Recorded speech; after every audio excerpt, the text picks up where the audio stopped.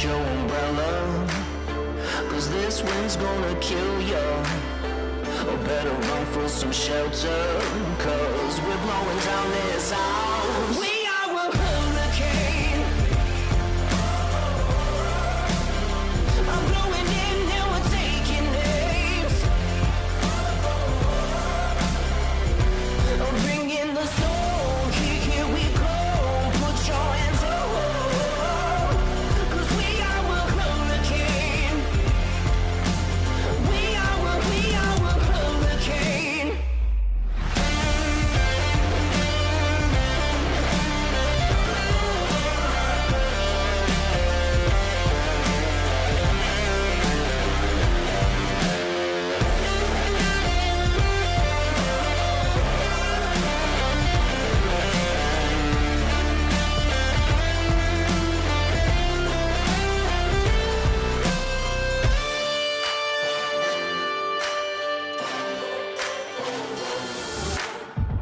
Better get your umbrella, 'cause this wind's gonna kill ya.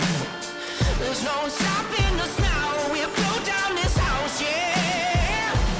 We are a hurricane. I'm blowing in and we're taking names. I'm bringing the storm, here we go. Put your hands up.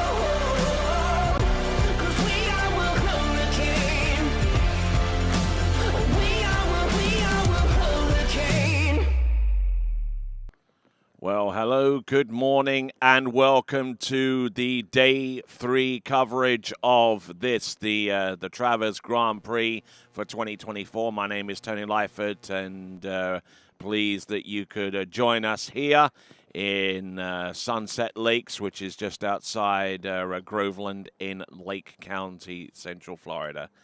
And a big shout out goes out to our supporters, our sponsors down there. We've got Syndicate and Good, along with Waters Wetsuits and Edge Bindings, along with Mike and Kerry Morgan, Michael DeMello, who are part of the Sunset Lake Ski Club, along with the other families that you see mentioned here on each side of the announcing desk. Here is our schedule for today. We continue on with the amateur competition, and we'll do that up until about approximately 11:30 this morning. And from there, we've got the Pro Women's Slalom Finals and the Pro Men Slalom Finals, and that is essentially our schedule. So last couple of days have opened up with brilliant sunshine, actually so much so that we had to delay our start on the first day of competition, and things got a little bit better time-wise, but like they say, no good deed goes unpunished. We've got a little bit of cloudy weather, and we anticipate some rain, but for as much as we can, we are kind of prepared for that. So we'll see how things get along, starting with the concluding action of the amateur competition, with round 3 about to take place very, very soon. And then we'll keep on rocking down this list. We have a few remaining skiers held over from round 2, which we'll get to very, very soon. And then we'll go on to the round 3 of the amateurs, and then we'll go on to the pro finals. And we've got a cracking set of finals featuring some of the world's top slaloming athletes, and it was certainly a mode of contention yesterday. I mean, especially between the likes of Joel Poland and Lucas Cornell, battling against each other for that spot in the final, and also with that runoff situation between Jenna Morgan and Alicia Bagnoli for that 8th spot, with Alicia prevailing with her deep score into 11.25 meters. So well done to her for that. So We've got the skier vote for the day. Go vote for your skier of the day with the award provided to us courtesy of 2U Healthy Snacks. Yep, get your vote in for skier of the day. Could it be one of the earlier performances which helps that skier of the day, or could it come down to what we could potentially see in the finals? So make sure you have that website URL ready, waterskibroadcasting.com/play, waterskibroadcasting.com/play. And we've also got the silent auction for our skis continuing on. We've got skis from HO Syndicate. They have the Works the Works 01 and 02 alongside the Sabre. And we have also got an example of the new good Ventura Slalom ski, and we are continuing to take bids. We'll give you more details about that as we work our way through. So I'm going to give you a little bit of time right now to get your stuff ready with your chair and your favorite beverage, and you might even have a little bit of early morning popcorn at the ready because we're about to throw down with some slalom skiing, starting with the amateurs here in the third and last round of competition in the 2024 Travers Grand Prix. And when we return, we'll have the first of our amateur skiers in the third and last round, and all that to come right after this.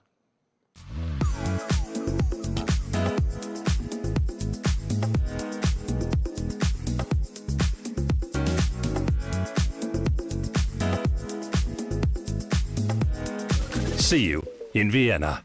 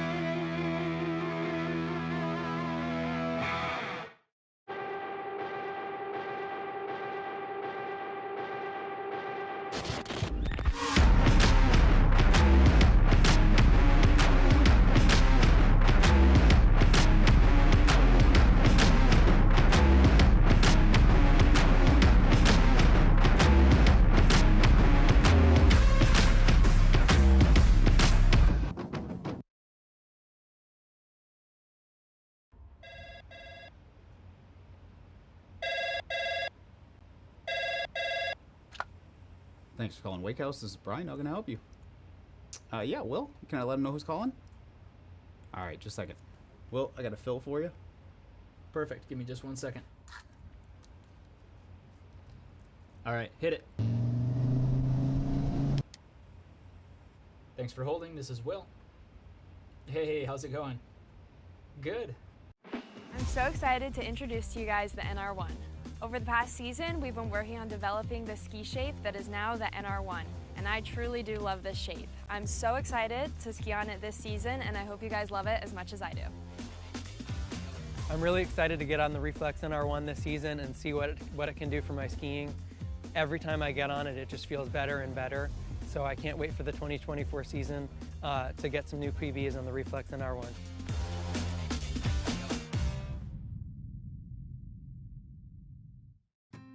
As the broker of Dayland Real Estate and a professional water skier, I understand what clients are looking for in their dream water ski home.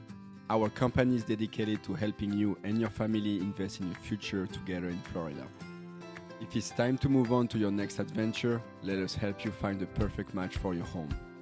Our team offers service in English, French, Spanish, and German.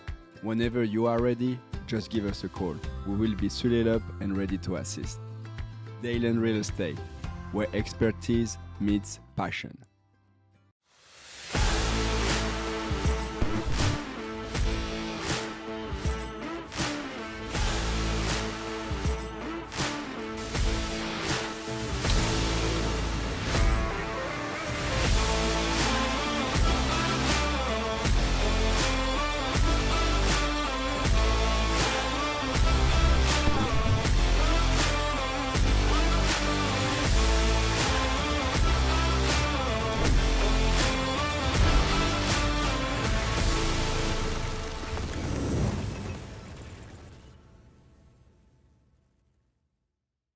For skiers and water enthusiasts, Florida lakes are what dreams are made of. Combined with world-class golf, remarkable weather, natural beauty, theme parks, and so much more, it's easy to see that Florida is paradise. For more than 30 years, I've enjoyed Florida's lakes and many offerings.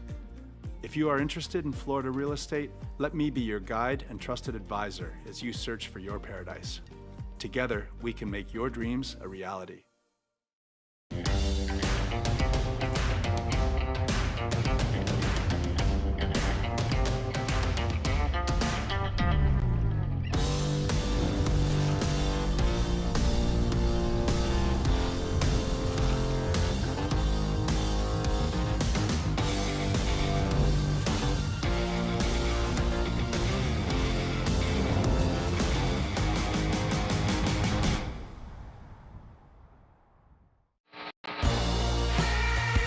Take a look at you and start to lose my balance. What am I falling into? This feels like something new. I've seen a lot of views, but they were nothing like this. The way you do what you do, I think you're something brand new.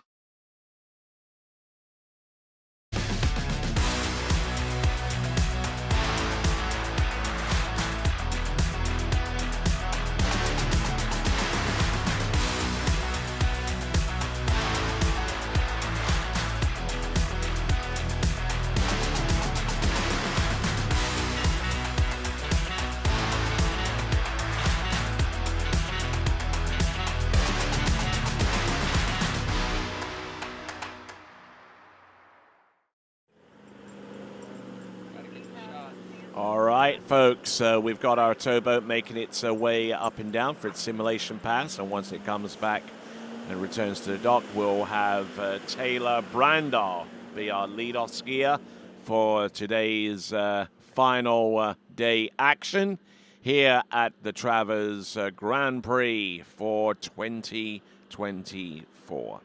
There's your schedule. Remaining amateurs to go first, then we go into the pros. And that is how things shape up for the morning. There we see a few of our folks there in front of the big screen that that our good spectators have access to see what's going on out on the water. And we will we'll see how things pan out. We've got about to go Turner Brandar skiing out of boys 3.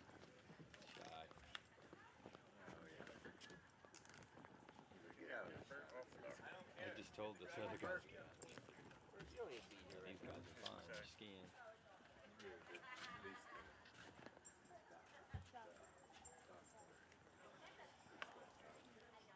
What's that? That guy right there? Yeah, he skied it way soft.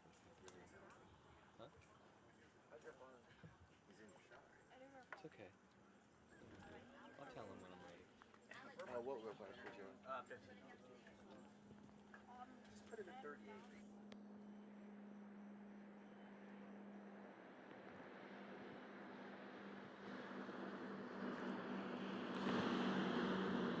All right, so Turner Brandar, we're at boys 3. In boys 3 competition, the maximum speed for that section, for that category, is 55 kilometers an hour or 34 miles an hour. Towboat, radio check, towboat.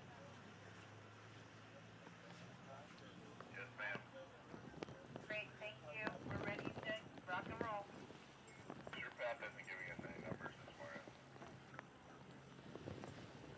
Might as well.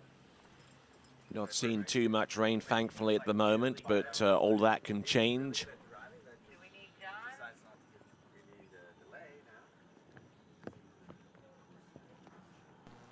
Just eyeball it. See why it's good. See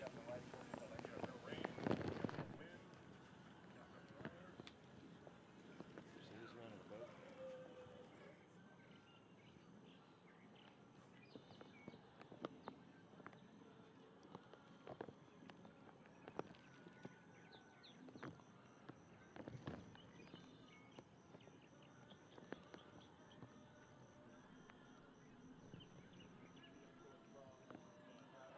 Right, just waiting on the boat to be given the green flag to proceed on with our first competitor. And just a quick reminder that we still have our live auction going on, with the chance to come away from this event with a brand new slalom ski. You've got 4 to choose from to bid for. In the live auction, we've got HO Syndicate Works 01 and 02, along with the new HO Sabre slalom ski. We also have a contribution from Good as well with their Ventura. So check those folks out with the live auction. Make sure you get your choice of ski to bid on, along with your name and the price that you're willing to pay for that ski during the live auction, and we'll try and get those results of that live auction to you as the day progresses on.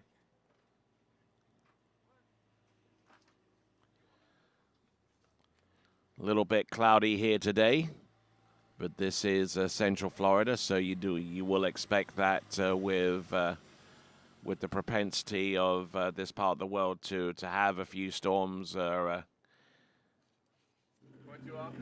coming up.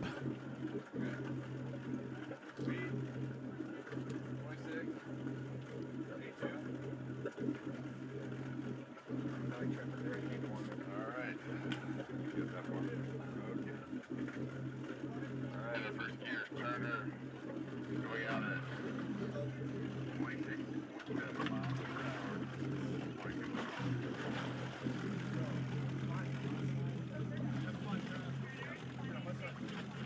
All right there, first skier, we've got the numbers. 46K, 16 meters, or 28 mile an hour, 22 off.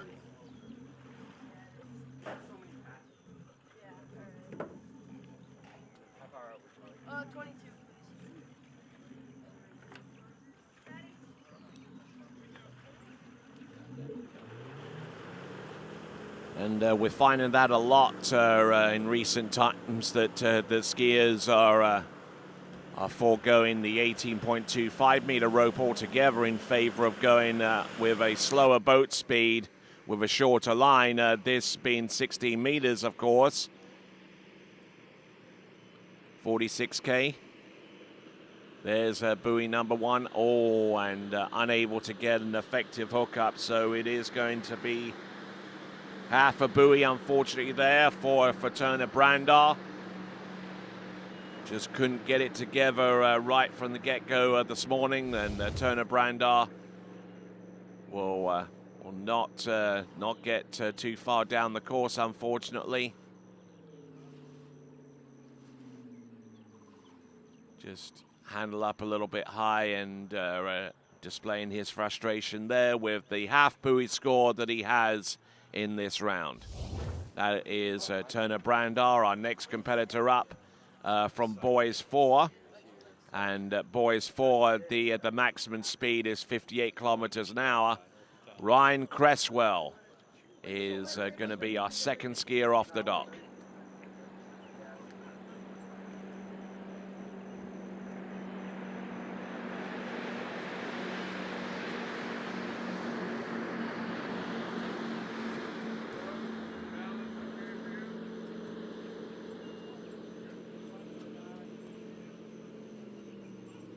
All right, as we continue right along, we have votes coming in for skier of the day among our pros. Make sure you get those votes coming in. You might even wait to see how things transpire in the pro finals that will take place starting at approximately 11:30 this morning. We say approximate, but we could be going at a slightly quicker pace or a slower pace, and that could determine the start time for our pro women and then subsequently the pro men. These are the remaining amateurs, I believe, out of round 2, getting things up and running this morning. Then we'll go into the remaining amateurs for round 3, so on and so forth.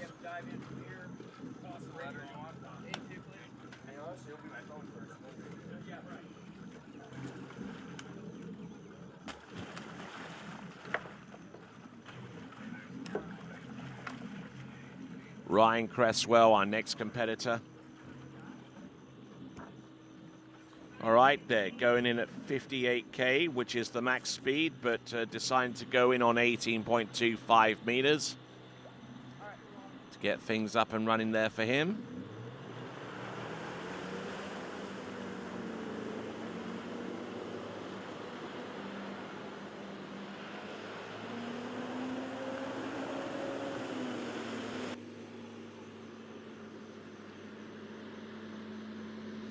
All right, here we go. This is Ryan Cresswell.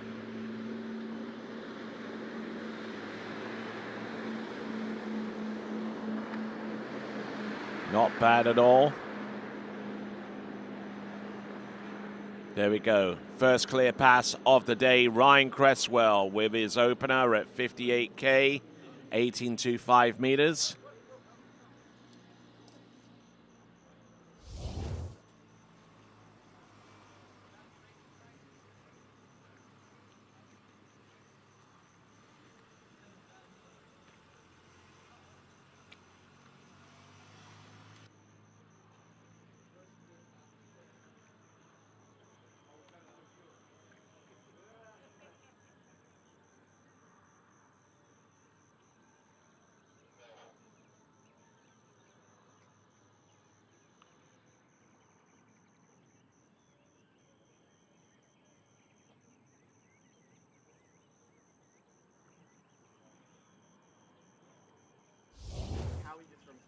To the lake to the other and like faster than I do, but I swear I see him like walking behind me. Then I get over there and then somehow he's like. All right then, so joining our folks on dockside and getting a little bit of perspective as how they prepare for their outing from the dock, as we get to see Ryan Cresswell.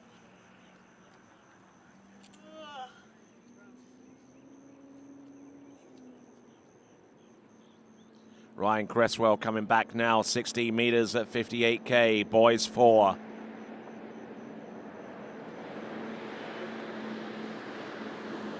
Getting off to a good sprightly start. Nice quick turns here. Getting everything to rock here as he gets around all 6 buoys. 2 passes to the good right now. 18.25, 16 meters at 58K, or 22 off, 36 mile an hour. As we look at the instant replay in just a moment for Ryan Cresswell.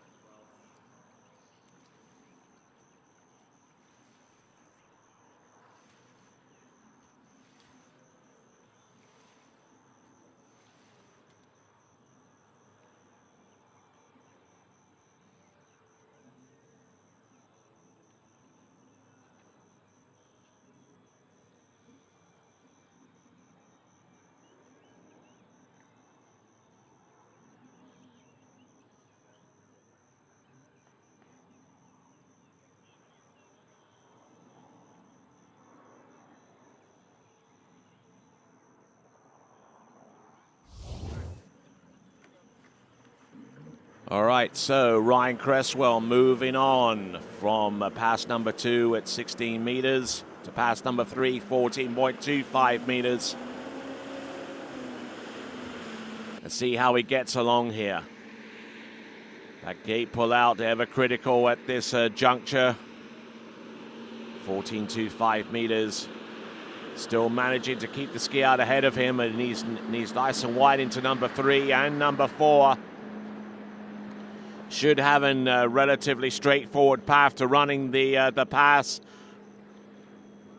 So Ryan Cresswell doing a fine job out there.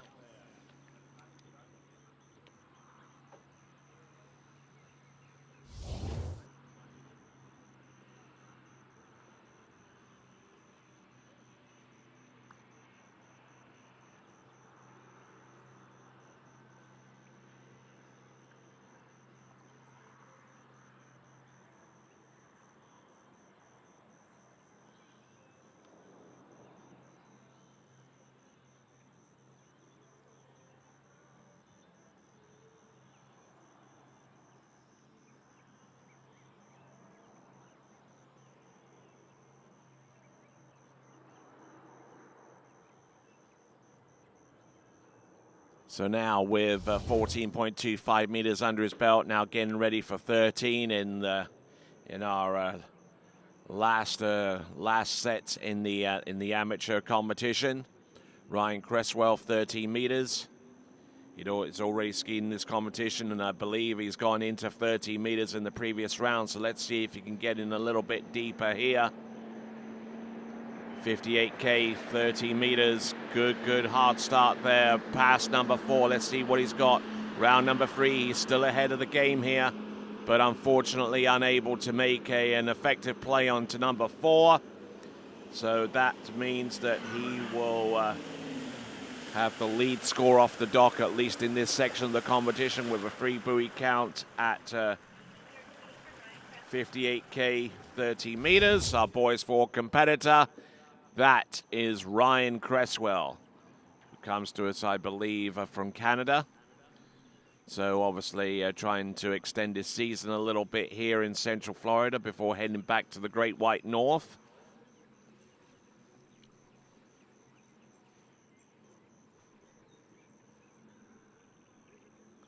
Yeah, tried to get a little more pressure behind the boat off number 3, but unfortunately ended up creating himself a straight path into number 4 and leaving himself with not too much room to make that attempt on a turn on number 4. But there we go. That is Ryan Cresswell. Should be okay with a 3 buoy count.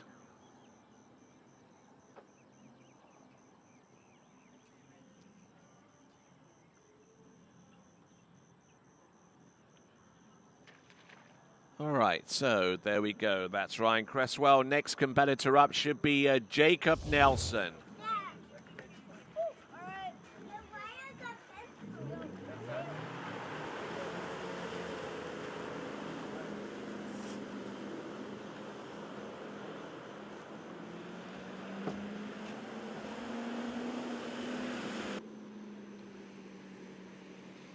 So Jacob Nelson, 52K, 60 meters, trying to maintain his whip before the gate shot. Almost getting a little bit caught out there, but still managing to get halfway down the course as it stands right now.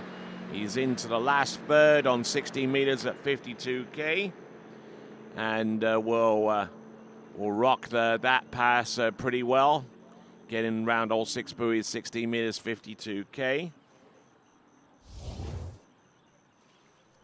Starting off with a set with a total of 72 buoys. That is Jacob Nelson. Ryan Cresswell, for those of you wondering about his buoy count, is a 93 total with his 3 buoys on the 30-meter line. And he'll be coming back at 55K, 16 meters, Jacob Nelson. As we continue to roll along, just a reminder that the Travers Grand Prix is, in essence, a team competition. And after day 2, all events, team number 5, featuring Will Asher and Jonathan Travers as the pros, are currently in the lead right now, ahead of Thomas de Gasperi and Joel Poland's team. Then Cole McCormick and Dorian Llewellyn currently in third. Just slightly ahead of Charlie Emmett and Aaron Davies' team. And currently in 5th place right now, Lucas Cornell's team. So those are your top 5 as they stand right now after 2 days of competition. And Jacob Nelson doing a grand job there on the on 55K, 60 meters, as he now moves up to max speed for his division before he contemplates shortening the line down from 60 meters through to 14. 58K, 60 meters coming up next.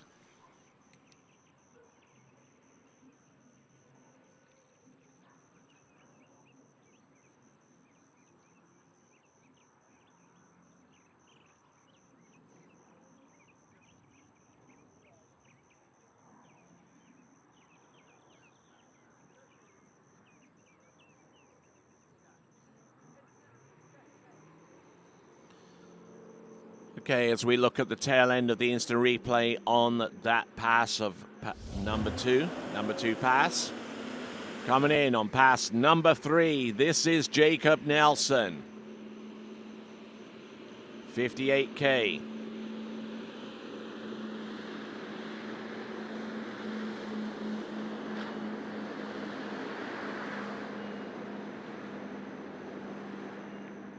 So back at 60 meters at 58K. And now he will go on to 14.25 meters for pass number 4, Jacob Nelson.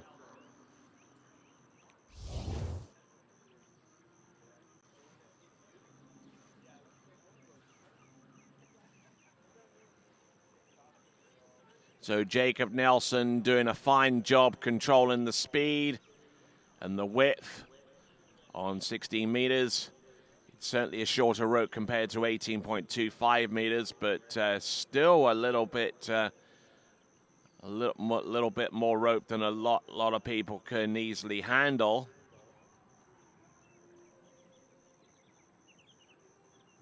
And also there's the rooster hump that comes into play as well for those skiers who aren't quite fully prepared for that. In the meantime, our next skier is getting ready to go. That next skier is going to be Zane Tarum. But on the course right now at 40.25 meters at 58K, getting a wonderful turn off number 1. He's still ahead of the game on buoy number 3. Can he make a play on number 4? Yes, he can. Can he make it round number 5? He can. But unfortunately in not a sustainable enough position to where he could make a play on number 6. But in the meantime, he has 4.5 at 58K, 14.25 meters, for Jacob Nelson.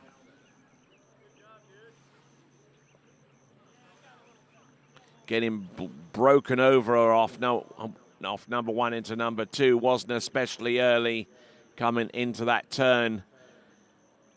And just having a little bit of trouble carrying the speed out wide instead of to the buoy. Brought the handle in, and that kind of stopped the ski cold a little bit there for Jacob Nelson, but it's 4.5 at 14.25 meters. Very, very close to running it.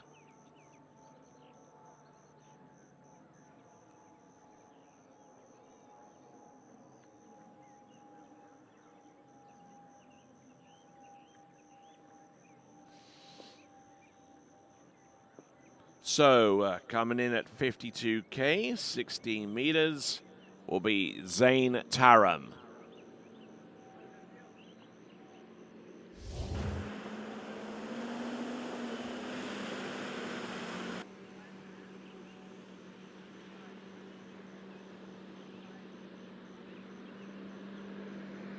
There's number one, all over the back of the ski there, and having to make some very, very rapid adjustments in preparation for number two to mitigate the adverse effects of that. But managing to get all of it together, and it gets round all six at 32 mile an hour, 22 off, or 52K, 16 meters.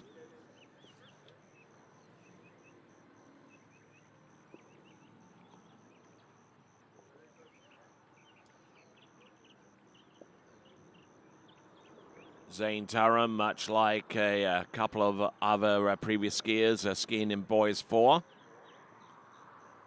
And Boys 4 maximum speed is 58K, which means he's got a couple of passes to go before the line shortens. He has, however, selected the 16-meter line to go from. So the next shortest line that they'll see is 14.25 meters. Provided that he runs the next two passes.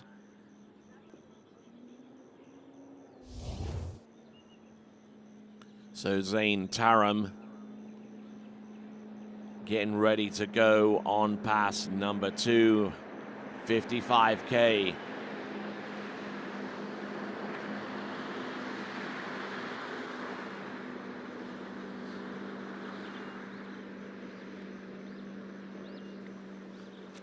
And Zane looking in very good shape there, very sprightly shape there on the return pass. Pass number two for Zane Taram. He's getting through 55K, 16 meters.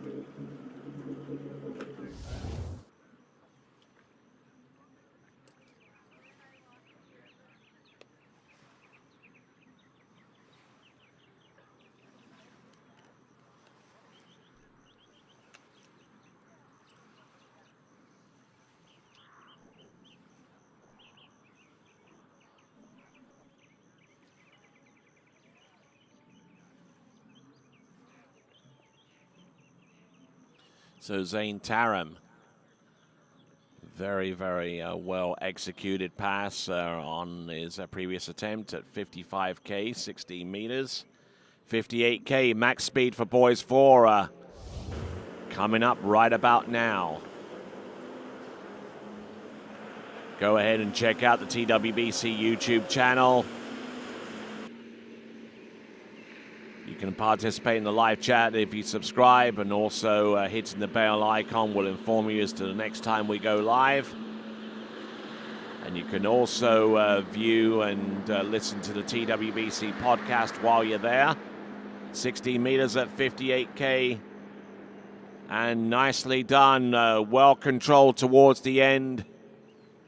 Some good intelligent skiing there from Zane Taram as he settles into the water, having cleared the 16-meter run at 58K, or 36 miles an hour at 22 off. The full pass that we've just seen, courtesy of Zane Taram.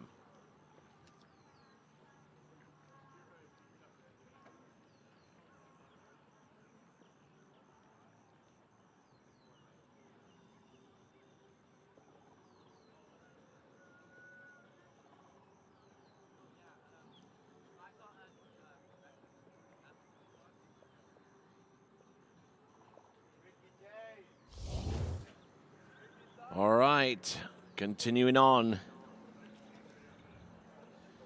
We've got a trio of skiers getting ready to go. Brett Ellis, Chester Boehner, and Jack Decker on deck. Here we go, 14.25 meters for Zane Taram. He's cleared 58K at 16. Now the line shortens as he works his magic out there on the water at max speed of 58K. He's getting down course. He just barely gets around buoy number 6. Oh yes, 14.25 meters at 58K. Had to fight his way out of that one. Now gets ready for 13 meters. Ryan Cresswell has the lead so far in this morning's action, getting about halfway down the course at 30 meters at 58K. And that is exactly where Zane Taram finds himself, 30 meters at 58 kilometers an hour. And looking set to try and take the lead away from Ryan Cresswell. Certainly didn't leave too much room for him to get round buoy number 6 as Zane. But let's see what kind of start he gets on 30 meters. Keeping a good tight line into the entrance gate turn. There's the one. And inside buoy number 2, so running out of steam by the time he got to 30 meters, but it's a decent score, no two ways about that for Zane Taram. A 1 buoy count on 30 meters. Got a little bit exposed into number 1, a slack line that he had trouble mitigating. But there you go, that's a 1 buoy count. That is Zane Taram. Skier coming up next should be Brett Ellis as we continue on the 2024 Travers Grand Prix in the continuing action among our amateur round skiers.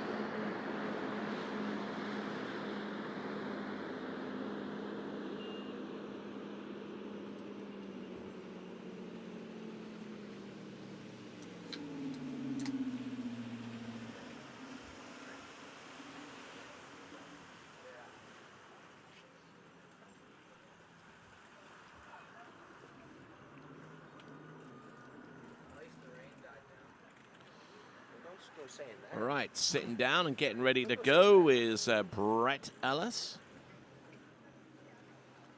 What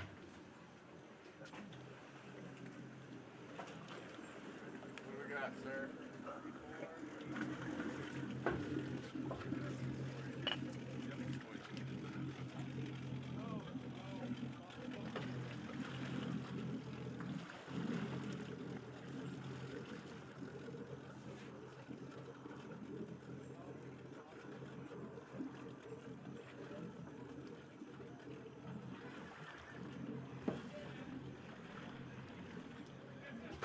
All right, Brett Ellis in the water right now. I believe he'll be starting in at 16 meters.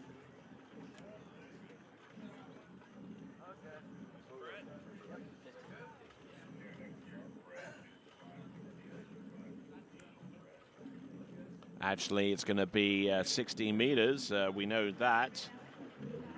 Weren't quite sure about the speed, but now we are. 55K, 16 meters.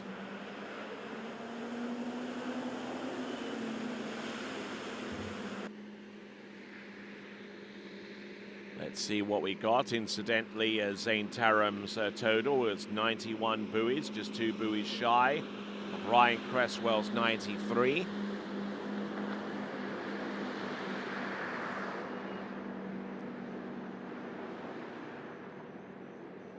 Looking good and opening up with a complete run at 55K 16. Now he can move the boat speed up to its maximum of 58K. Opening up with a buoy count of 78. And we'll be looking to improve upon that with the subsequent passes to come after that. So 16 of 55. A boys for competitor, which means his max speed is 58k. And that's where he's going to net for his next run while keeping the line length the same at 16 meters, at least for one more pass.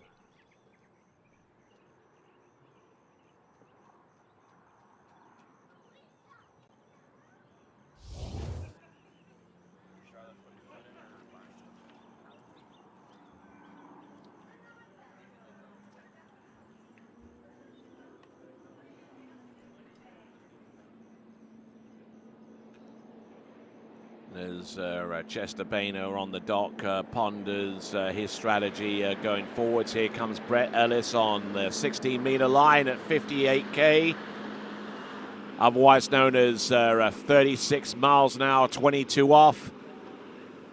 And there you go, round all 6 there at 58k, 16 meters. Expanding his buoy total from 78 to 84. And counting. That is Brett Ellis having run 22 off at 36 miles an hour.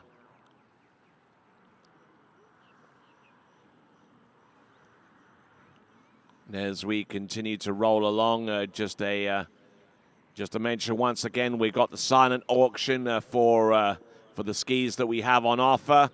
We have Syndicate Works A1, Syndicate Works 01 and 02, along with the HO Sabre Slalom ski. And we've also got the good Ventura being offered up as skis for the silent auction. If you want to participate, you haven't got long to get your name in and to put the amount that you would be prepared to pay for each of those fine slalom skis. You'll find them right next to the announcing position here on site. Here we go, 14.25 meters for Brett Ellis at 58k. Slicing and dicing on this pass, but almost overloading on number 3 into 4. Managing to stay upright for 5 and gets it to go for number 6. He will have a 30-meter attempt coming up next. It is Brett Ellis, who comes to us out of Auburndale in Polk County, Central Florida.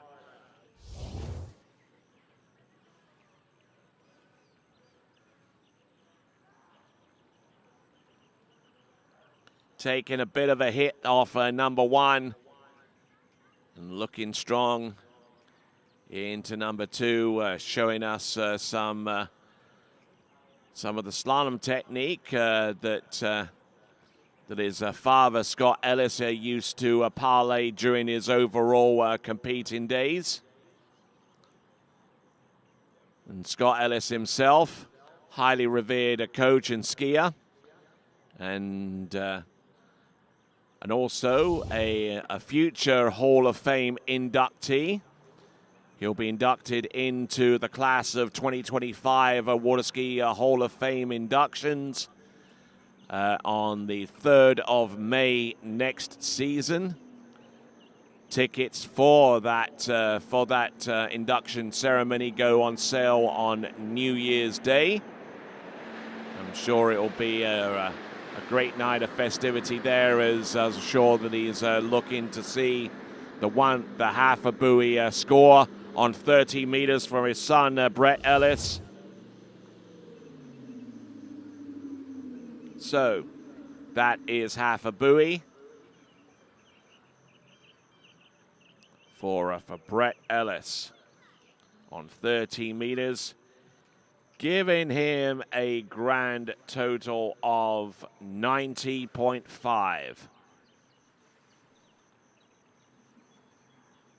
And certainly the buoy totals are going to be increasingly more important as we continue on, because this is a team competition, and any improvement in buoy count from the skiers participating on their respective teams is certainly going to be a big shot in the arm.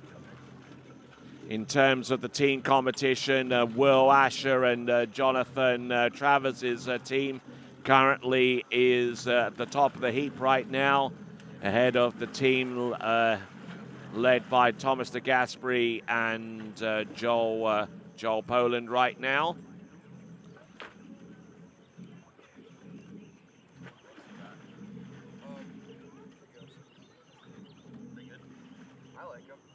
Okay, so Chester Boehner is our next competitor, coming into the course at 46K, 18.25 meters.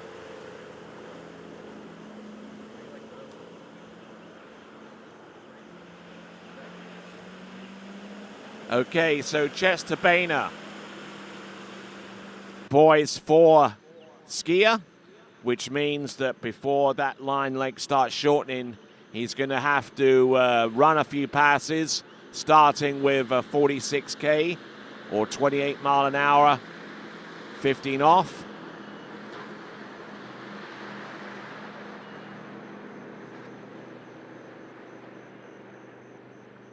Gets the job done on pass number 1, 46K, 18.25 meters for Chester Boehner.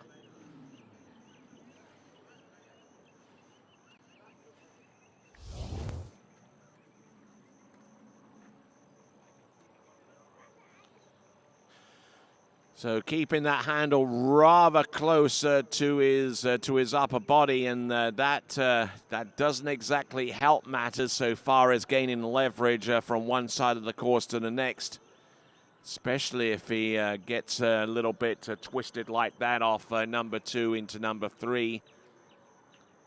It got even worse going into number 4, but thankfully he has a smart enough head on his shoulders to realize exactly where he was in the course, and just pulls all the way through this run. 6 buoy count. He'll go to 49 kilometers an hour or 30 miles an hour. The line length still stays the same, 18.25 meters or 15 off. This is Chester Boehner.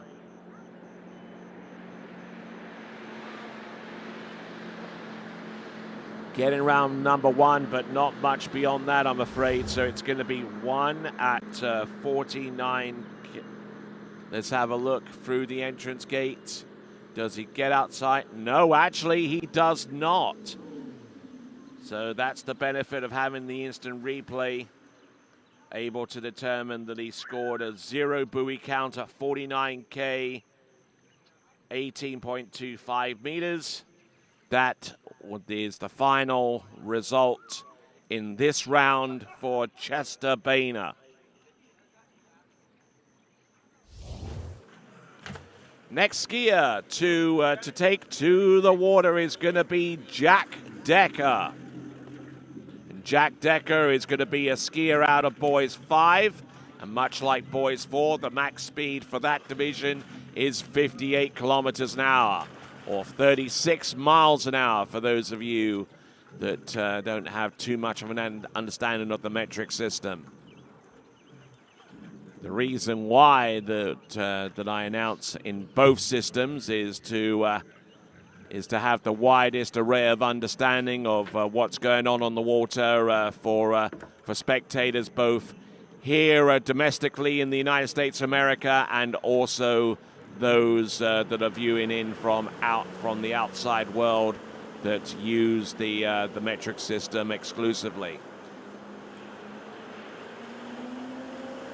Okay, so 58K, 14.25 meters, otherwise known as 36 miles an hour, 28 off.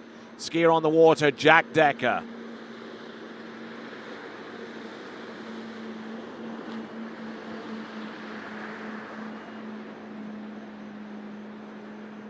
He's inside buoy number 6. Oh my word, Jack Decker had a pretty good iron for running that pass, but for some strange reason he flipped the ski onto its inside edge and it didn't track out wide enough for him to run the opening pass of 14.25 meters or 28 off. Everything looked good for at least the first third to halfway down the course. getting round number 3, everything looked in good shape. Maybe a little bit back on the ski in number 4, but nothing that he couldn't really handle. But he gets round number 5. Oh, and the ski just broke in, and a little bit of an aggressive edge change there. Nothing much that he could do about that. Kind of jumped on the inside, and he will score a paltry 5 buoys for the opening pass. And that unfortunately concludes this run for Jack Decker in this particular round. All right, so coming on with our next competitor, another boys 5 combatant, Sebastian Huron.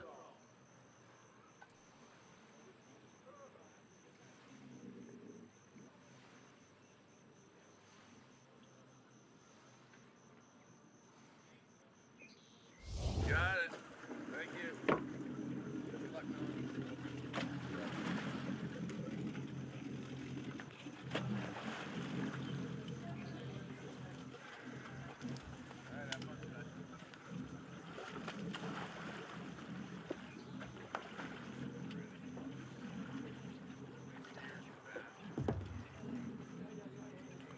All right, here comes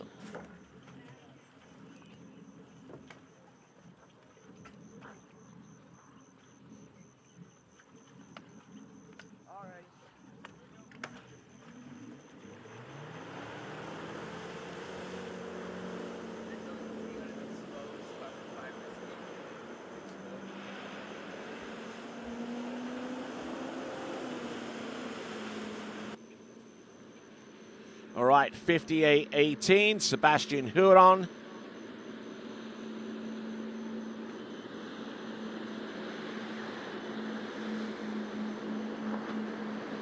There you go.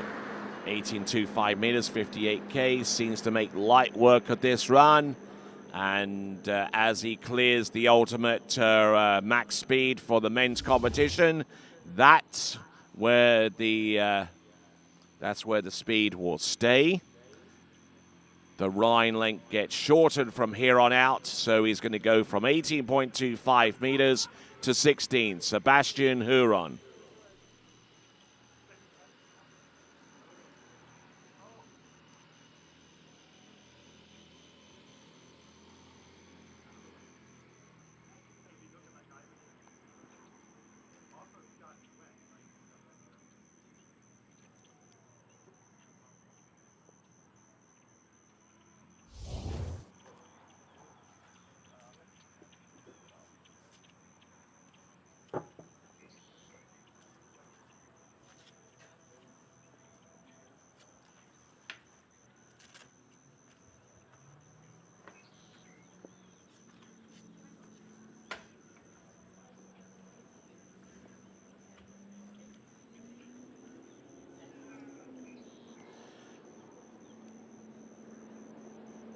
Okay, here we go. Sebastian Huron.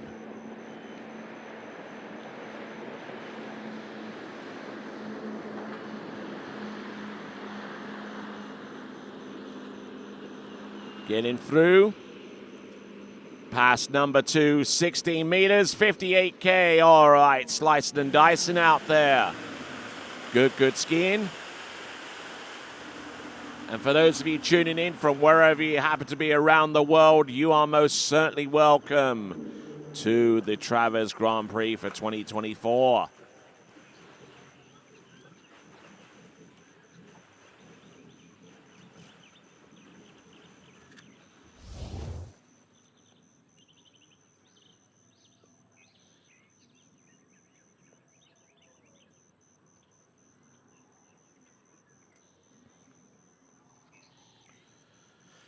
Okay, so Sebastian Huron looking in good shape for the majority of the run, just keeping things quite steady.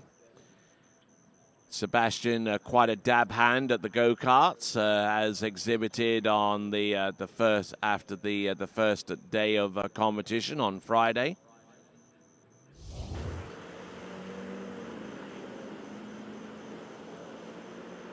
this competition, a unique free event format that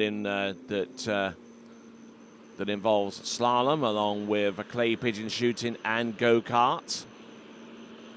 Sebastian Huron, right now, he's gotten through 18-16. He's attempting 14.25 meters. And nicely produced out there. I like what I'm seeing there from Sebastian Huron. Skiing better with each successive run and keeping his aggression up. That is Sebastian with pass number 3 and getting around all 6 as a result.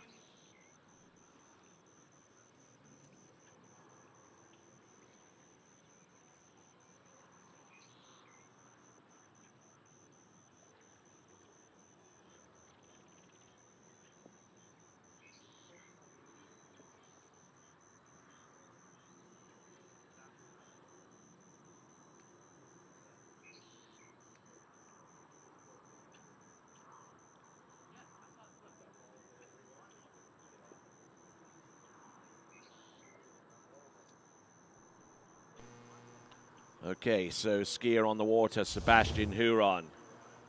He's gotten through 18, 16, and 14. Coming back at 13 meters. Sebastian Huron, who scored 1 at 30 meters in the round previous to this. Let's see what he has in store for us here and now. Sebastian Huron. There's number 1.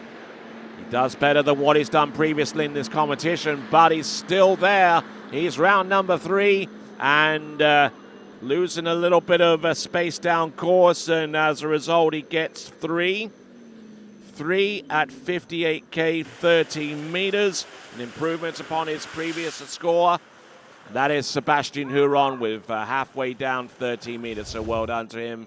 Free buoy count at 32 off, 36 miles an hour.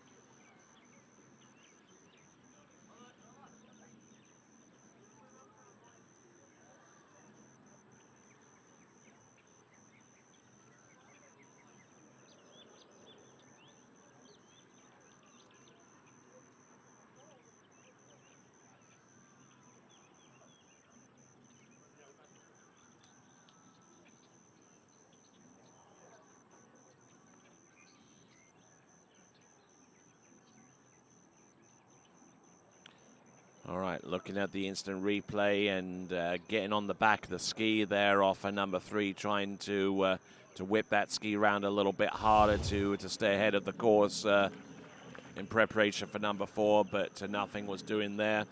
Skier on the about to take to the water is going to be Noah Burrell.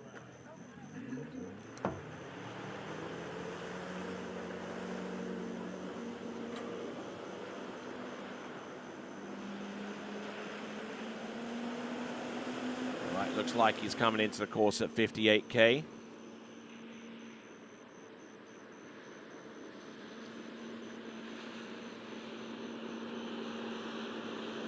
All right, 14.25 meter start for Noah Burrell. Max speed. Nice dynamic looking slalom skiing there for Noah Burrell.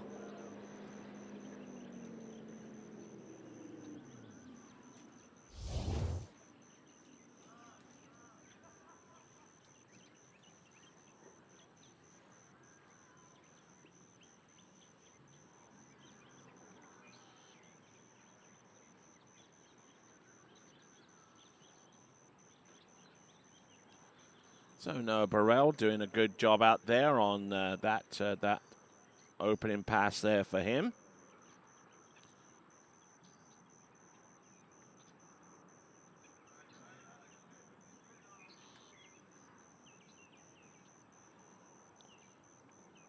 So Noah Burrell currently on 90 buoys as a result of running that opening pass of 14.25 meters at 58K.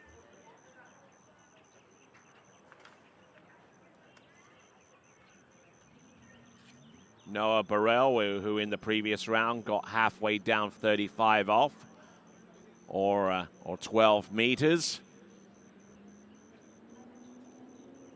Still one more skier to go in his particular division of boys 5, and that is Damien Eade.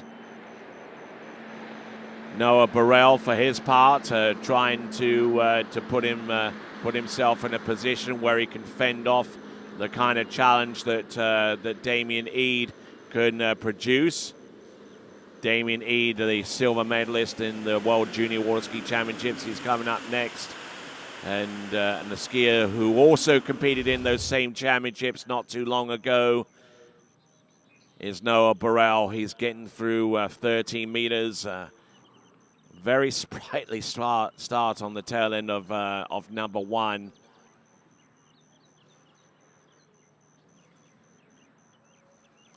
And managing to stay ahead here, but on the tail end of number 4, he really had to turn rapidly and get back into some kind of rhythmical shape there on that turn of number 5 and into number 6.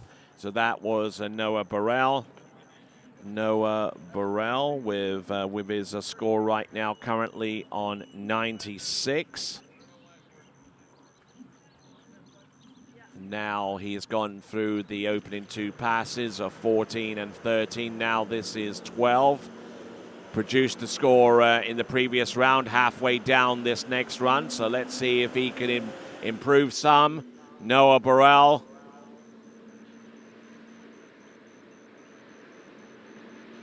Let's see what he has. There's number 1 and number 2.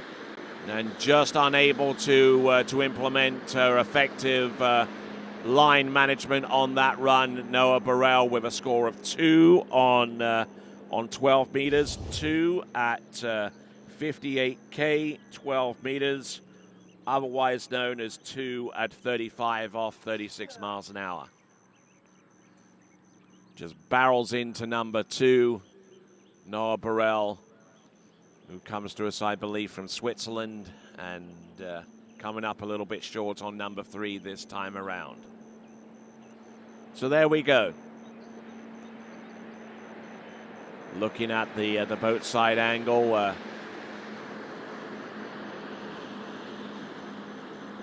For those of you that are wondering about that angle, it's a little bit different to the coverage that we've seen over the last couple of days. There is a very good reason for that.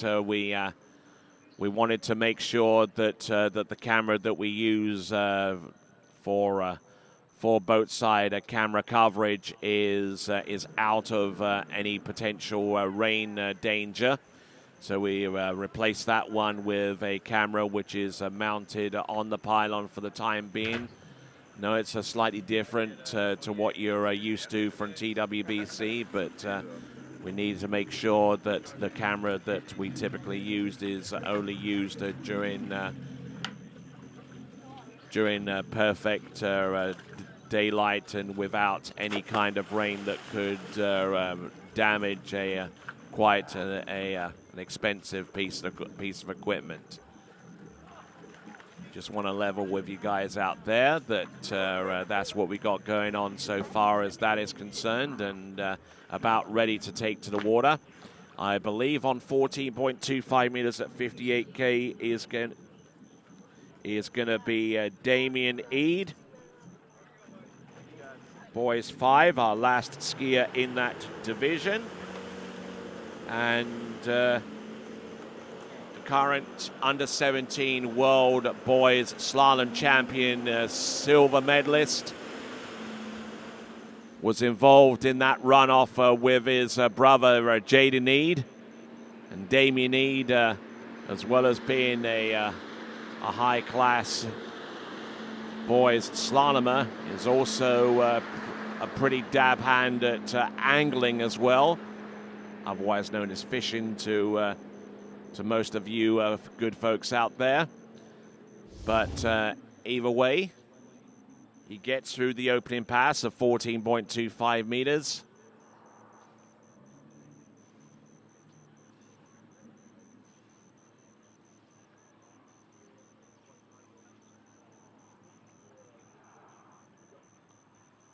Getting into good shape there on pass number 1. Nice extension, and then a quick turn of the head and allowing for the hips to ski through the handle. And good skiing there for Damien Eade. Damien Eade with the opening pass, scoring up 90 buoys so far. And looking to try and increase that to 96 with a successful run on 30 meters coming up next. Damien Eade.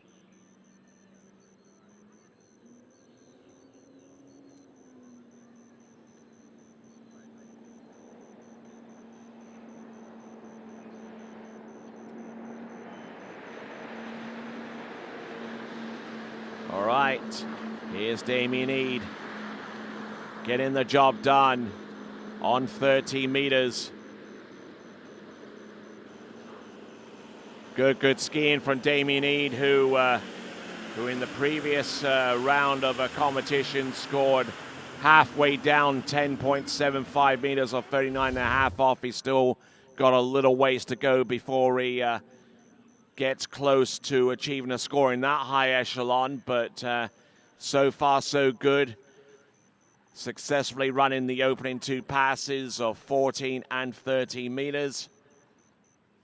And you never know, there could be an opt-up even in the reckoning here. It wouldn't surprise me at all, given the propensity of invoking that opt-up among other skiers in his family.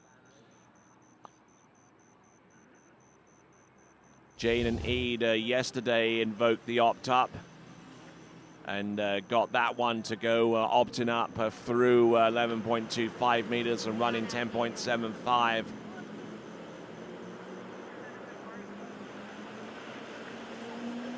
I don't think that's going to occur right here, but you just never know. This is an attempt on the 12-meter line, the blue loop for Damien Eade.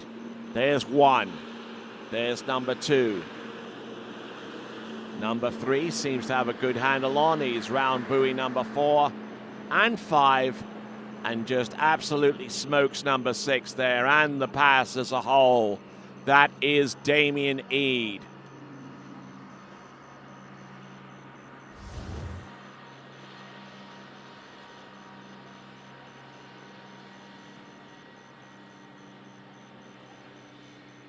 Getting some good edge changes and good propulsion from one side of the course to the next.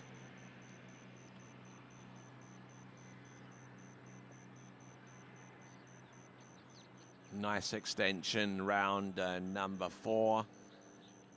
Likewise round number 5. No two ways about that, and he stays ahead of the run.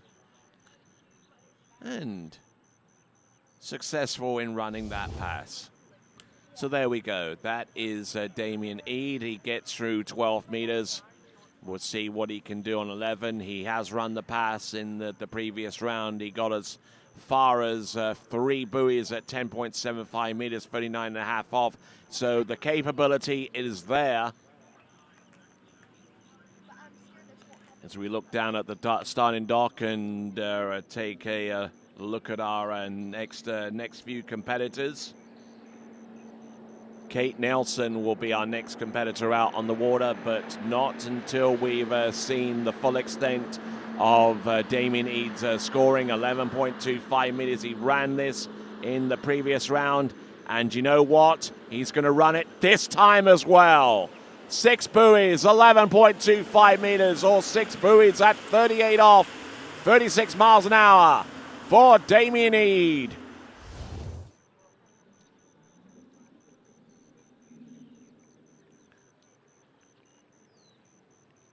A little bit of a straight path into number 1 and generating a little bit of slack at the end of the turn, but he's experienced enough to know what to do in that instance.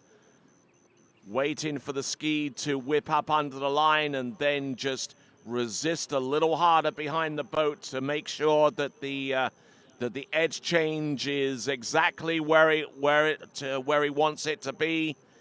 and effective enough in this instance to get round all 6 buoys at 11.25 meters. In the previous round, he got halfway down the course, 10.75 meters, and that's the pass that he'll be staring down as he makes this turn round the island. 39.5 off, 36 miles an hour. Damien Eade, 10.75 meters. Let's see how he matches up to his brother here. There's number 1. Wrangling the handle. He's round buoy number 2. He's there, but he rears up on the ski. He knew he had to start off number 1 to maybe put a bigger dent into that pass at the very least. But unfortunately, the start, he got the start on number 1. Look at that angle. He got it to go. And then round buoy number 2, he's a lefty, which means 2 is his offside turn. Just dumps everything on the inside, and he knew exactly the implications of that on his way into number 3.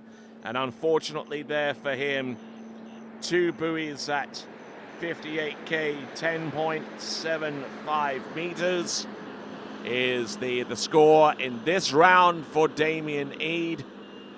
But it does match up well to his previous score of 3 at 10.75 meters in the opening round. So that concludes boys 5 slalom. Next bit of competitive action will involve girls slalom in girls 3, girls 4, and girls 5.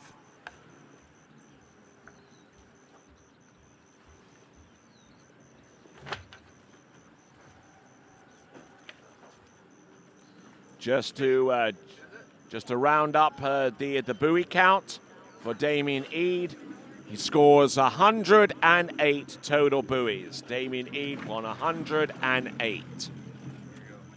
Kate Nelson is our next skier to take to the water. She'll be skiing out of girls 3.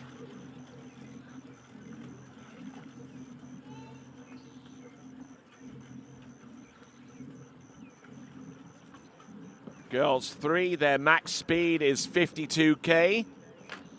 We'll see what Kate selects so far as a speed and line length. Yep.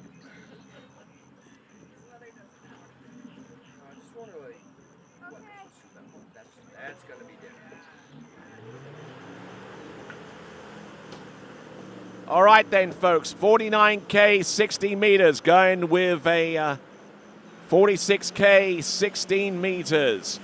Slightly shorter line, but going with a slower boat speed, Kate Nelson. And Kate Nelson at 46K on 16 meters. If she runs this opening pass, it will give her a running total of 60 buoys, but not looking in particularly tidy shape, especially on her left-sided turn, which is her strong side turn. But Kate Nelson getting the job done at the very least on pass number 1, getting around all 6 buoys to start off her campaign.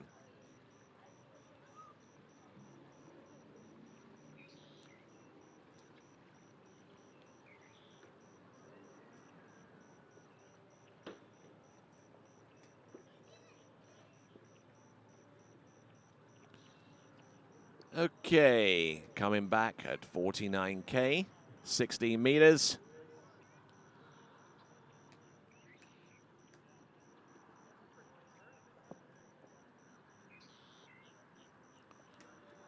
And still not able to shorten the line quite yet because the max speed for girls 3, which she skis in, has a maximum speed limit of 52, so she's got to run this pass and then the pass after to get to the point where she can start shortening.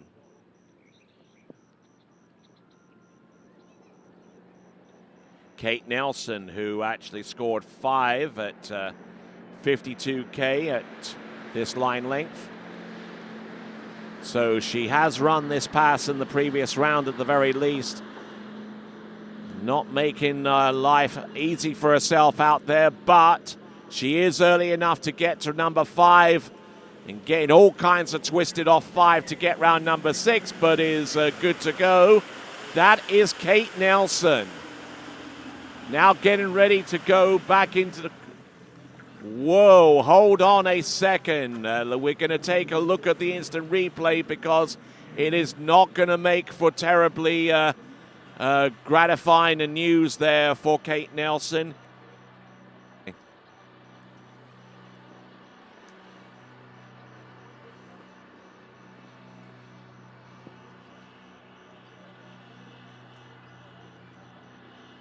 So it looks like the boat is making its way back towards the dock because Kate Nelson on that pass was adjudged to have missed the gate at 49K 60 meters. Let's have a look at this from the best view that we've got on the shoreline. Yeah, clearly missing the gates there. And she continued to ski. Fair play to her. You're always taught to keep on skiing no matter what you think happened in respect to the gate, because you just never know whether your perspective is correct or whether the judges is. But in this instance, both the judges and the skier will probably agree that and correctly that she missed the gate on the pass. Bit of a sad way to end that round for Kate Nelson. But she already has a score of 5 at 52K, 16 meters as her best score, that coming out of round number 1. All right, moving our way forward on to our next competitor. Next competitor being Kirsten Cawley. Kirsten Cawley is our next skier, our sole skier out of girls 4. 55.16, so she's at max speed. So if she runs this opening pass, she will go to 14.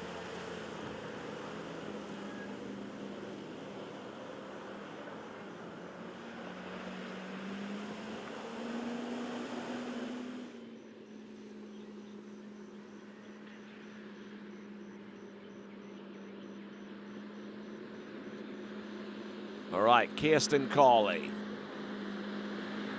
16 meters, 55K. Nice turn on number 4. Gets it to go around number 5 and number 6.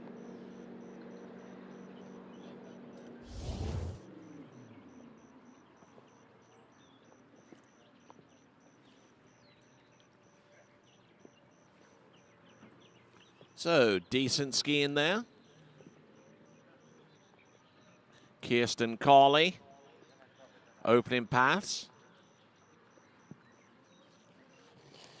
at 55K, 16 meters, opening up and doing a grand job there.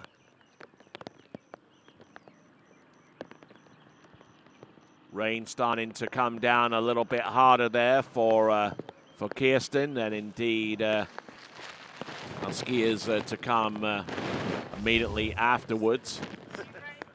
Skier coming up next after Kirsten is going to be Louisa Boehner. And then we see in the foreground there just a brief shot there of Cameron Waters. Both of those competitors skiing in girls 5. And much like girls 4, max speed for that category is 55K. Let's see what Kirsten Cawley can do. She is at the maximum speed, and here she is on 14.25 meters.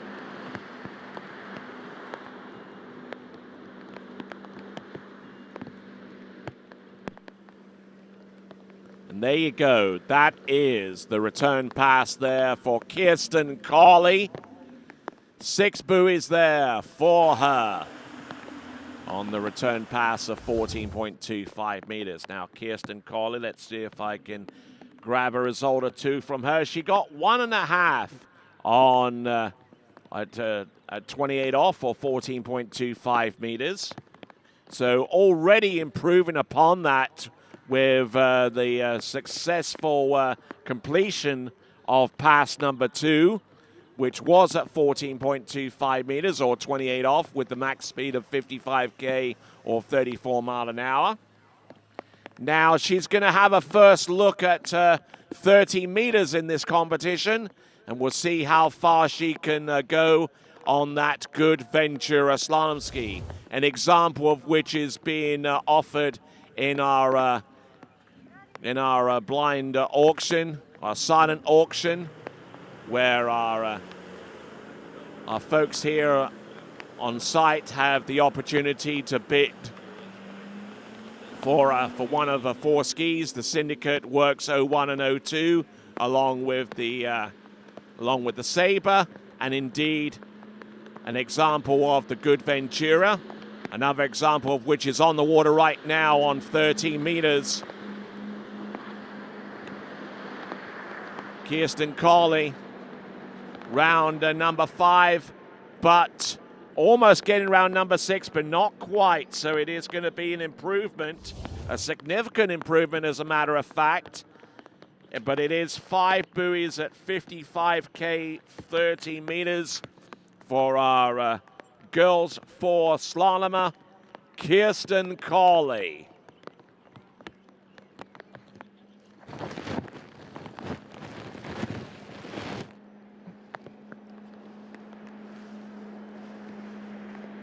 So Kirsten Cawley just looking good up until number 5, and 1 or 2 raindrops might have gotten in her vision, but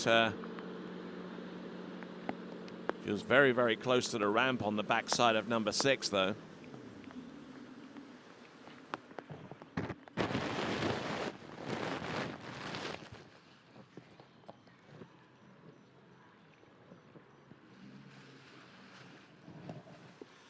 So Kirsten Cawley getting a fair way down this run as far as number 5, and we're looking at the instant replay to illustrate to you how she got to that point. Took a little bit of too much of a chunk there off her number 4, and it sent her slingshotting into number 5.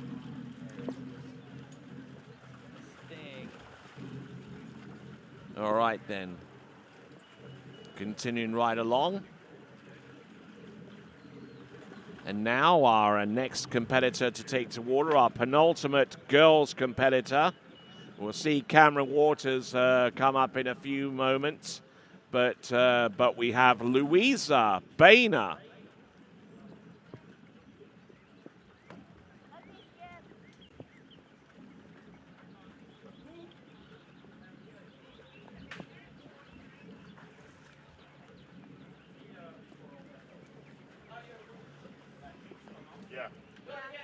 So, Louisa Boehner.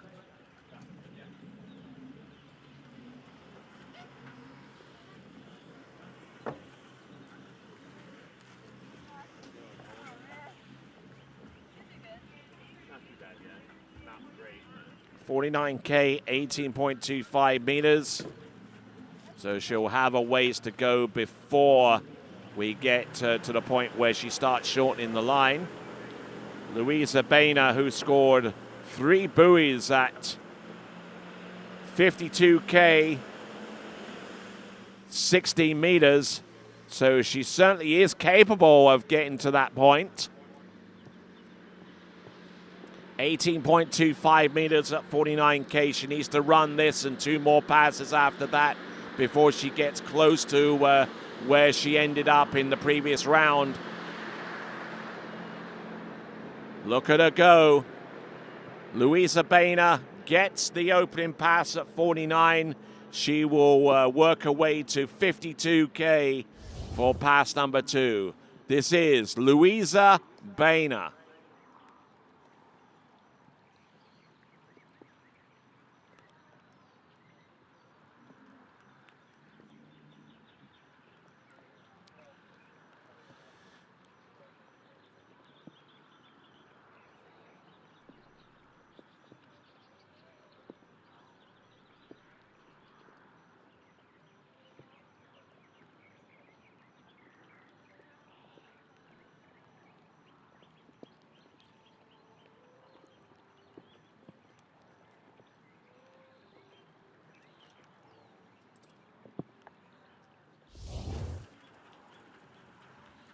All right, there, a rather pensive look there from Cameron Waters on the end of the dock. That's her cue to smile.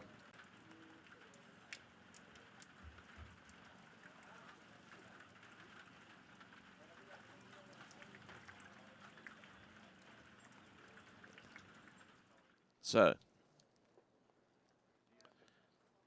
we got Louisa Boehner, 52K, 18.25 meters.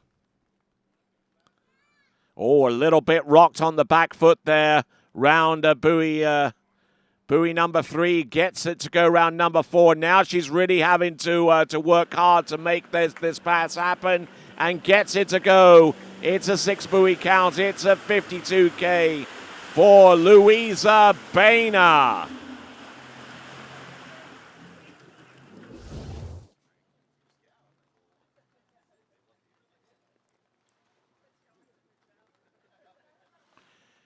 $55K, 18.25 meters.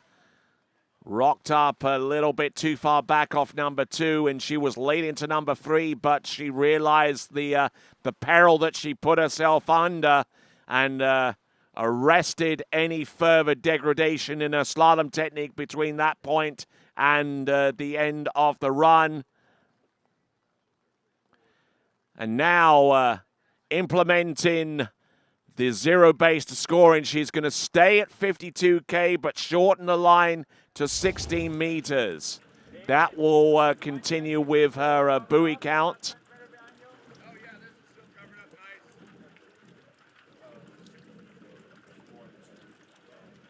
Louisa Boehner, who scored 69 buoys in the round previous to this, is on that line length shortening of 16 meters, with the boat speed being at 52K, 32 miles an hour at 22 off. Approaching the course right here and now. This is Louisa Boehner. Let's see how she progresses here. There's number 1 at 16 meters at 52K. Boat speed not getting any higher than 52 at this point. There she goes. She's round buoy number 3, and she gets 3 buoys this time around as well. So I tell you what, she's got some consistency about her. Louisa Boehner with 3 buoys at 60 meters at 55 kilometers an hour, or 3 buoys at 22 off 32 miles an hour. The final score in this round for Louisa Boehner. And trying to dodge the raindrops there, squinting her eyes off number 3 into number 4. But unfortunately, you need to be able to see to slalom. But there you go. All right, there's a reminder, a timely reminder for you to subscribe to the TWBC YouTube channel. That gives you the ability to participate in the live chat and also be informed as to the next time we go live. Our next live tournament is the King of Darkness that will take place on Halloween weekend at the Isles of Lake Hancock in Winter Garden, Central Florida. If you can't see, you can't drive. You want something or you good? You got it? I've been trying with the lower end.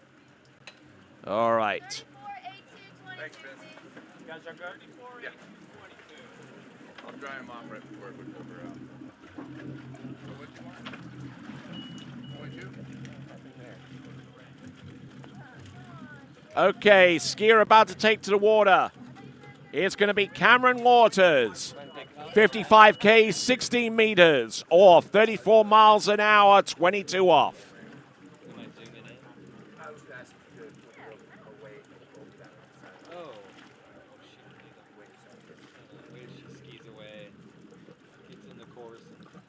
All right, so Cameron Waters, who in the round previous to this one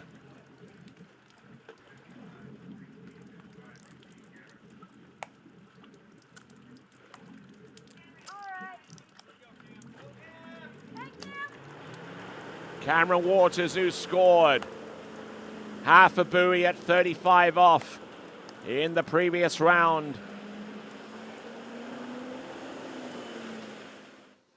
Let's see if she can conjure up some magic here. Here is Cameron Waters. 60-meter start at 55K.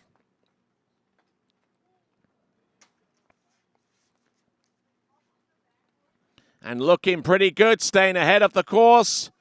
And exceptional skiing there from Cameron Waters. 16-meter opening salvo there. 14.25 meters. She will return to the course on pass number 2 on that line length.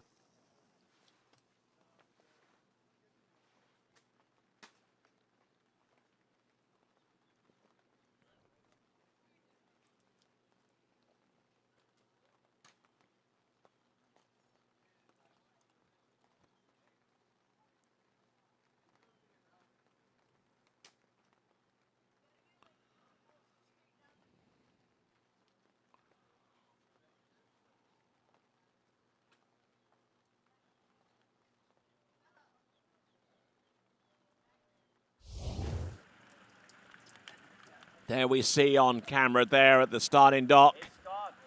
We got Vincent Stadelbauer getting ready to go. Our next skier about to take to the water after we get done with the girls slaloming. Our sole international men's slalomer, Vincent Stadelbauer. We'll see what he can do.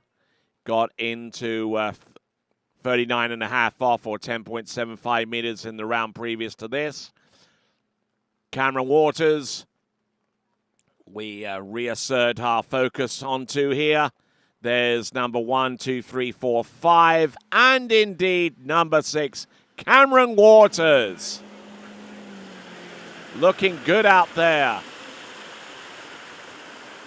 as the rain continues to peter down. Our rain percentage here at this time around the Groveland area is about 90%, and you're seeing an example of that as the rain starts to pelt down here at Sunset Lakes, the home of the Jack Travers Waterski School, the home of the Correct Craft Nautique Masters, the last chance qualifier. That competition has been going on for several years, and also added to that, the Travers Grand Prix, of which this is the 6th instance of that. You got to get back in the trailer. You're making it rain. All right, here we go. Cameron Waters, gone through 16 and 14. This is now 13. Now, Cameron Waters has run this pass in the round, in the previous round. Let's see if she can battle her way through the raindrops to conjure up a similar performance here and now. Cameron Waters, there's number 1. Little awkward into buoy number 2, and unfortunately for her, succumbing to the rainy conditions that have befallen her. And she gets 1.5 on 13 meters as a result. 1.5 at 55K, 13 meters for Cameron Waters. That concludes our girls slaloming for this Travers Grand Prix 2024.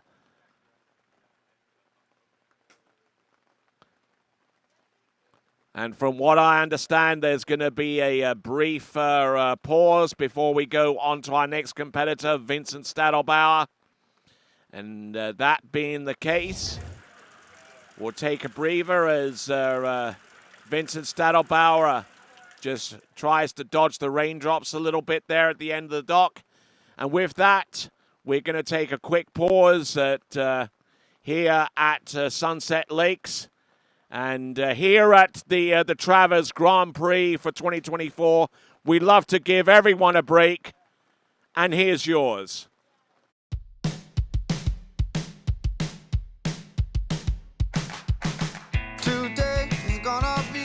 a little something more.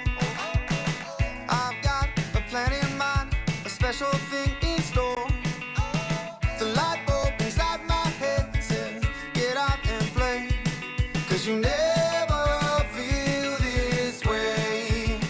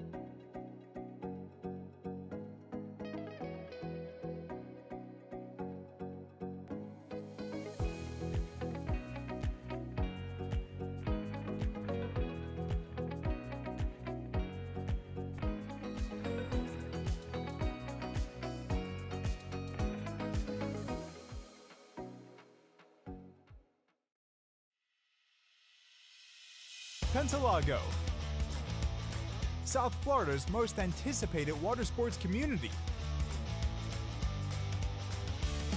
5 lakes, 4 slalom courses, year-round skiing. Homes now under construction. Where you want to live. Visit pentalago.com.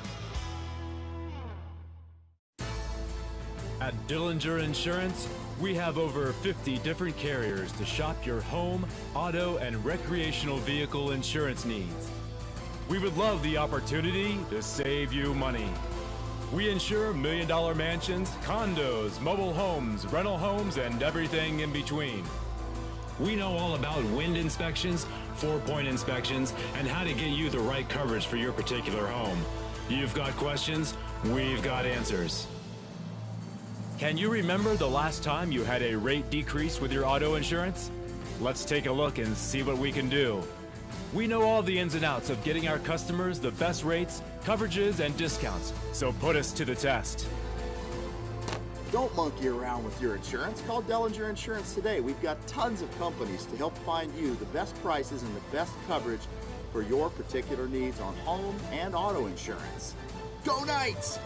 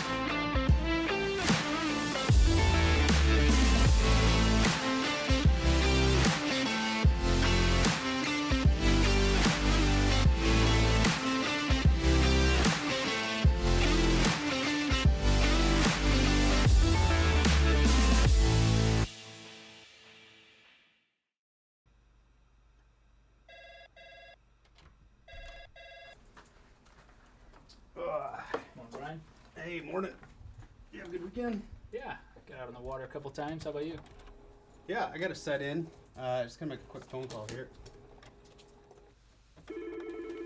Oh, of course. Can you get that, Will? Yeah, man, I got it. Thanks for calling Wake House. This is Will. Yeah, looks like we've got those in stock.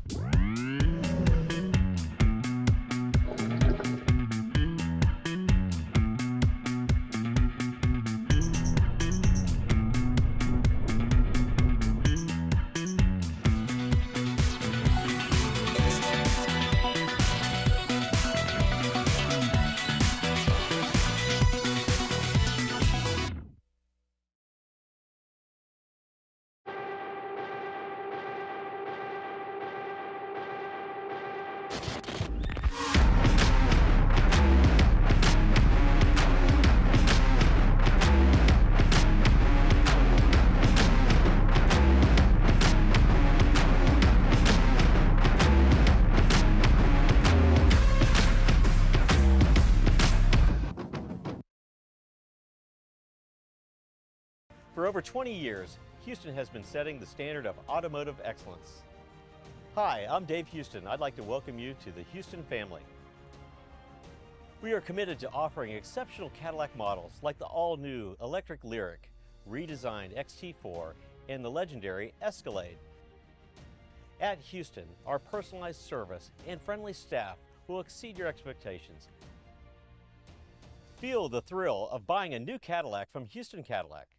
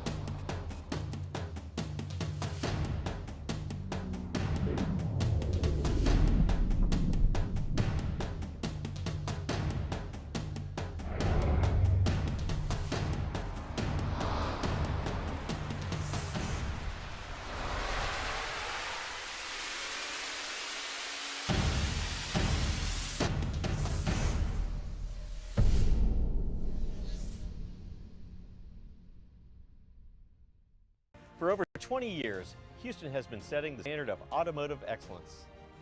Hi, I'm Dave Houston. I'd like to welcome you to the Houston family. We are committed to offering exceptional Cadillac models like the all-new electric Lyriq, redesigned XT4, and the legendary Escalade. At Houston, our personalized service and friendly staff will exceed your expectations. Feel the thrill of buying a new Cadillac from Houston Cadillac. Hello everyone, my name is Danilo Filchenko and I am the Under-21 World Trick Champion. The edge trick binding brings me a lot of support and control over my ski due to the 3D printed plate. I'm very excited for upcoming 2021 season as Worlds are taking place, and I'm confident that with the right gear, it will help me achieve my goals.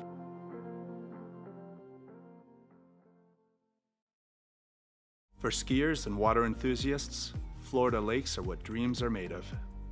Combined with world-class golf, remarkable weather, natural beauty, theme parks, and so much more, it's easy to see that Florida is paradise. For more than 30 years, I've enjoyed Florida's lakes and many offerings. If you are interested in Florida real estate, let me be your guide and trusted advisor as you search for your paradise. Together, we can make your dreams a reality.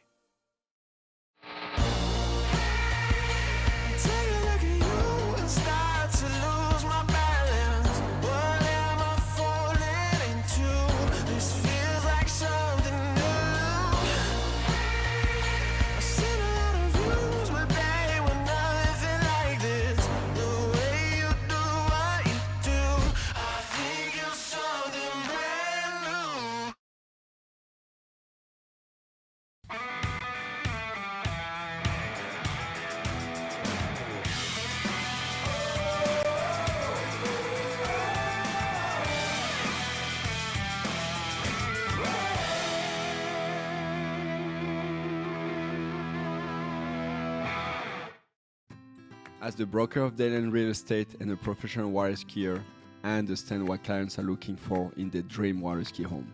Our company is dedicated to helping you and your family invest in your future together in Florida. If it's time to move on to your next adventure, let us help you find the perfect match for your home. Our team offers service in English, French, Spanish, and German. Whenever you are ready, just give us a call. We will be suited up and ready to assist. Dayland Real Estate, where expertise meets passion. Where do competition standards meet the highest culinary standards? Where do the old masters meet the new masters? Where do first-class conditions meet first-class hotels? Where does the purest joie de vivre meet the purest drinking water quality? Only 30 minutes from the airport and Vienna city center.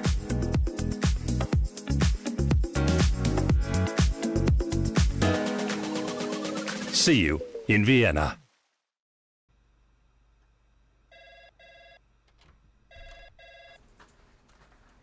Come on, Brian. Hey, morning. You have a good weekend?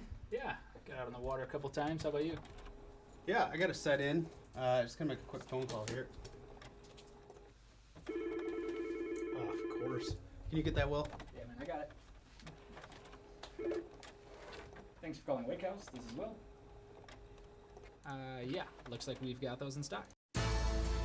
At Dillinger Insurance, we have over 50 different carriers to shop your home, auto, and recreational vehicle insurance needs. We would love the opportunity to save you money. We insure million-dollar mansions, condos, mobile homes, rental homes, and everything in between. We know all about wind inspections, 4-point inspections, and how to get you the right coverage for your particular home. You've got questions, we've got answers. Can you remember the last time you had a rate decrease with your auto insurance? Let's take a look and see what we can do. We know all the ins and outs of getting our customers the best rates, coverages, and discounts, so put us to the test. Don't monkey around with your insurance. Call Dellinger Insurance today. We've got tons of companies to help find you the best prices and the best coverage for your particular needs on home and auto insurance. Go Knights! All right, they're continuing right along, and to the best of my understanding, we'll continue on with our amateur round of skiing. The boat's making its way up and down for a simulated run. And because the wait has been 10 minutes in length, Cameron Waters will actually have the opportunity to continue on where she kind of left off. I believe it's going to be 13 meters coming back. And with the 10 minutes wait time that she's had, she's been given the option of coming back in on for a warm-up pass. And then from there, we will continue back on to our previously attempted pass of 30 meters. Judged to have skied in unfair conditions, therefore, with the rain coming down a little harder than usual for her. But now the rain's let off a little bit. She will get back out on the water. Ski a warm-up pass, non-scoring warm-up. Should she fall, no harm, no foul. We'll just pick her up and take her to the eastern end of the lake, and then bring her back into the course for her scoring pass, which will be 30 meters.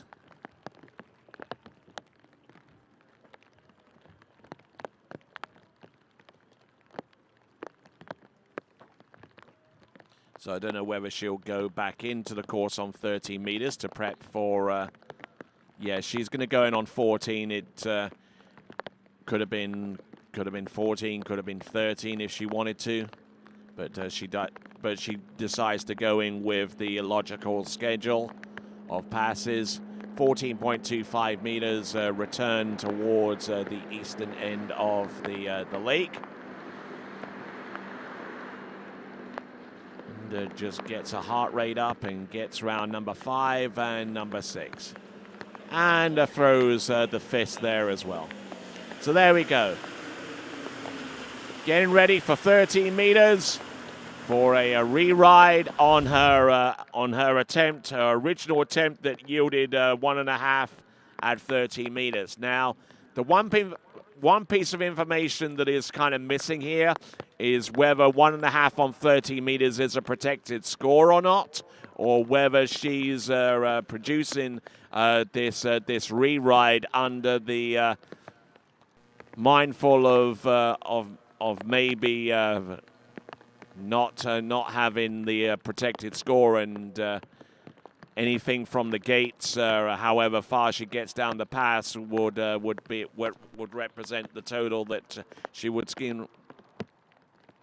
All right, there, because there was the rain delay, just been handed some information suggesting that yes, indeed, it is a protected score. So if she scores more than 1.5, then she will get that score. Of course, if she runs this pass, she'll get an opportunity to attempt 12 meters. But the very least that she can do is 1.5. There's the one. Skiing with some goggles on here. There's one, there's number 2, and number 3. This is 13 meters. Little open to number 4. Managing to get round number 5. And she gets round number 6. Cameron Waters continuing to ski to the 12-meter line.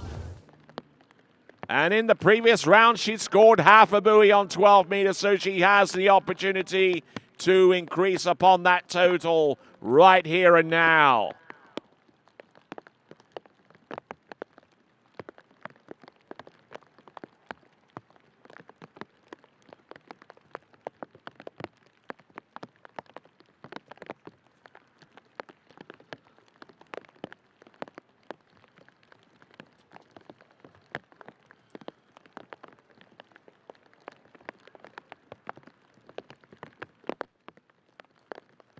So Cameron Waters still experiencing the deluge out there.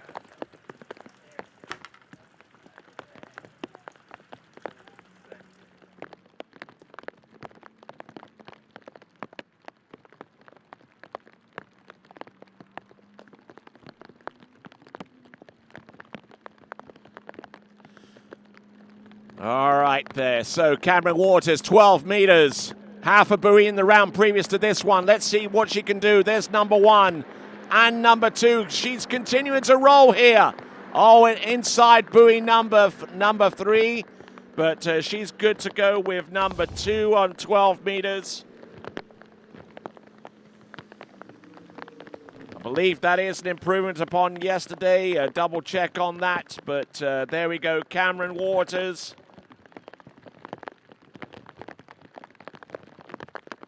Scored half a buoy at 35 off in the previous round yesterday, and has then increased it there to the tune of another additional 1.5 buoys to give her a total of 2 buoys at 55K, 12 meters.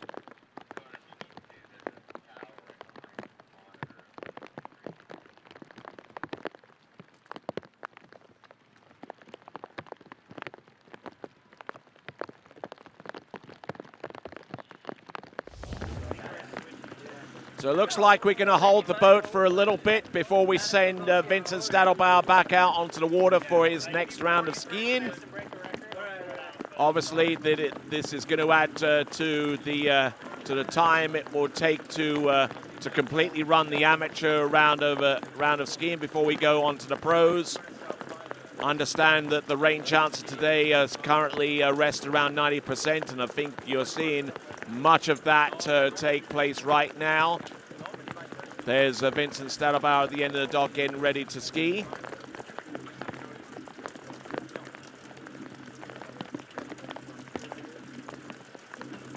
And I'm sure some of you out there are probably singing a song by B.J. Thomas in your head right now. Raindrops keep falling on my head. A classic song all the way from 1969. I think it was actually used for a movie. I think it was Butch Cassidy and the Sundance Kid. If my movie trivia is anything to go by, but yep, raindrops do keep falling on our head here at Sunset Lakes. and especially on Vincent Stadelbauer's right now, as he undoes his gloves. I'm sure he'll be clamoring for shelter here. He's used to some of this. He comes to us from Switzerland. And we'll get ready with Vincent Stadelbauer very soon. But you know, as I said before, we like to give you a break, and here's yours.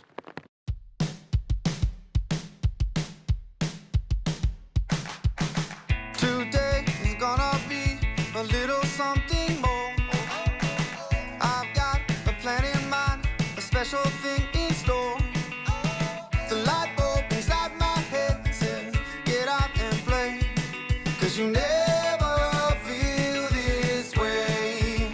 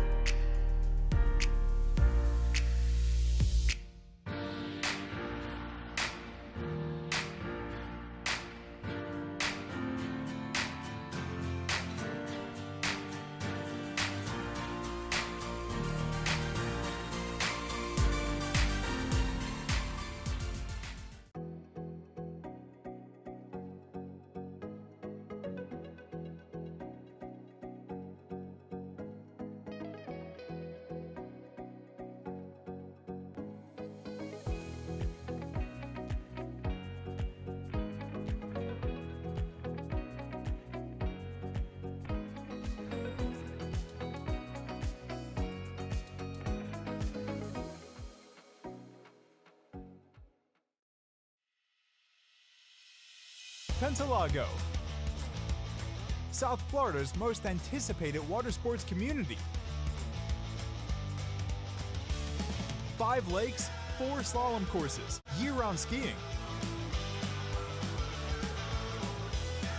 Homes now under construction. Where you want to live. Visit Pentalago.com. At Dillinger Insurance, we have over 50 different carriers to shop your home, auto, and recreational vehicle insurance needs. We would love the opportunity to save you money. We insure million-dollar mansions, condos, mobile homes, rental homes, and everything in between. We know all about wind inspections, 4-point inspections, and how to get you the right coverage for your particular home. You've got questions, we've got answers. Can you remember the last time you had a rate decrease with your auto insurance? Let's take a look and see what we can do. We know all the ins and outs of getting our customers the best rates, coverages, and discounts, so put us to the test. Don't monkey around with your insurance. Call Dillinger Insurance today. We've got tons of companies to help find you the best prices and the best coverage for your particular needs on home and auto insurance. Go Knights!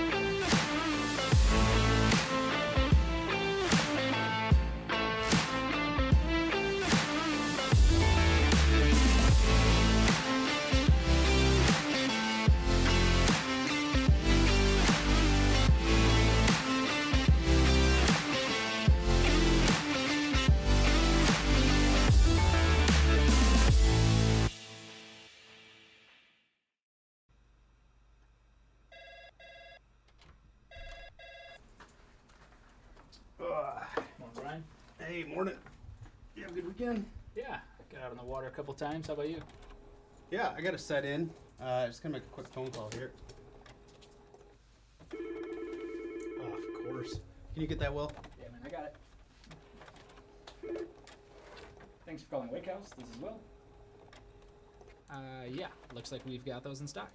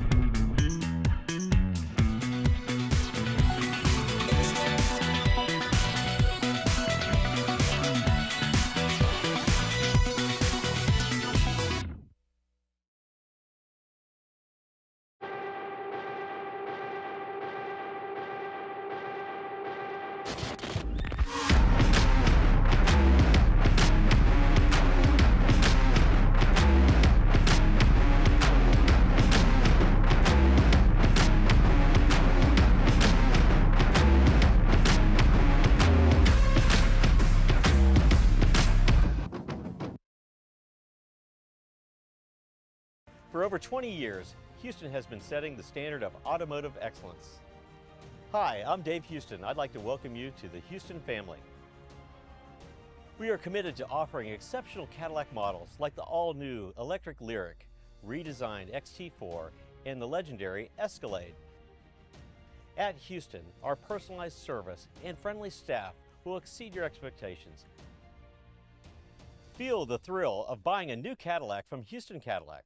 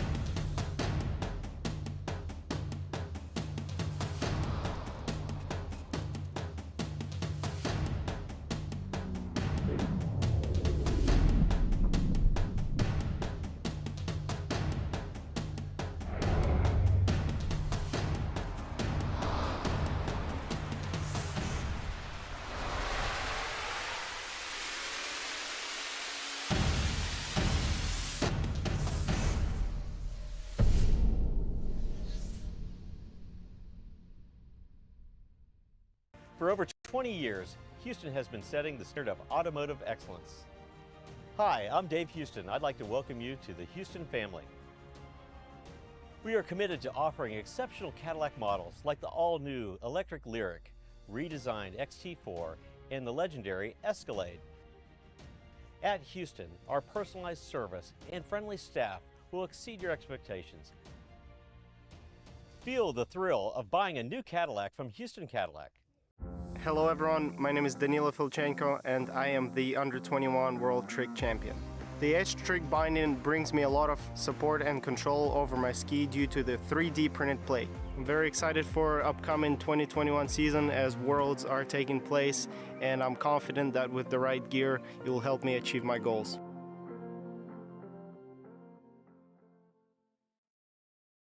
For skiers and water enthusiasts, Florida lakes are what dreams are made of.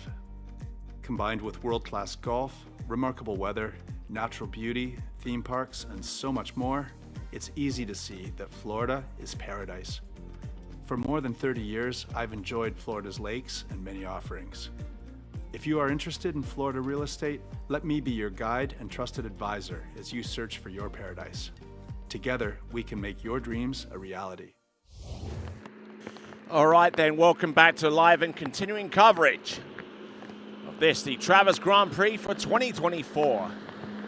Supported by some great entities, including Syndicate, Good Skis, Waters Wetsuits, and Edge Bindings.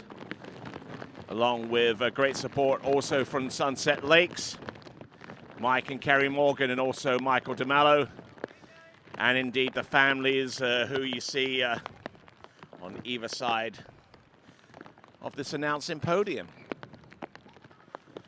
So it looks like we got on the word from our officials. We will continue to ski on. It seems like this rain is going to stay with us for the time being.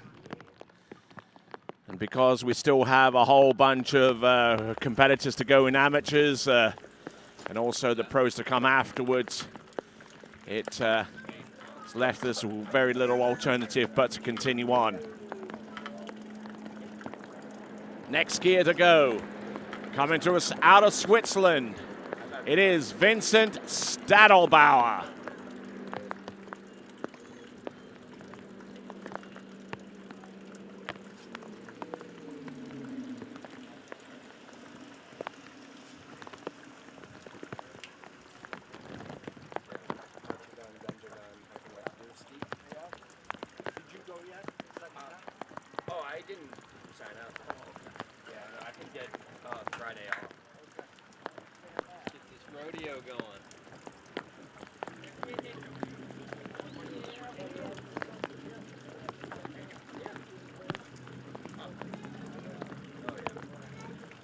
That like everyone in the world has told me over and over, yeah, like the way to get better at jumping is just ride up the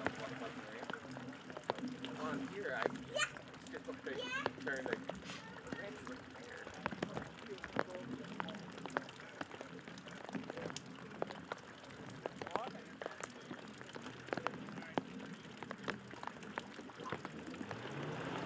Okay, 14.25 meters, 58K.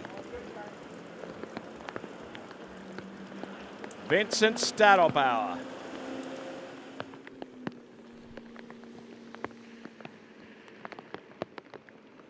Vincent Stadelbauer, who yesterday got into 39.5 off, or 10.75 meters.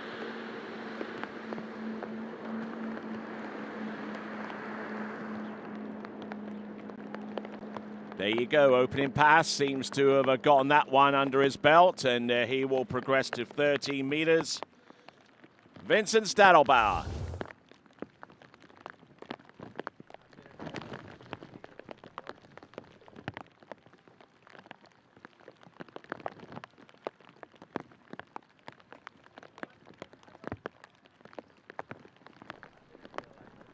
Looking good, just keeping his flow going from one side of the, from one end of the course to the next, from each side.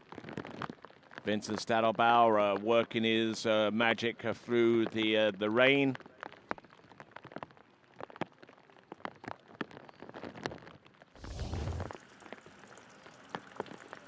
We'll look down at the dock and see Roberto Linares, complete with clear goggles, are about to take to the water very, very soon. Vincent Stadelbauer opting not to use goggles.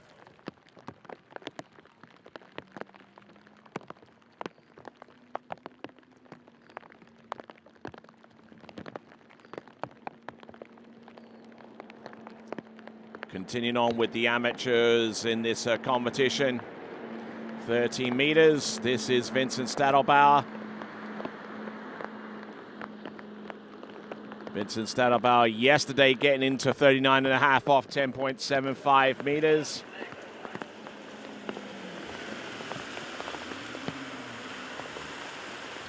Two passes to the good right now. Vincent Stadelbauer, 6 buoys at 14 and 13 meters. As we look at his gate shot here, Competed for Switzerland at last season's IWWF World Waterski Championships right here at Sunset Lakes, where, to the best of my memory, he got onto 10.75 meters in that competition as well.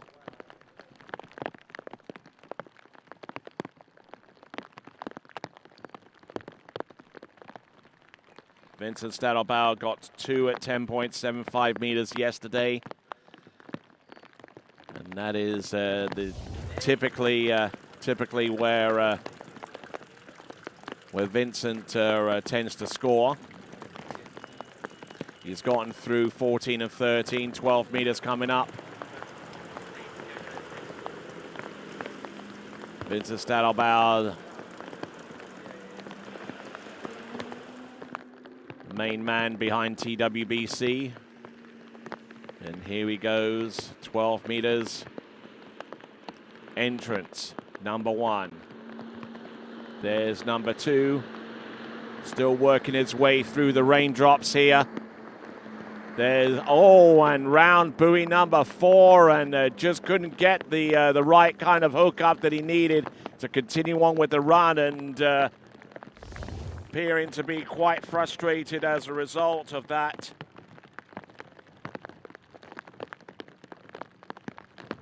So it is going to be a 4 buoy count. It's not going to be anywhere close to where he ended up yesterday.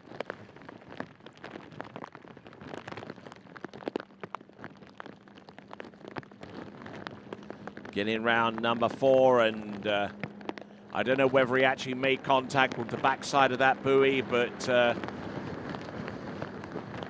ski jumping up all over the place for him around number 4. We'll have a look at it at greater detail with our vision from the boat.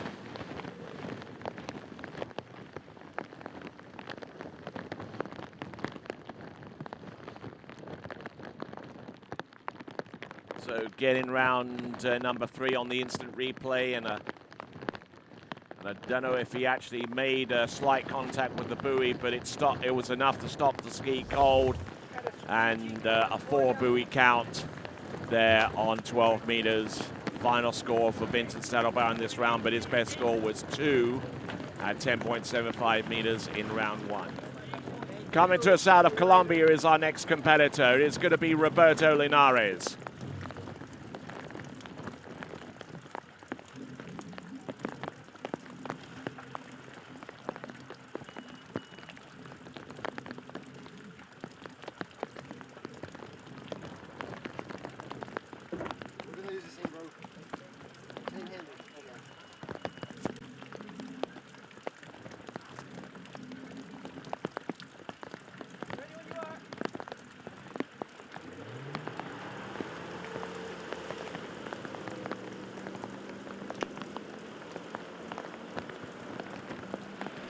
Okay, Roberto Linares, 58K, 14.25 meters. Scored 3 on 12 meters in the previous round. This is his opening pass, 28 off, 36 miles an hour. Looking good, looking in good shape as he makes his way through the exit gates. Behind that correct craft, Nautique, Roberto Linares.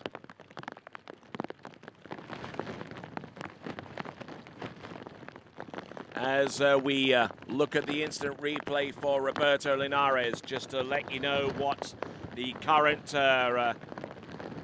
silent auction values are for the 4 skis that we have in that silent auction. The 2025 HO Sabre that has a fair market value of a little over $1,000 with a starting bid of $500, has entertained that starting bid.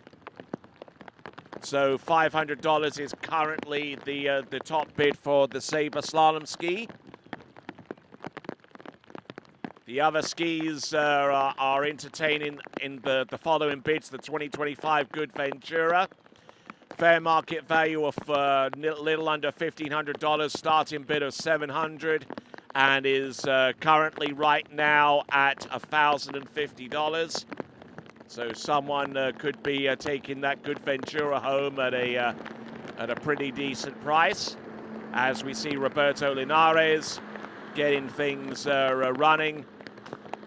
2/3 the way down this second pass, 13 meters, and he gets it to go through the exit gates, skiing through the rain is Roberto Linares. He's through on 14 and 13, now getting ready for 12.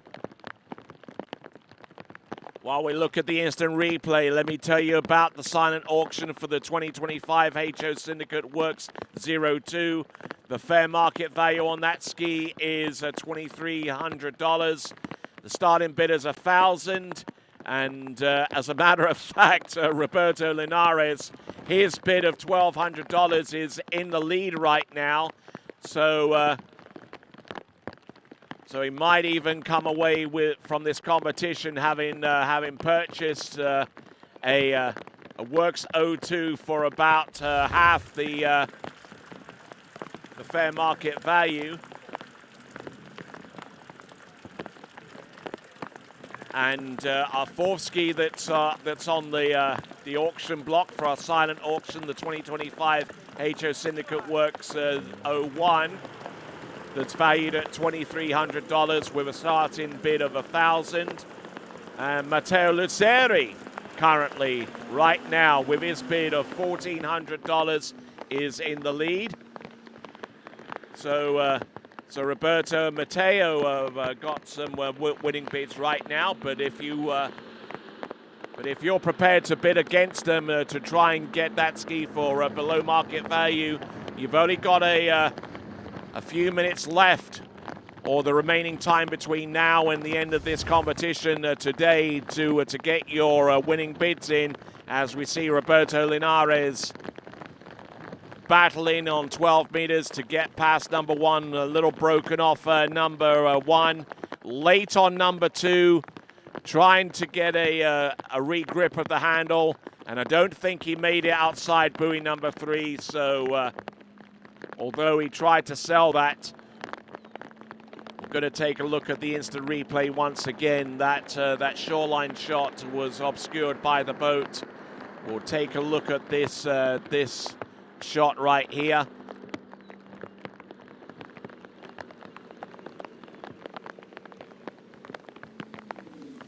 So looking here and seeing if the ski made it outside buoy number three. So the judges appear to have scored a 3-buoy count for Roberto Linares, and that seems to be consistent with the live scoring that I'm seeing right now. 3 buoys at 58K, 12 meters, Roberto Linares. All right, next skier to take to the water, Santi de Badou. Another of our international men's slalom skiers, Santi de Badou. And a quick reminder to check in with the TWBC podcast, which you can find on the TWBC YouTube channel. Latest 3 interviews involve Freddie Winter, Lucas Cornell, and also that long-awaited interview that I had with Jonathan Travers about his season that has seen some rather interesting developments, and you can listen to those 3 podcast episodes as well as the pre-existing podcast episodes, of which there are over 170 episodes. You can check that out by going to the TWBC YouTube channel and look for the TWBC podcast. Santi de Badou, 16 meters, 49K.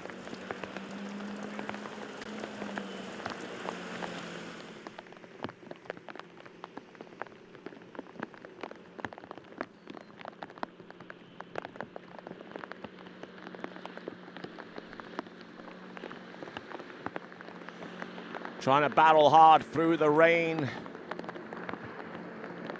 Santi Dibadou. Looking good here. Getting through the opening pass at least, and that will obviously help his confidence going forwards. Santi Dibadou, who scored a 2 at 55K yesterday on the same line length for 16 meters. So he's about 8 buoys away from matching that performance. We'll see what he has in store for us going forward. Santi Dibadou.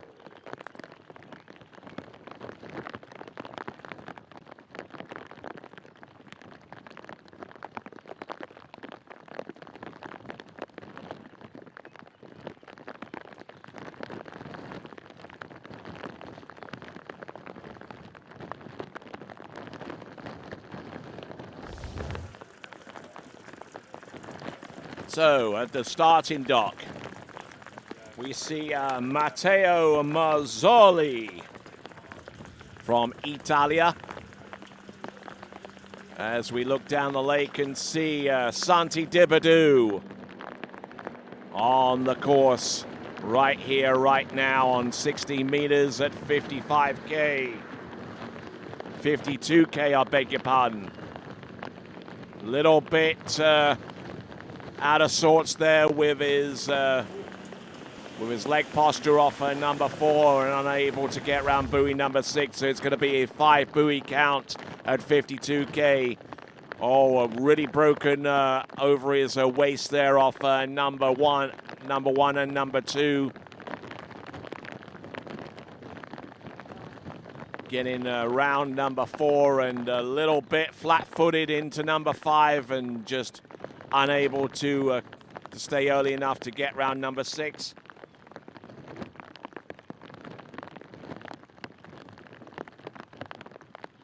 So 5 at 52K. That puts him a whole pass down, about 3 buoys down, I would say, from where he was yesterday. So not that bad upon reflection. So, Matteo Mazzoli from Italia coming up next.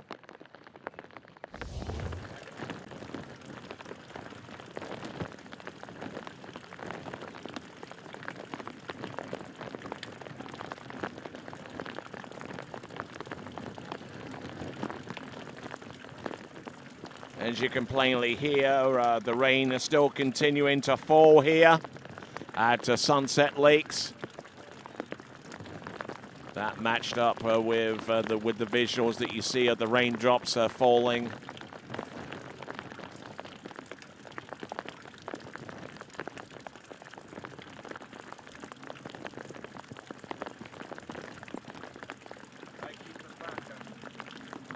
All right, here we go.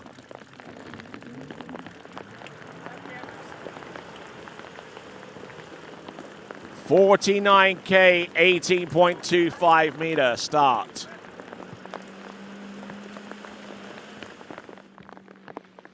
So 18.25 meters, so starting at the same speed as Santi, but with one line length for longer.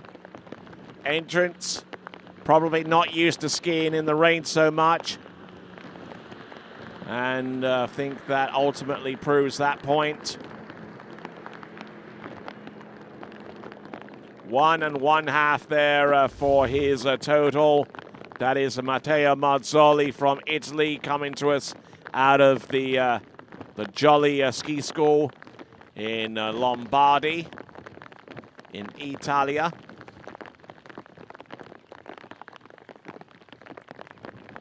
And unfortunately not able to keep going off buoy number 2 and scoring the 1 1/2 buoys total.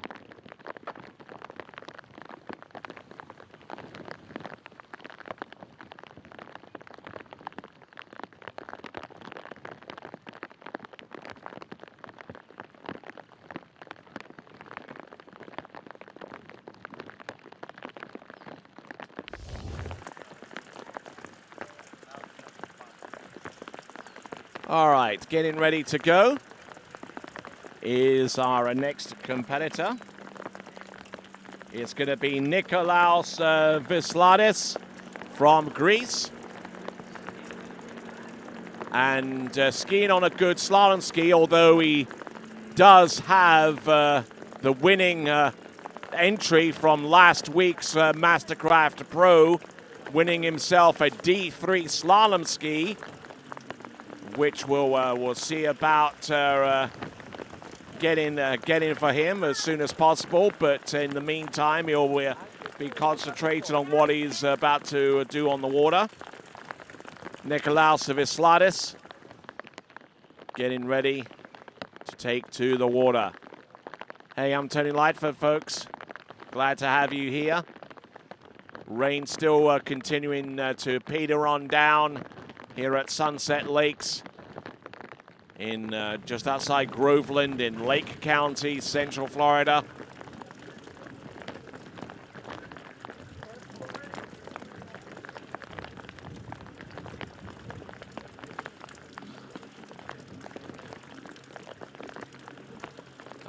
I suspect that this is probably going to be either 49 or 52K. It might be a little bit higher than that. We'll see how things pan out so far as the speed and the line length.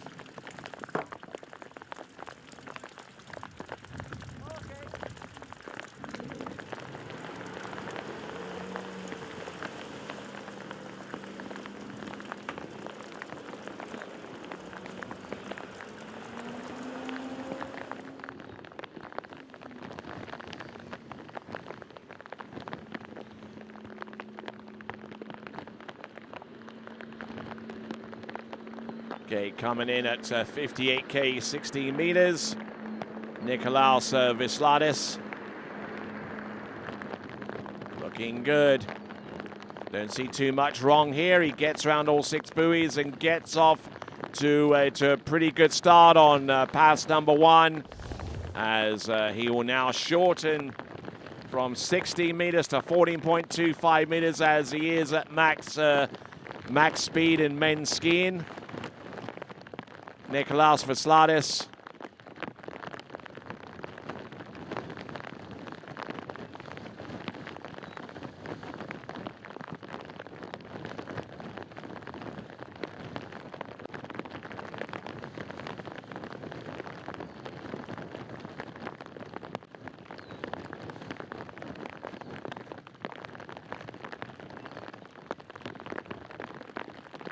Okay, so Nikolaos battling through the rain, and suspect that it's raining probably a little bit harder now as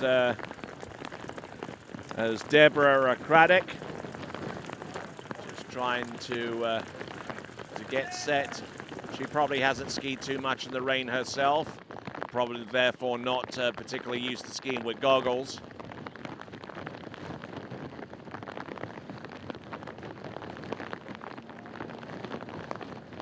There's number 1, Nikolaos Visladis. This is 14.25 meters.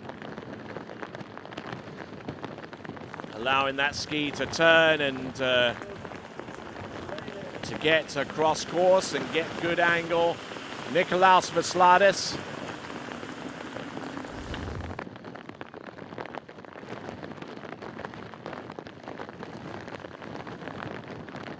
Rain still continuing to peter down here, and the wind is starting to bluster as well, which could throw a wrench in the works for those looking to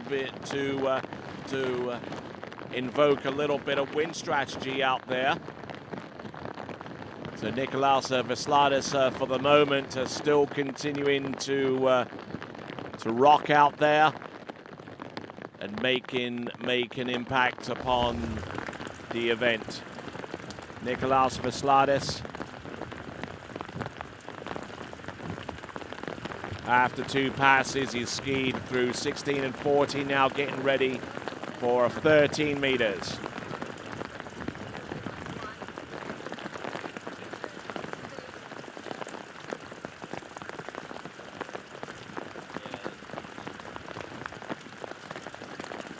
Looks like the rain's still continuing to go through. It looks like he's going to be swimming in. Looks like the conditions are have been deemed to be a little bit too much for our current competitor, at the very least, to handle, let alone the remaining skiers that are on deck right now getting ready to ski.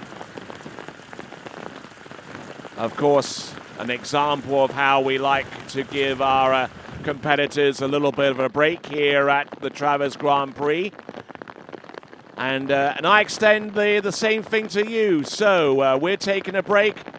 Why don't you?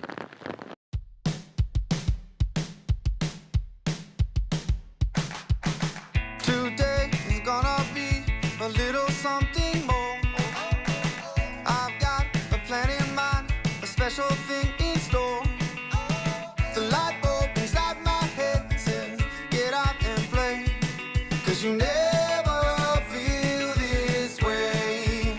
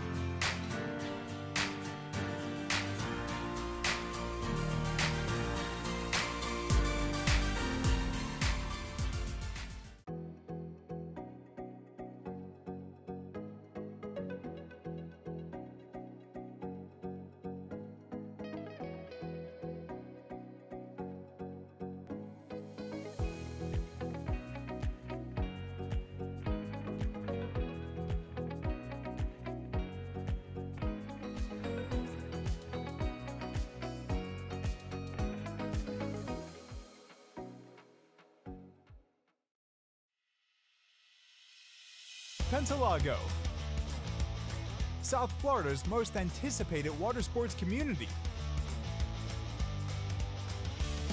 5 lakes, 4 slalom courses, year-round skiing. Homes now under construction. Where you want to live.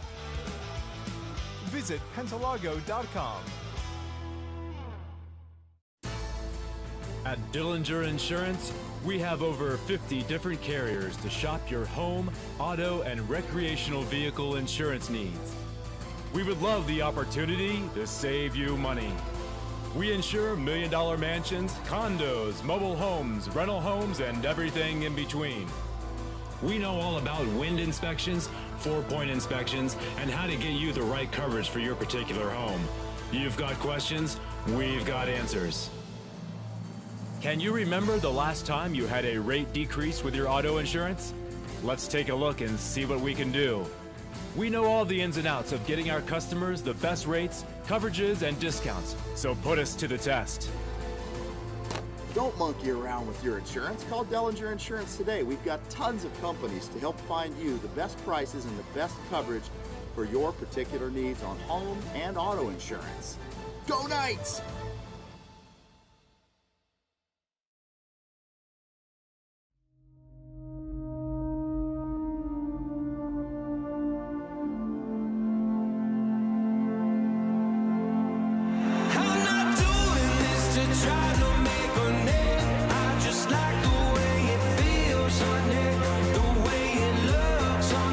Still got the fire when you try to be a flood, 'cause I like the way it feels.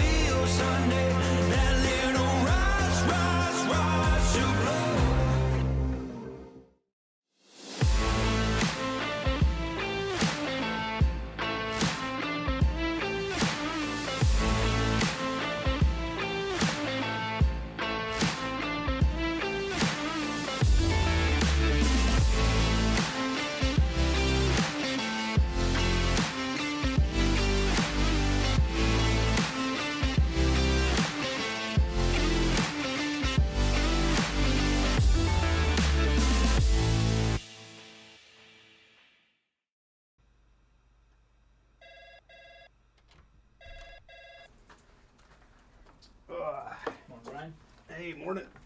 You have a good weekend? Yeah, got out on the water a couple times. How about you? Yeah, I got to set in. Just gonna make a quick phone call here. Oh, of course. Can you get that, Will? Yeah, man, I got it. Thanks for calling Wake House. This is Will. Yeah, looks like we've got those in stock.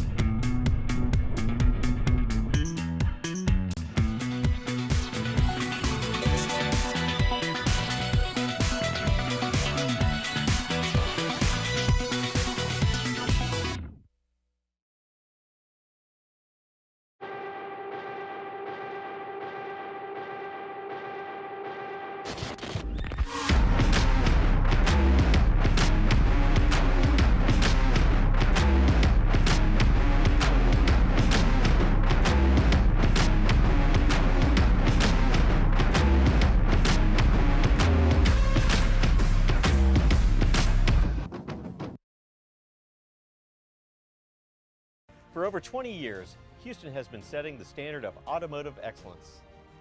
Hi, I'm Dave Houston. I'd like to welcome you to the Houston family.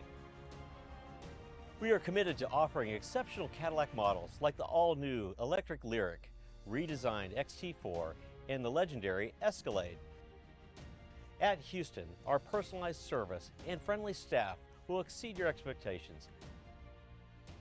Feel the thrill of buying a new Cadillac from Houston Cadillac.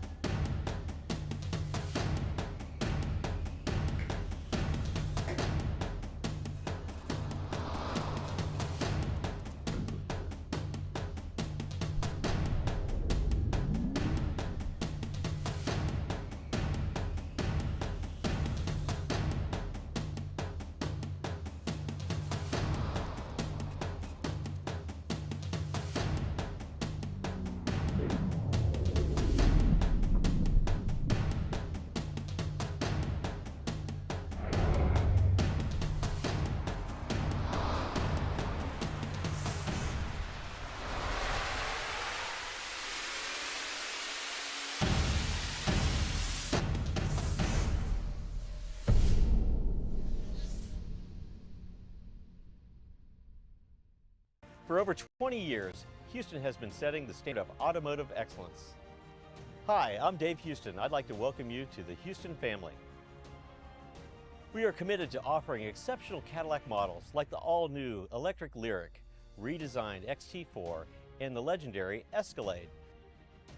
At Houston, our personalized service and friendly staff will exceed your expectations. Feel the thrill of buying a new Cadillac from Houston Cadillac. Hello everyone, my name is Danilo Filchenko and I am the Under-21 World Trick Champion. The H-Trick binding brings me a lot of support and control over my ski due to the 3D printed plate. I'm very excited for upcoming 2021 season as Worlds are taking place, and I'm confident that with the right gear, it will help me achieve my goals.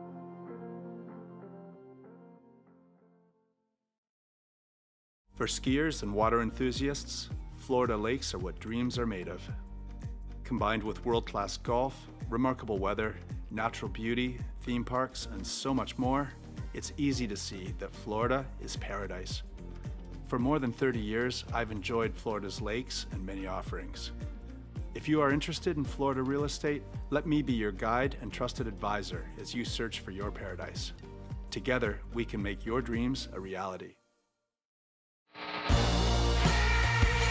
Take a look at you and start to lose my balance. What am I falling into? This feels like something new. I've seen a lot of views, but they were nothing like this. The way you do what you do, I think you're something brand new.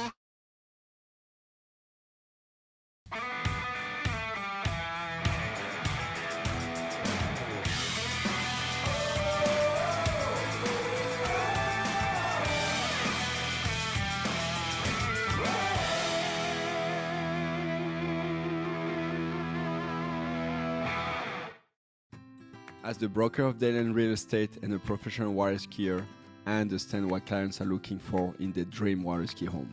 Our company is dedicated to helping you and your family invest in your future together in Florida. If it's time to move on to your next adventure, let us help you find the perfect match for your home. Our team offers service in English, French, Spanish, and German. Whenever you are ready, just give us a call. We will be suited up and ready to assist. Dayland Real Estate, where expertise meets passion. Where do competition standards meet the highest culinary standards? Where do the old masters meet the new masters? Where do first-class conditions meet first-class hotels? Where does the purest joie de vivre meet the purest drinking water quality? Only 30 minutes from the airport and Vienna city center.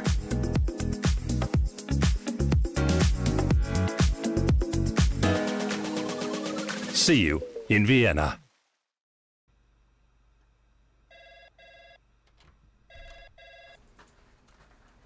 Morning, Brian. Hey, morning. You have a good weekend? Yeah, got out on the water a couple times. How about you?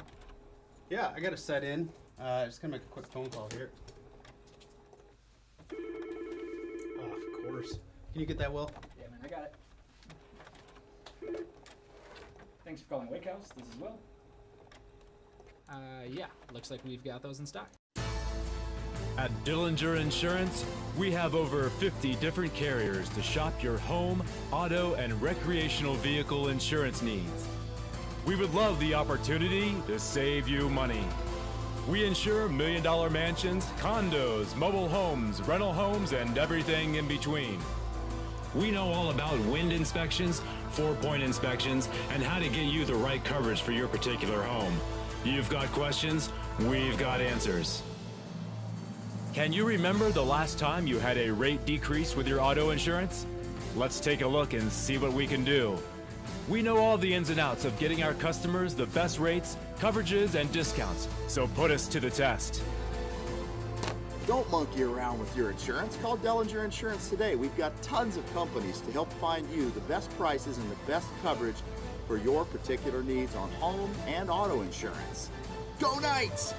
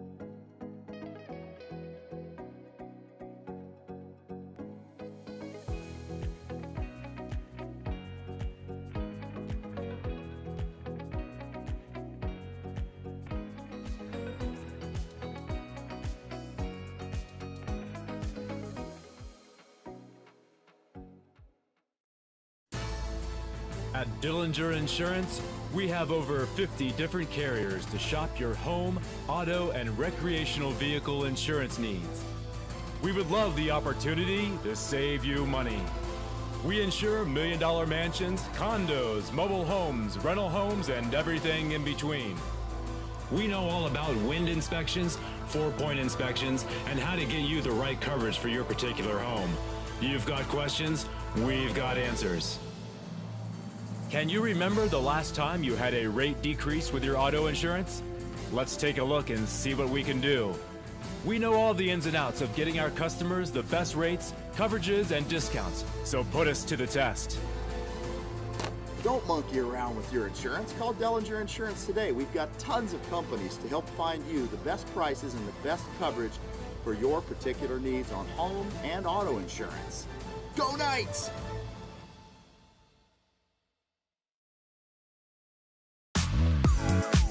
Where do competition standards meet the highest culinary standards?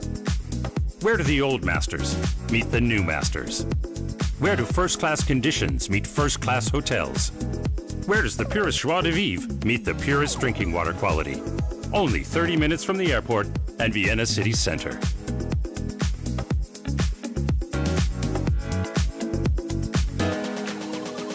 See you in Vienna.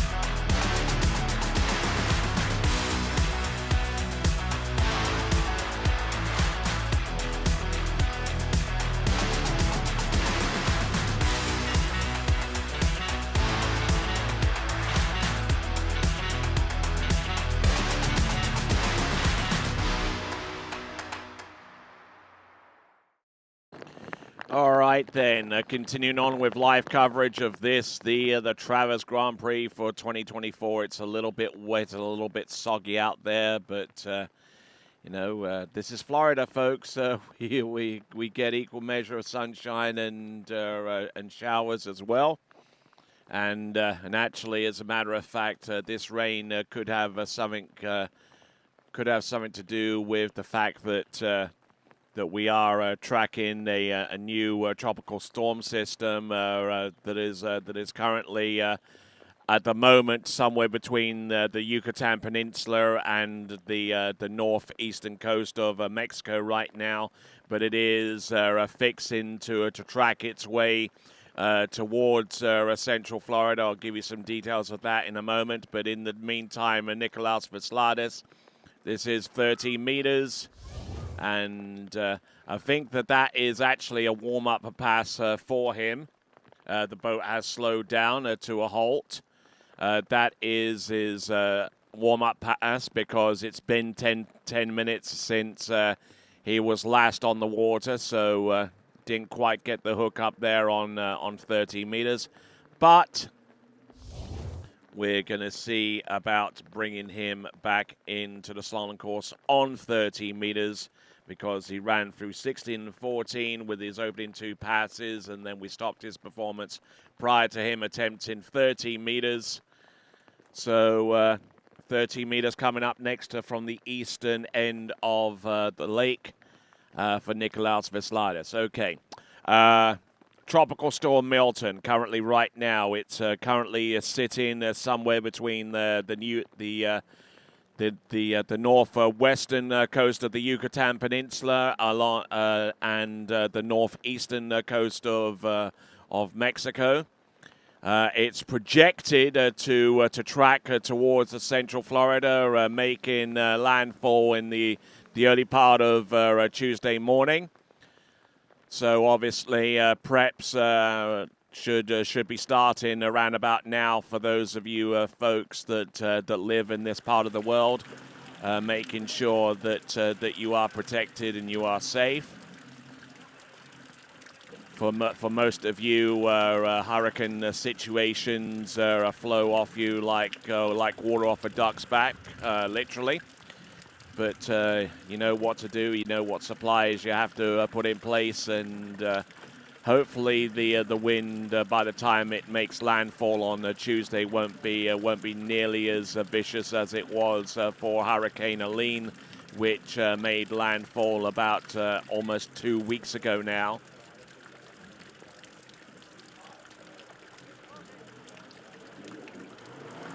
But let's focus in on what we've got going on with Nikolaus Veslidis.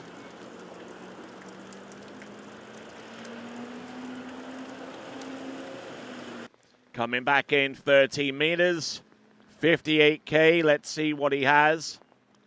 Entrance gate number 1 takes the good hard snap there. Round buoy number 2. He's still fighting away.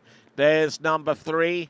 Good to go round number 4. This is 13 meters. Round number 5, battling hard against the raindrops, and he gets round all 6 and gets ready for the 12-meter line. So good skiing there for Nikolaus Veslidis.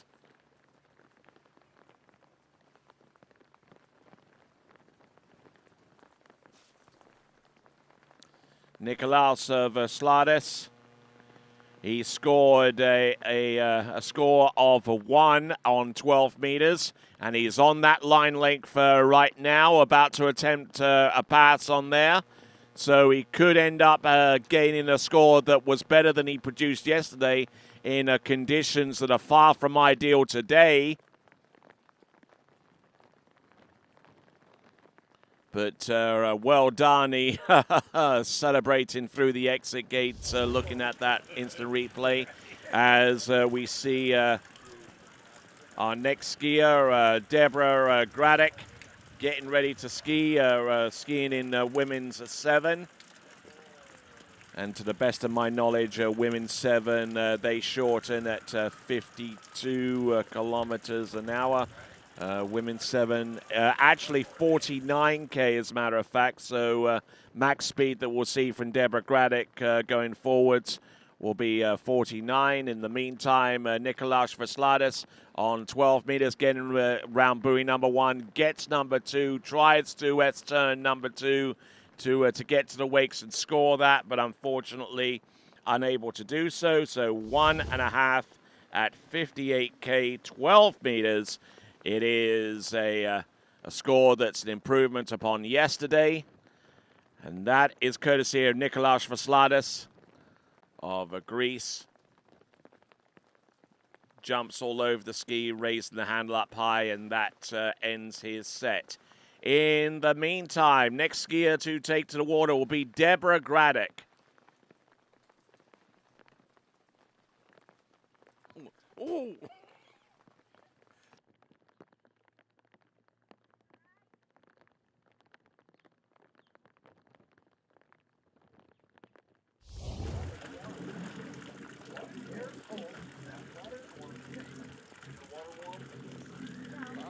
Should be. It's warmer than the air, but not by miles. Take it off. Okay.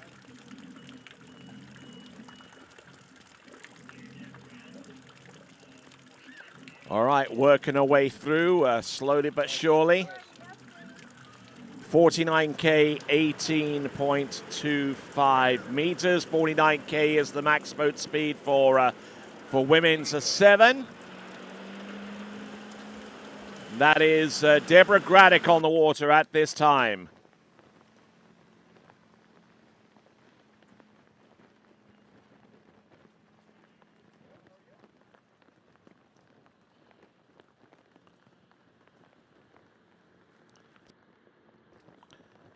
All right there, Deborah Graddick at women's 7. 49K is max speed for her, and I don't know whether she made it round all 6 buoys on that pass. We'll get confirmation of that in a moment, but certainly having to battle hard against the rain and conditions. Deborah Graddick.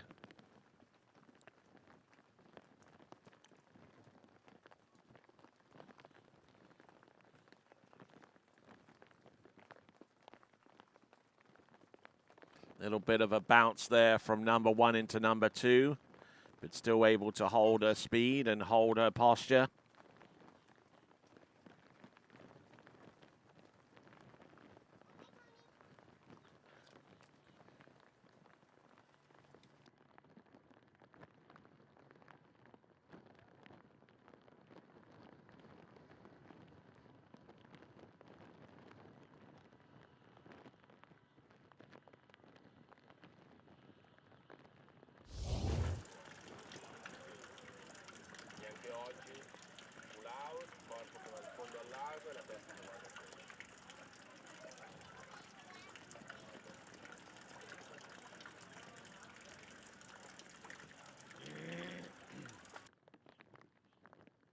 All right, there. Here comes Deborah Graddick coming into the course right now. This is 16 meters there for her, having run the opening pass of 18.25 meters at 49K. Max speed for this division is 49K. That is 16 meters. Getting round 5. Can she make it round 6? Just about. Nicely done. Well worked. Deborah Graddick.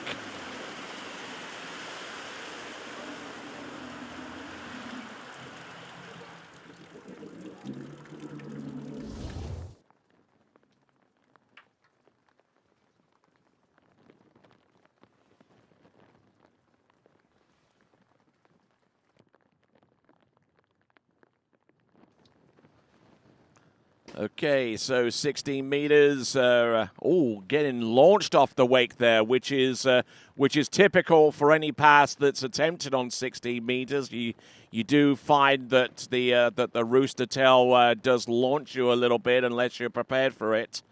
And Deborah Graddick was certainly prepared for that. Off 5 into number 6, a straight path there, but not quite as airborne from 5 into number 6 as she was on the previous wake crossings. But now she's gotten through that on 60 meters. Things will get a little bit easier in that respect with 14.25 meters. Deborah Graddick. Let's see what she has to work with. 14.25 meters. Gets a good start at 49K. 14.25 meters or 30 miles an hour, 28 off. Look at her go round buoy number 4 and number 5. Does she make it round buoy number 6? Oh, yes, I believe she does.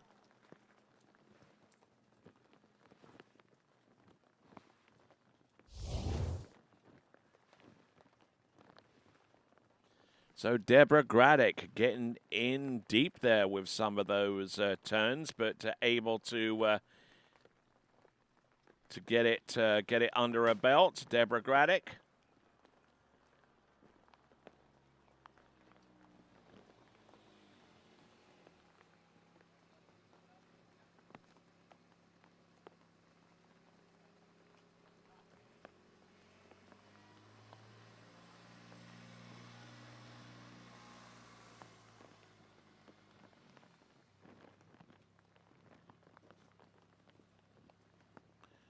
So there we go, Deborah Gradick round all 6 buoys there. Wonderful stuff there for her.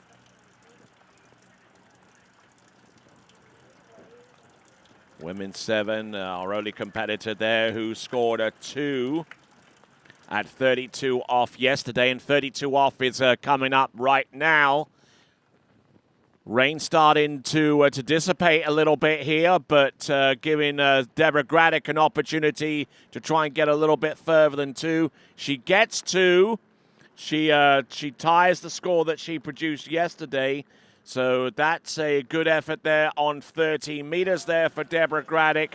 2 at 49K.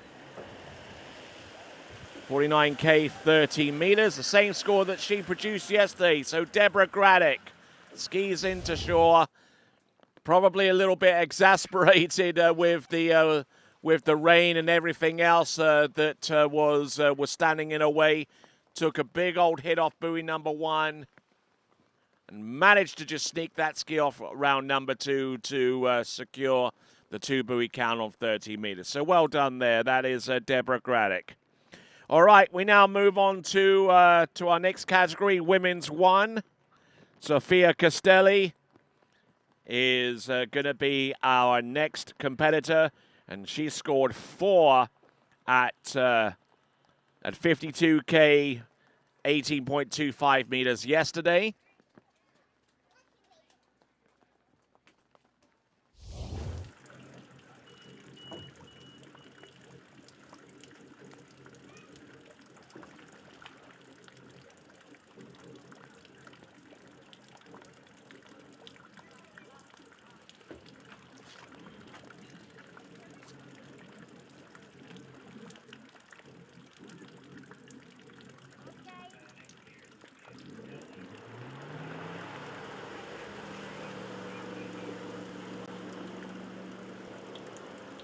Okay, so 46K, which is 28 miles an hour, 18.25 meters, which is 15 off.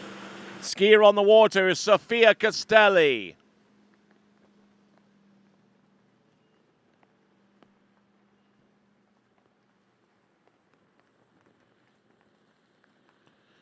Getting round the first couple of buoys. Now halfway down the course, round number 3. Good to go on number 4. Now she's really going to have to accelerate here off number 5 to get to number 6. Just about makes it at 46K, 18.25 meters. That is our current skier on the water, Sophia Castelli. Sophia Castelli currently on 54 buoys and counting.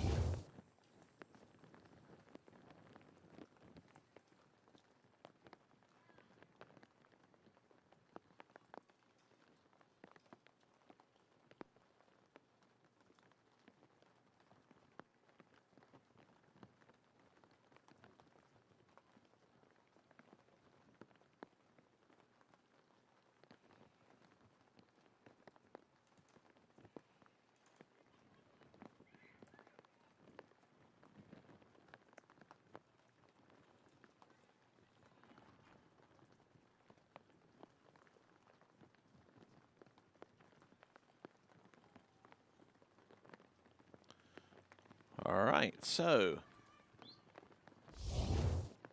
continuing on, we've got Sophia Castelli rocking in on pass number 2. She's gone through 46. This is an attempt at 49K.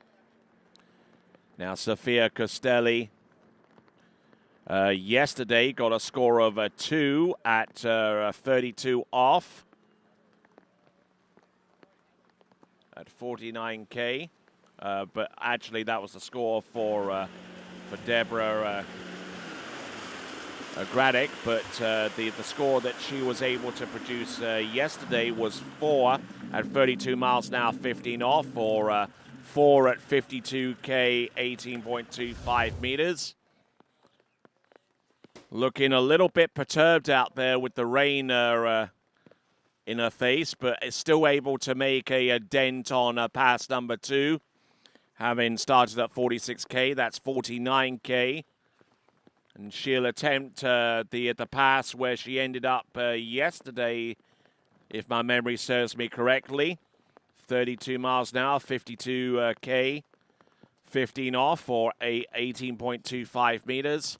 Sofia Castelli, who skis out of Jolly Ski in San Gervasio Bresciano. And having spoken with Matteo Lazzeri, one of the coaches there, they've got some great things on the horizon as they prepare for the 11th annual San Gervasio Pro-Am next season. Sofia Castelli will hopefully be there front and center. Oh, but look at this. This is at 52 kilometers an hour, and she's already skiing better than where she was yesterday, but not enough to get through the pass. She got 4 on this pass yesterday. She's gotten 5 today. So well done for her. Good, determined skiing there for Sofia Castelli. 5 buoys at 52K. At 52K, 18.25 meters. That will be her best score in this competition. Good rotation off buoy number 1, but not taking full advantage of that, being left foot forward. Could have done with an early approach into buoy number 2 to keep it going. And taking the hit off number 3, which in terms of her setting herself up to slow down, that kind of took care of that for her. She got round number 5 and to the wakes. But 1 buoy more than where she did yesterday, and even taking into account the conditions that are in her face today, certainly a good little performance there for her, for Sofia Castelli. That concludes the women's competition in our amateurs. We're going to go into the our elder statesmen, as it were, men's 5 all the way through to masters men.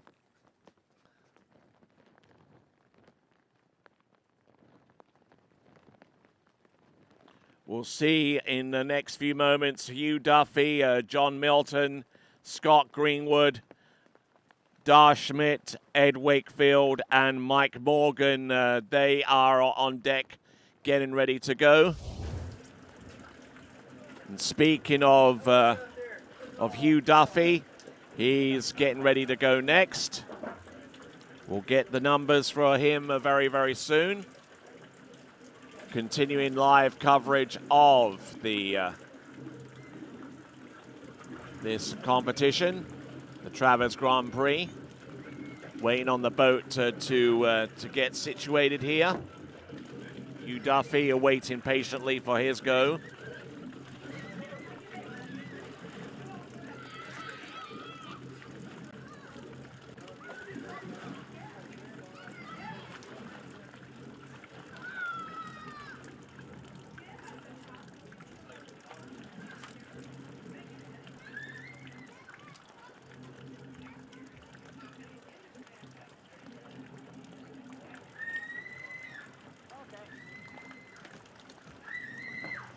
Okay, 55K, 14 meters for Hugh Duffy.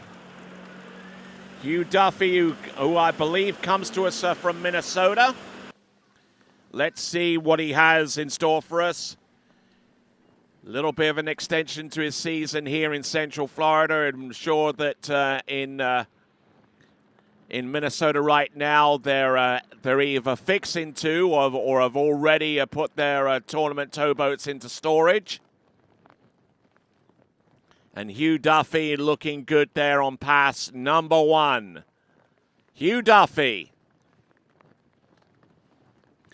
Now, as we continue to bring Hugh Duffy back into the course on 13 meters, let me give you the latest so far as Tropical Storm Milton is concerned. It is still continuing to track towards Central Florida. Scheduled to make landfall on Tuesday. So make sure that your evacuation and preparation plans are in order. For those of you folks planning to be around here in Central Florida when that latest tropical storm intensified to hurricane strength. We've also got a couple of other storms that are continuing to gain strength, namely Hurricane Kirk, which is about halfway between the North Carolina coast and the Moroccan coast at this time, and Hurricane Leslie a little bit closer to Africa and towards the south.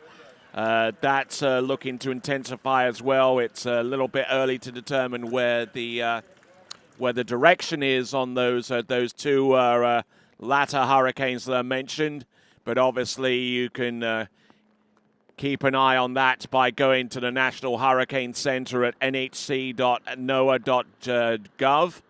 As we see on the water at this time, Hugh Duffy getting good angle and getting through 13 meters. Nicely done there for him.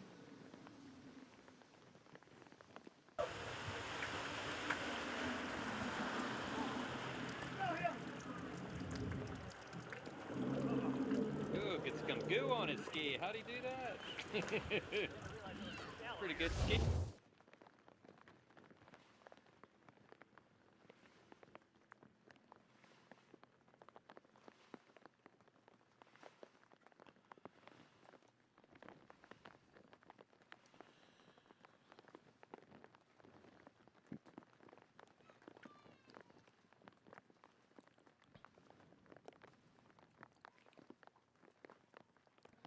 So there we go. On the water, Hugh Duffy getting a good hook up there off number 5 into number 6, and that is through 13 meters. That 6 buoy count on 13 meters, currently giving him a running total of 90 buoys. Let's see what he has coming up 12 meters.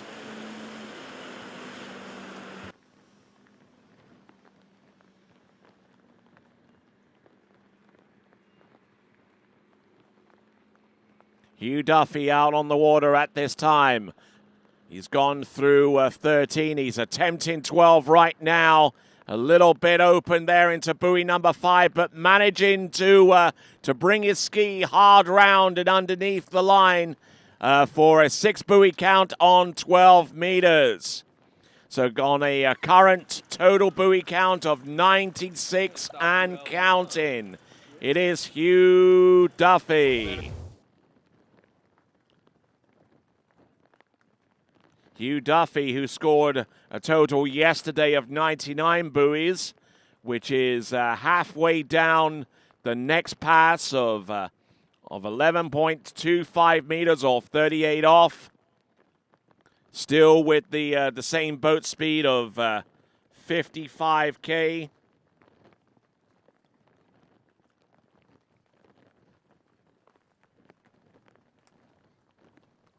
For those of you checking the time, we are currently at 10 past 11. We anticipated originally to be able to start the women's competition at around 11:30. Now, with the amount of skiers that we've got and running at 6 minutes a skier, another half hour on top of where we are right now would put us at about 11:45. And therefore, we anticipate that the start will not be at 11:30, but will be closer to 11:45 or even noon. But there we go. That's Hugh Duffy. Again, a decent hookup off number 1, but just couldn't get much of anything going on beyond that. So it looks like it is going to be a score of 1 buoy at 11.25 meters. Little broken over into number 1, handle up high.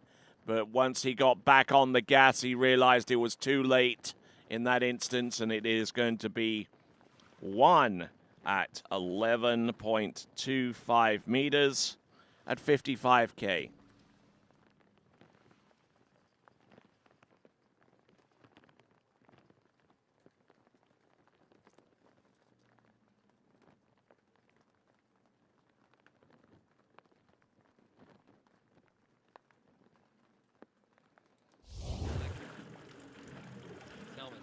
Oddball Johnny.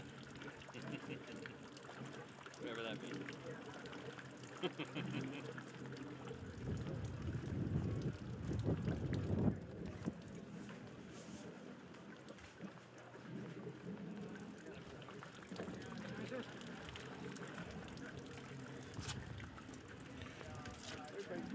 All right, 52K, 14.25 meters. This is John Millen. Let him twice. Let him sit in the sun.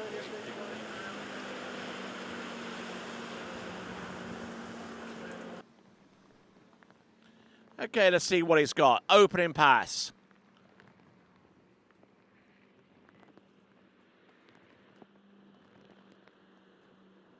John Millen, who yesterday scored a 5.5 on the opener, I believe. And getting into a bit of a difficult situation towards the end there on that opening pass.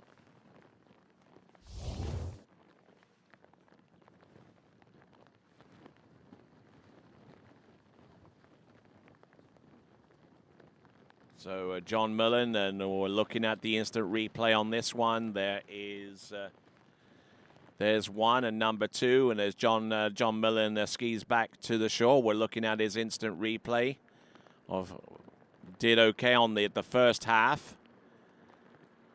Again, a nice look there into number 5, and then brought the handle in and on the back of the ski. And yeah, and unfortunately there for John Millen, he got to the wake for 6, but unfortunately he overcounted. That is about as much as I can tell you with that one. So he was looking for the 7th buoy that wasn't there. So 6 buoys, no continuation. 6 buoys on at 52K, 14.25 meters. Let's go back to 8-2. Start there. Yeah.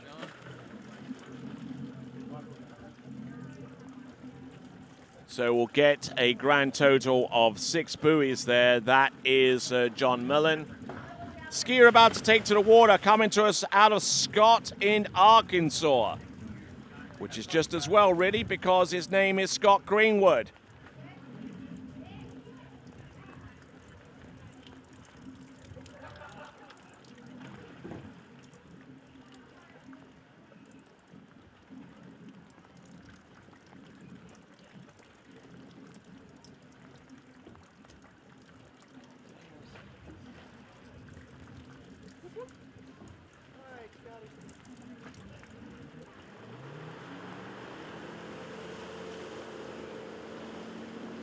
All right there, so coming into the course, 55K, 14.25 meters, Scott Greenwood.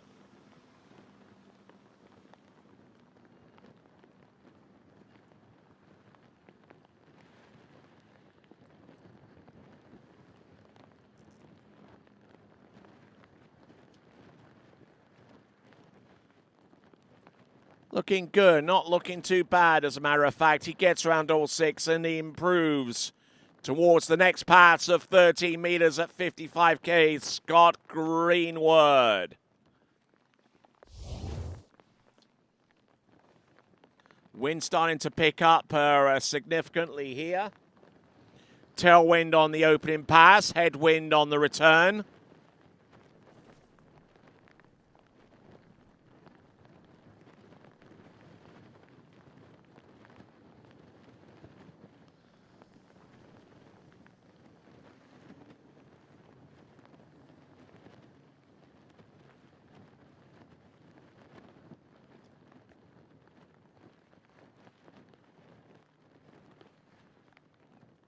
All right, just a brief note for you fans that are watching in right now, looking for some pro-level slalom skiing. Yes, we will be going on with the women's pro final round But we are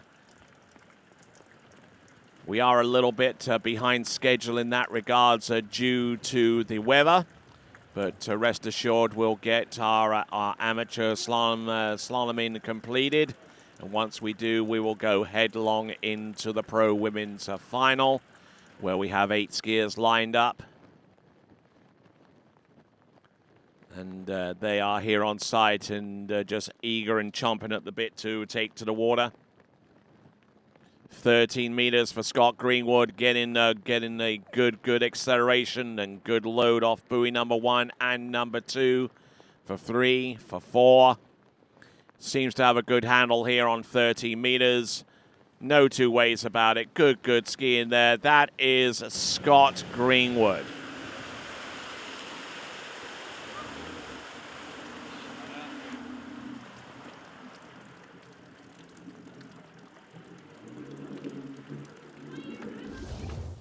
So, Scott Greenwood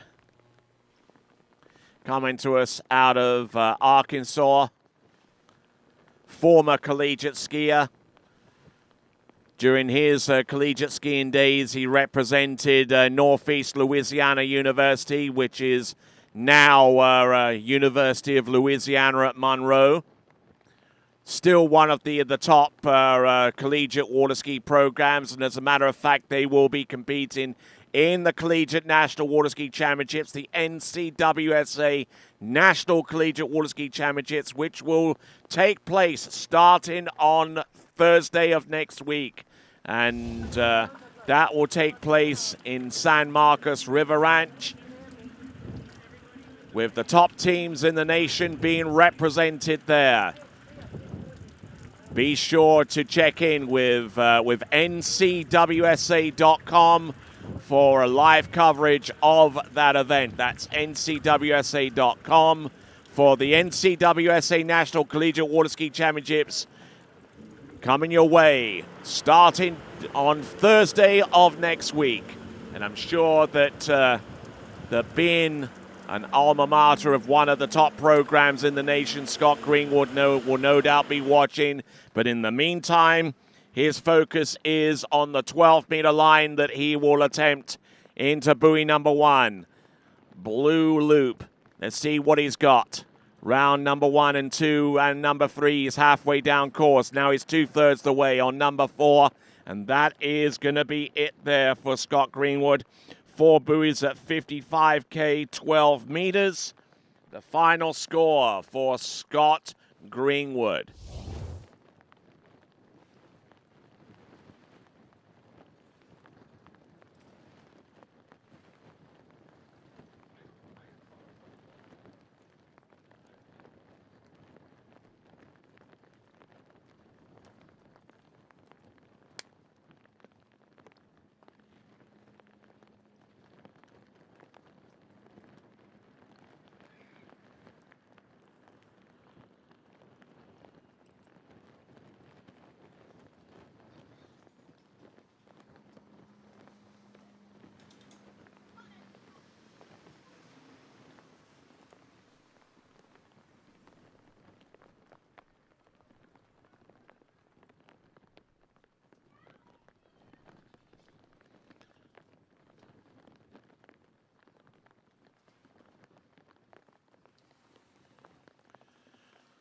All right, looking at Scott Greenwood again, and looked pretty good for much of the pass, but unfortunately the handle getting up a little bit high up on his shoulder there as he attempted to get past the number 4.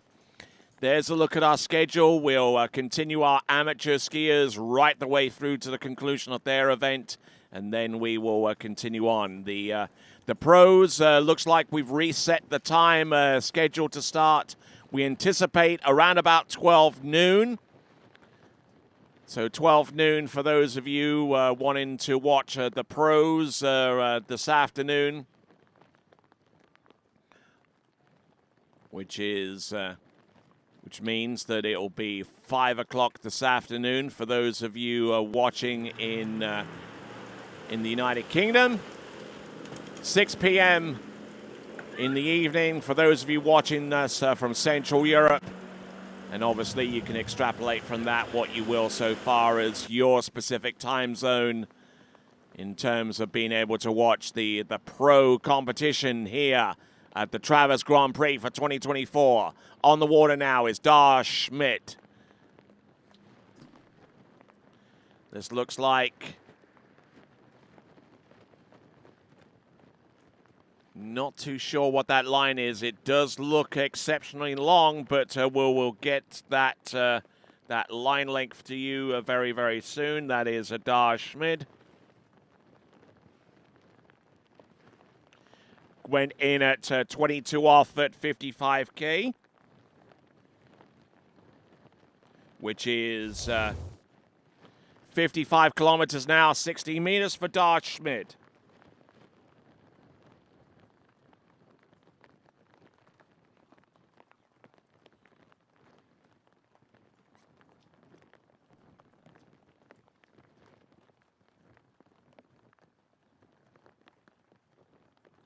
Dar Schmidt wearing those Star-Spangled Banner shorts.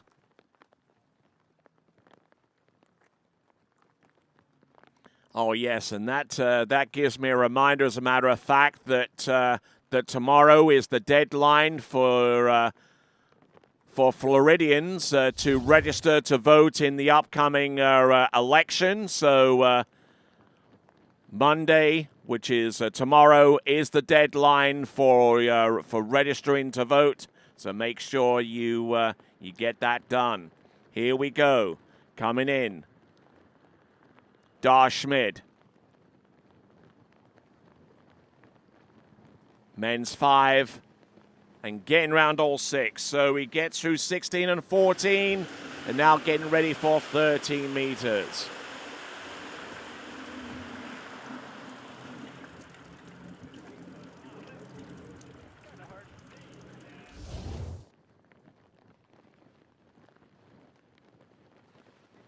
So looking good, looking strong.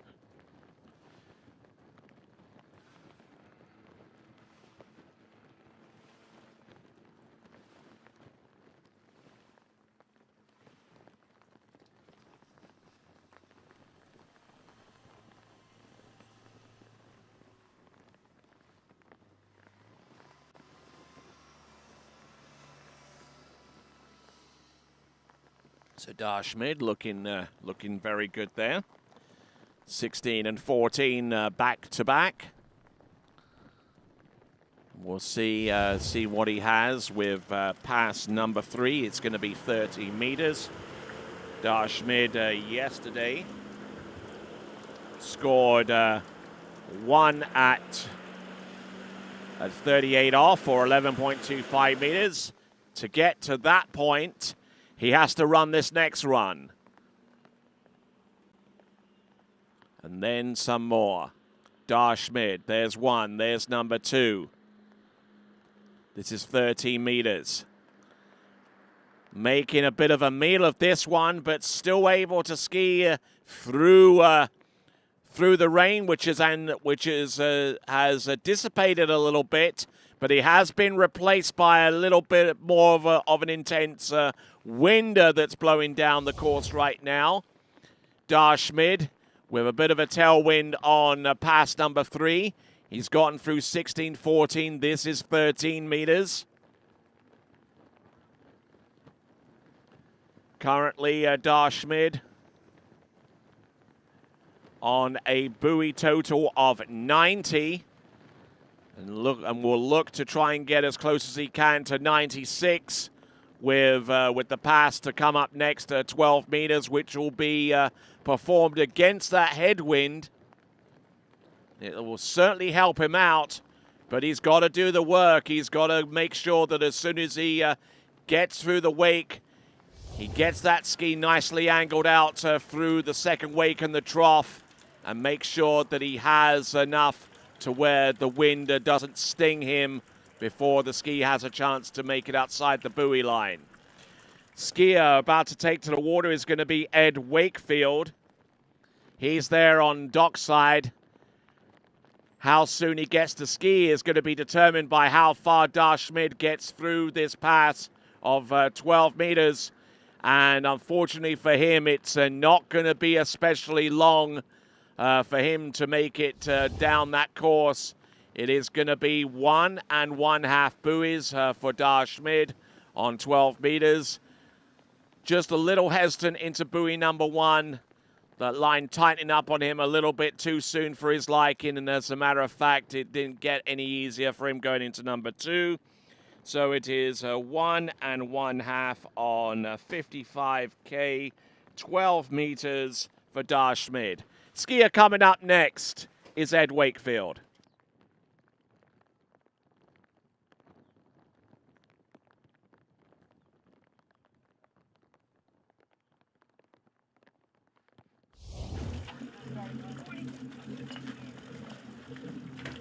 All right there, so Ed Wakefield about ready to go.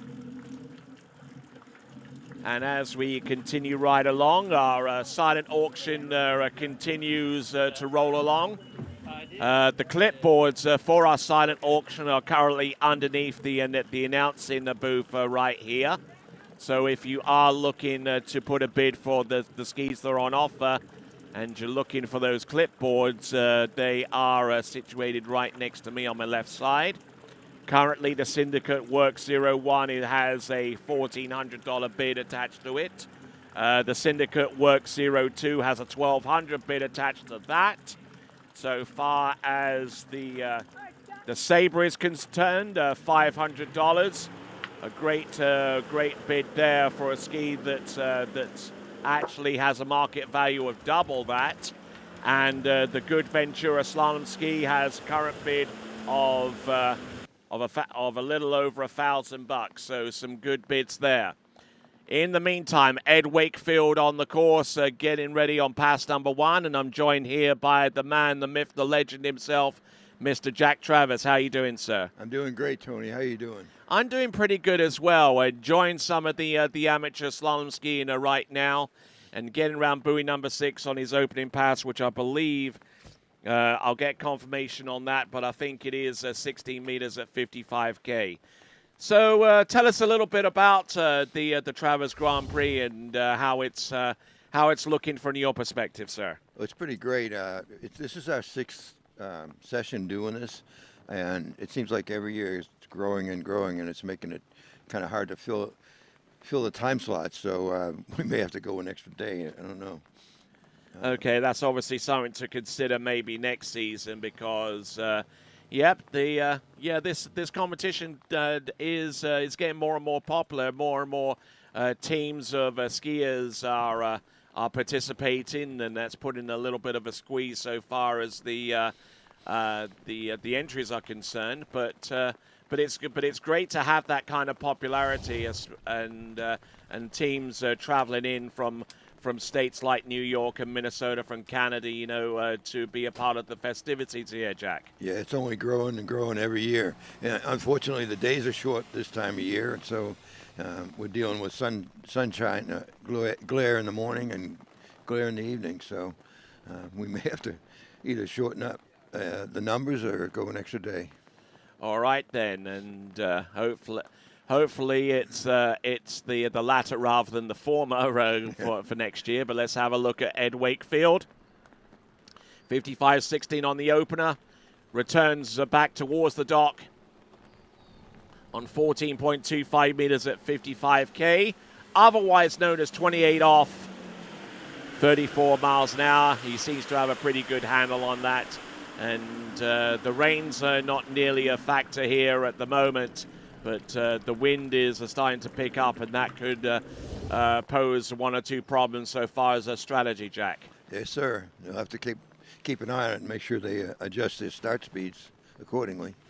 All right, then. So as we continue on, tell us a little bit about the silent auction. I mentioned the current high bids right now, and we got some good skis on offer there. But tell us go in a little bit deeper and tell us a little bit about the silent auction and the reason why we're doing that. Well, the manufacturers have donated the skis for us to auction off, and proceeds to go towards the operation of the tournament. There's quite a variety of skis out there. HO's got their new Sabre. I think it's called the Sabre. Yeah, it's a kind of a mid-range ski, and then we've got the 01 and the 02 works, and Goods donated a ski for us. So absolutely, a little bit of everything out there for anybody that's interested in getting a good deal on a good ski. Yes, and all latest versions of each model. The Syndicate Works 01 and 02 have really set the scene alight in the last season or so, and the new graphics and new structural and technical developments on those skis. As we see Ed Wakefield get through that third pass number 3. That was 30 meters or a 32 off. We also see the HO Sabre as well, which is a rather unique ski, not so much so far as its performance characteristics are concerned, but basically the material science that goes into there. One of the very first, if not the first, sustainable slalom ski so far as its material science is concerned. So, and also looking at the good Ventura slalom ski as well, certainly from a stable of high performance slalom skis. Now the Ventura is a ski that's made for high performance slalom, but at a price point that keeps it in competition with some of the other slalom skis that are at that level as well. So good for them with the good Ventura, and all of those skis are a part of the silent auction that's taking place right here on site. I mentioned the current high bids right now and the minimum starting bids, but I'll mention them to you again after we see Ed Wakefield come into the course on 12 meters. Let's see what he's got. Ed Wakefield. Ed Wakefield, who yesterday, I believe, scored a good ways down 12 meters, but doesn't make that much of an impact this time around. He scored 5 at 12 meters yesterday. He scores 4 today, but there and thereabouts there, and taking into consideration the wind and the rain out there, a respectable performance there from Ed Wakefield there, Jack. Absolutely. He dealt with the conditions pretty well. Just got him a little bit coming into 4-ball, I guess. We got some pretty good conditions setting up for our last competitor in this division, Mike Morgan, who's one of our homeowners and put a big chunk of money up to help sponsor this tournament. We appreciate him and Kerry supporting it. Absolutely, and indeed also our other supporters as well, which are good Syndicate, Edge Bindings, Waters Wetsuits, and we have the support of Mike DeMello, the Sunset Lake Ski Club, and indeed Kerry and Mike Morgan. We thank those entities as well, and also to our other families that are lending their support to this event as we continue on. And speaking about the Morgans, here he is, Dr. Mike Morgan on top of the water. We'll see what he does. Mike Morgan, he is our only skier in the Masters men's slalom division, or actually senior Masters men's slalom. We will see what he's got here, and joined here by Freddie Winter. How are you doing there, sir?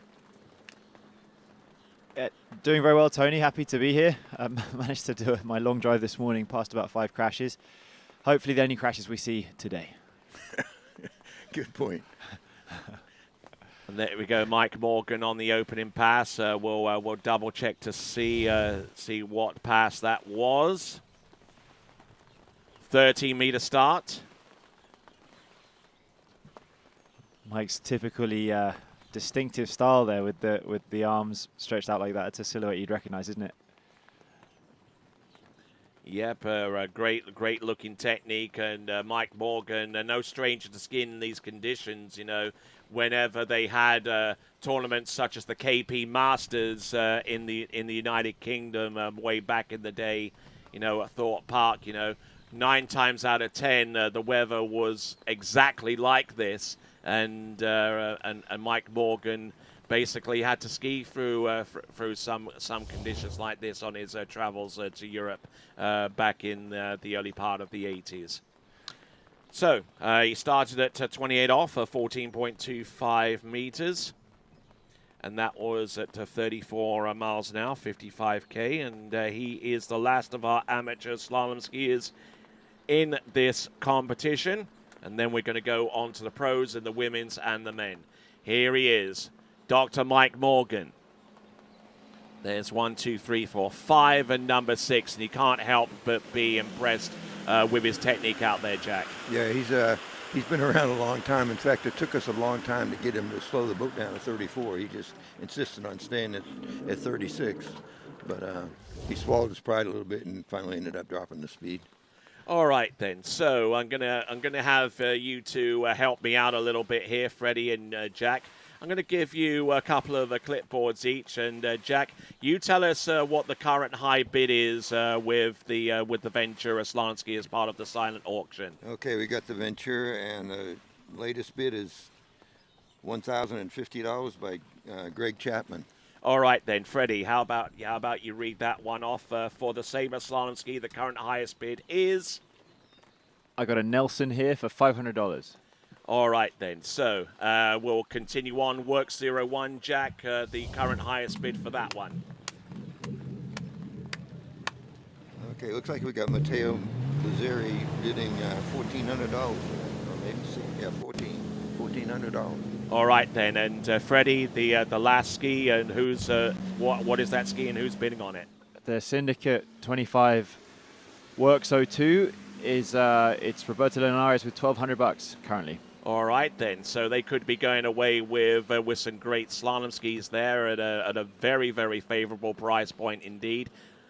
This is Mike Morgan. He started on 14, came back on 13. That is now 12. Getting a good hard snap off for number 4 and through 5 and number 6. So good effort there as he sets himself in the water. Dr. Mike Morgan, a huge benefactor for the sport of tournament water skiing, and still no slouch on the water right there, Freddie.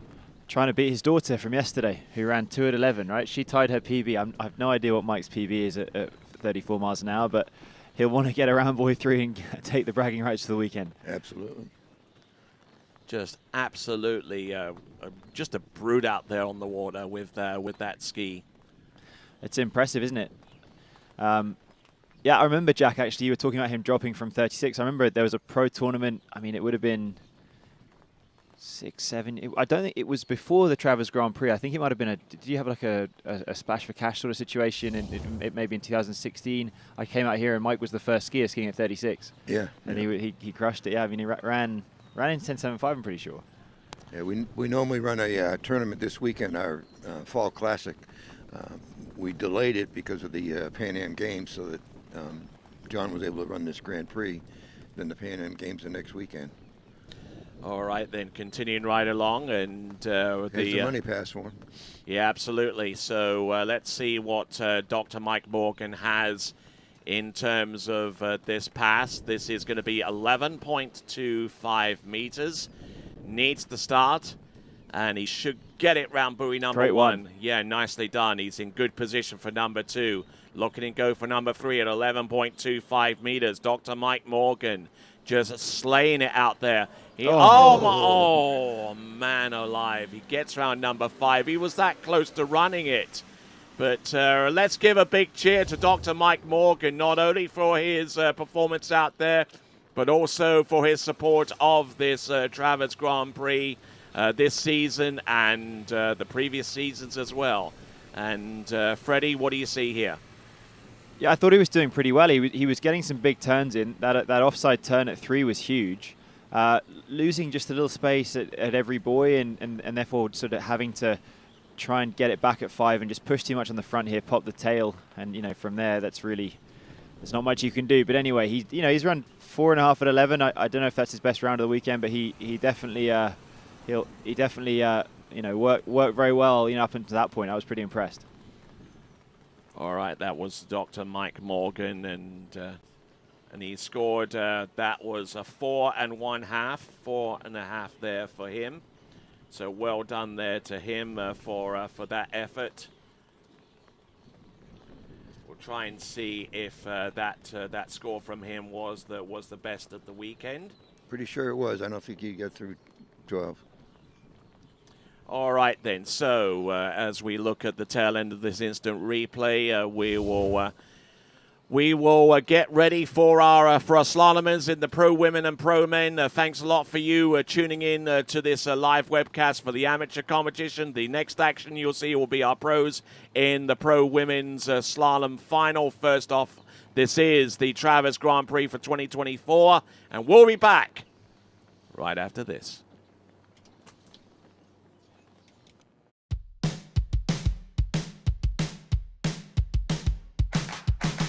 Today is gonna be a little something more.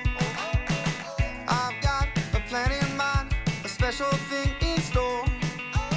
The light bulb inside my head says, get out and play, 'cause you never feel this way.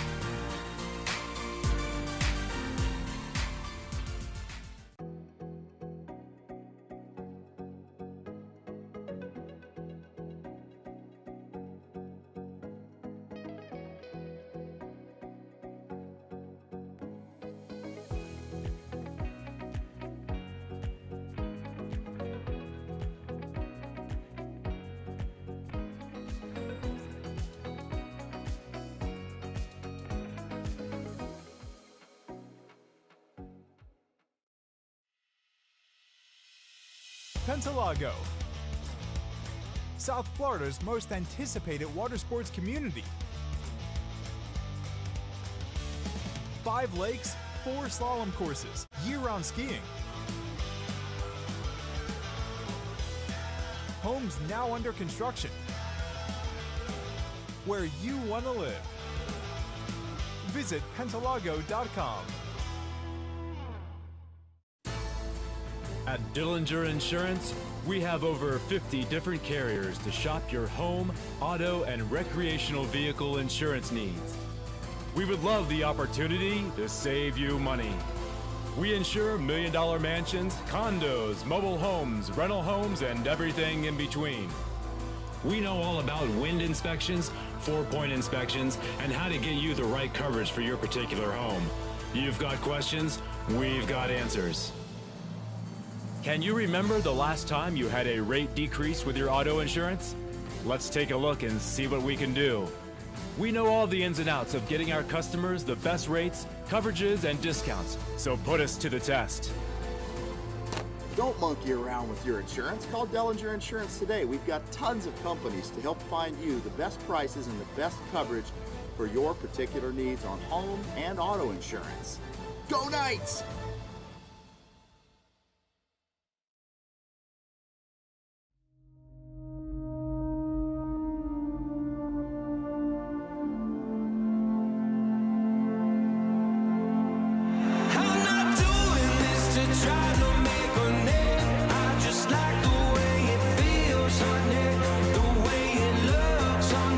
Still got the fire when you try to be a flood, 'cause I like the way it feels.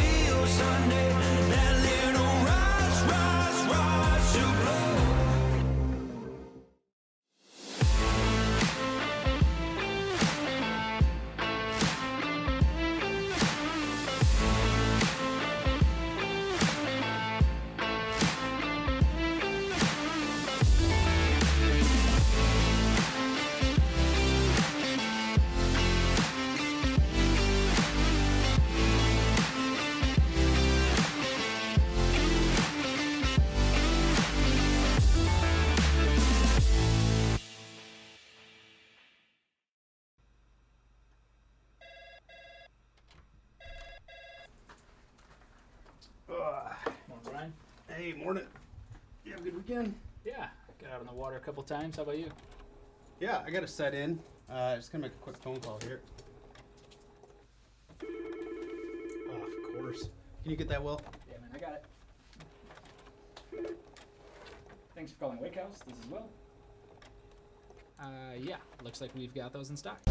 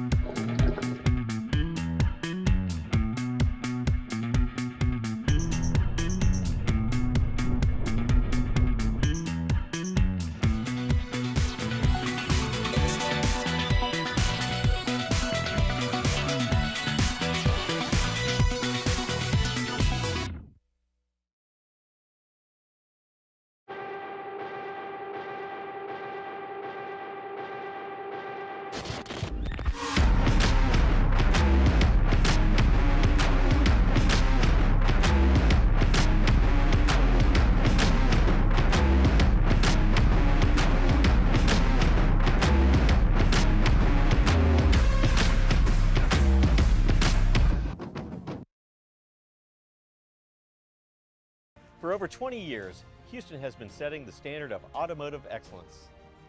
Hi, I'm Dave Houston. I'd like to welcome you to the Houston family. We are committed to offering exceptional Cadillac models like the all-new electric Lyriq, redesigned XT4, and the legendary Escalade. At Houston, our personalized service and friendly staff will exceed your expectations. Feel the thrill of buying a new Cadillac from Houston Cadillac.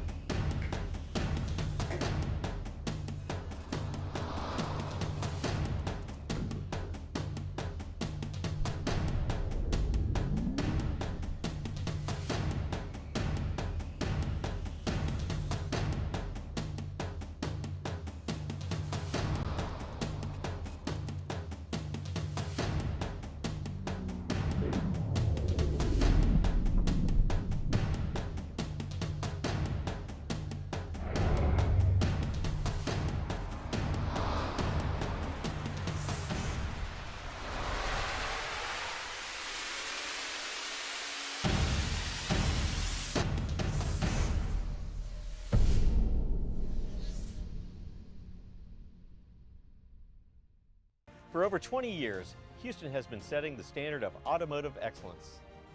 Hi, I'm Dave Houston. I'd like to welcome you to the Houston family.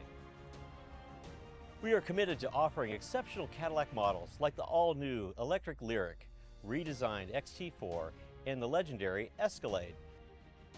At Houston, our personalized service and friendly staff will exceed your expectations. Feel the thrill of buying a new Cadillac from Houston Cadillac. Hello everyone, my name is Danilo Filchenko and I am the Under-21 World Trick Champion. The edge trick binding brings me a lot of support and control over my ski due to the 3D printed plate. I'm very excited for upcoming 2021 season as Worlds are taking place, and I'm confident that with the right gear, it will help me achieve my goals.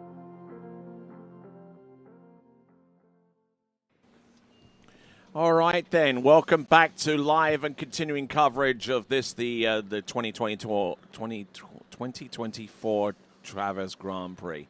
Yep, I put my teeth in. Long few days, mate. Yeah, just a little bit. I'm joined here with Freddie Winter and Kyle Eade, and we've got the running order for the women's slalom final, and our lead-off skier is going to be Alicia Bagnoli, who got to this point via a runoff yesterday with Jenna Morgan.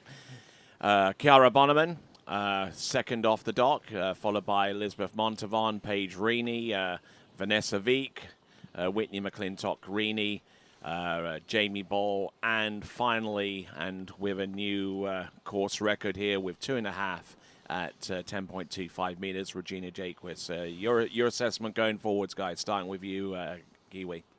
Yeah, we're looking forward to the finals today. It actually has been a long few days, hasn't it, Tony? A lot of skiing started on Friday. A lot of amateurs taking part in this awesome event, teaming up with their pros. But yeah, did round 1 on Friday, round 2 yesterday. Beautiful conditions all the way through. Today we've struggled a little bit this morning with some rain. I know you've watched some of the amateurs go through, Tony, but we've got there. We've got to the finals.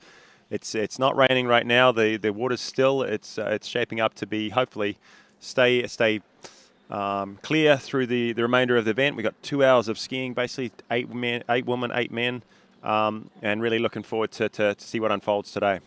All right, then, and with that in mind, let's check in with Zach. What's going on, guys? Zach Warden here. Looking forward to being dockside with you this year at the 2024 Travers Grand Prix.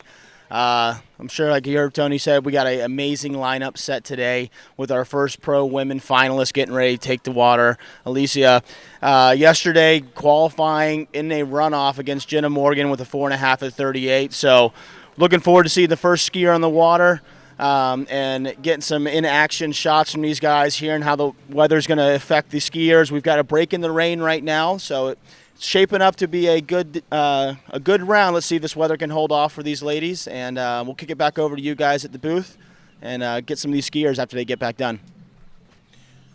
All right, then. So getting ready. Coming to us out of Milano in Italia. This is Alicia Bagnoli. Minimum starting line length is going to be 30 meters.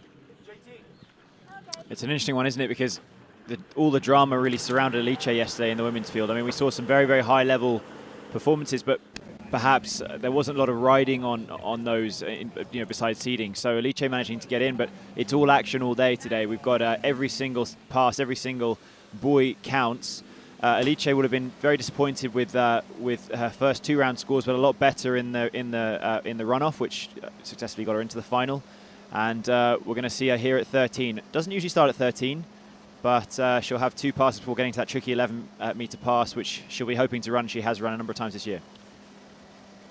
Oh, not looking too bad there on pass number 1, 13 meters. She has started on this before on a few occasions, and using that experience this time around to make light work of 13 meters. It's going to be a tailwind on the opening pass, and on the return it's going to be a headwind, but with the pass, with the starting line length being at 30 meters, it doesn't leave an awful lot of room for wind strategy there, Kyle. No, for sure. Well, we might see some opt-ups. We saw some of that yesterday. A few different strategies coming out, but I think the way it's shaping up for the girls, they'll go straight through 13, 12, hopefully 11, and then have a crack at the 10.75, and has got a little bit of headwind for that pass on the 4th pass coming back to the dock. Alicia would have been a little disappointed. Yeah, she was struggling the first couple of rounds, wasn't she? To only get a couple at 11 the first round, I think she got a half the second, tied it up with Jenna Morgan. Then she came out in the runoff, and actually she looked the best she's looked so far. She got a 4.5 at 11. Was sort of seeing some of her old form. She's the Italian record holder. She has got down to 3 at 39, 3 at 10.75. Hopefully she can find that here when it's needed right here in the final. All right, there. Here comes Alicia Bagnoli on the 12 meters, getting in a little bit deep off number 2, but. Skier that improves with experience of this kind of scenario. That is Alicia Bagnoli, and plenty to like about that pass there from Alicia there, Freddie. Yeah, very good. Typically powerful skiing, but she's no, she looks great. There was no issues there whatsoever. Looking at her score from yesterday, she ran that 4.5 in the runoff, which didn't do anything for her seeding, but is a superior score to what we've seen from Chiara Bonneman and Elizabeth Montavon, who are the two next skiers in the tournament. So, yeah, Alice will feel confident here that or at least more confident that after she did in the second round, that she's managed to get most of that pass under her belt, and there was an argument that she could have run it. So, as long as she can keep her shoulders level through the backside of her 135, I think she's going to do really well here. Oh, well, so far, you'd say it's been a bit of a three-horse race in this Open Women's event. You got Jamie Bull, we got Regina Jacquis and Whitney McClintock all getting through 39, and a new course record from Regina Jacquis, 2.5 at 41. But I'm kind of waiting to see what the middle of the pack might do. You got the likes of Vanessa Veek, Elizabeth Montavon, hitting 3s and 4s at 39 quite frequently. Today is going to be the day that they can step up and maybe make a challenge and for that top 3. Here we go, Alice Bagnoli, 11.25 meters past number 3, getting the good start of solid number 1. Round number 2, almost ran this yesterday. Let's see if she can make a dent on it today. Look at her go round number 4, keep going. And almost overloaded too much off number 4 and skis through the wakes before letting the handle go. So it is going to be a 4 buoy count there for Alice Bagnoli. And what was your assessment on that one? Because she got behind a little bit off buoy number 2 and couldn't really fight her way fully back into it. I'm interested to see the replay here. I thought that 1 was very, very good. 2 I think was very solid actually, and I thought she had it going, but just lost her hips a touch out of 4, maybe a little bit too much on the front. That's basically perfect. I mean, there's not much wrong with that at all. Let's see what happened here, Tony. To me, that's fine. I think she moved pretty well out of that turn, and then 3 a little on the tail, but not much. And we're sort of seeing, at 4 maybe just pushed on the front, and yeah, that handle got disconnected, and she did a good job not to go over the front there, let go at the right time. So that's 4 boys. Yeah. Unfortunate, because watching that replay, you're right. I think 1 and 2 was great. It was a little bit slow. I think it was a bit deceiving how delayed it was. The pull came on out of number 3. 1 looking good. 2 hooked up strong. Let's watch the replay on number 3. Went to the tail and waited a little bit, and she just had a lot of speed coming into number 4, didn't she? She had to maybe try and slow it down and couldn't do it, and not in the position she wanted to be in across to 5. Lucky she let that go before taking a tumble, but 4 at 38, 4 at 11. Based on the previous round results, that we would have put her up a few places, maybe into 5th so far. I don't think Bonneman or Montavon have exceeded that score. Maybe they're saving it for the final. I think that's solid. I mean, that's, she's kind of improved, not quite every time she's been out in the water, but more or less. She's definitely had an upward trajectory towards the final, and I think that, she will not end up in 8th with that score. I think she's looking at sort of, 6th or 7th, depending on what the rest of the field does, which will give us some more points, and it'll put her up, in the prize purse, which is also important, and give us some more points on the tour. Here comes Chiara Bonneman, 13-meter start. And hasn't she been consistent, the last couple of events? She's sort of gone out and run sort of halfway down through, 11.25 pretty much every time she goes out. Nice and early into 5. Maybe not the challenging score for our top seeds, but just on point every single time and halfway through 38. All right, then, and with that, let's send it over to Zach. All right, guys. Dockside here with Elizabeth Montavon. Performance on Friday, we had a 3.5:38. Yesterday, I know that have a 38 was not the score you wanted. Well capable of getting through that 38. The conditions have kind of lightened up a little bit. Looks like we had a little break in the weather. Talk me through the game plan on the finals here and getting through that 38 and putting some pressure on these higher-seeded women. Yeah, we all have a couple down sets every now and then, but down sets don't last forever, so I'm hoping I can pull it back together here. The conditions are great. We're really lucky, the first few of us out right now, that the rain's laid down, the wind is pretty good, so studied my video. I'm going to work on my cues. Hopefully I can put something together, and if not, we show up for the next thing. All right, well, best of luck out here. You've had some big scores here at the Travers Grand Prix before, so looking forward to seeing you out there. Best of luck to you. Thank you. Thank you so much. All right, back to you guys. All right, so thanks a lot there, Zach and Elizabeth, as we work our way through this event. I've got Kyle on my right and on the left-hand side of your screen. Freddie on my left, and to the right side of your screen as we look and see what Kiara Bonneman has on 12 meters. Nicely done on number one. Very, very light on the ski and able to work it extremely well from one side of the course to the next, especially into that number 4, and then working away from 5 to number 6. That was a smooth 12-meter pass, wasn't it? I was looking at just the thinking season's the same. best, 4:11. She looks capable of doing more than that. I know she hasn't skied a lot of events this year, but in the past, she's been through 38, I believe. I don't know, but yeah, I'd agree with you. Just what you were saying before about how consistent she's been over the last couple of weekends. I mean, that was definitely her best 12. We watched all of them together, I think, and that to me that was her best. It was really, really good. Sort of no holes in this pass whatsoever. Kind of hearing that, yeah, she has run 11 before. Maybe it was the 2021 World Championships here and made it through to the final. I can believe it. Yeah, I mean, she looks good, and you know, she's got on this next pass. She has to get around 5 to take the lead from Alice. A lead that, well, she's going to want to run every part of 11 to kind of have, you know, to move herself up with all the amazing skiers to come. But yeah, she's run 3-3 these last 2 rounds. I think last week she ran, you know, a couple, and I think she ran a half in the first round. She's actually improving over these weekends. So round 3 of this weekend, let's see what she can do.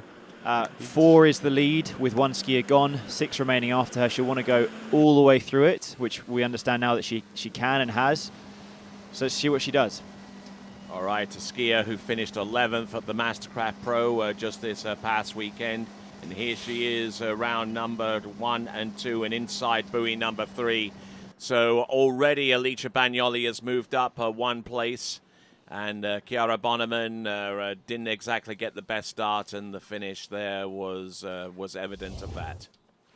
Yeah, we'll watch the replay. Obviously, maybe you were a little more familiar with Kiara's sister, Janina, and she's one of the most dominant overall woman skiers.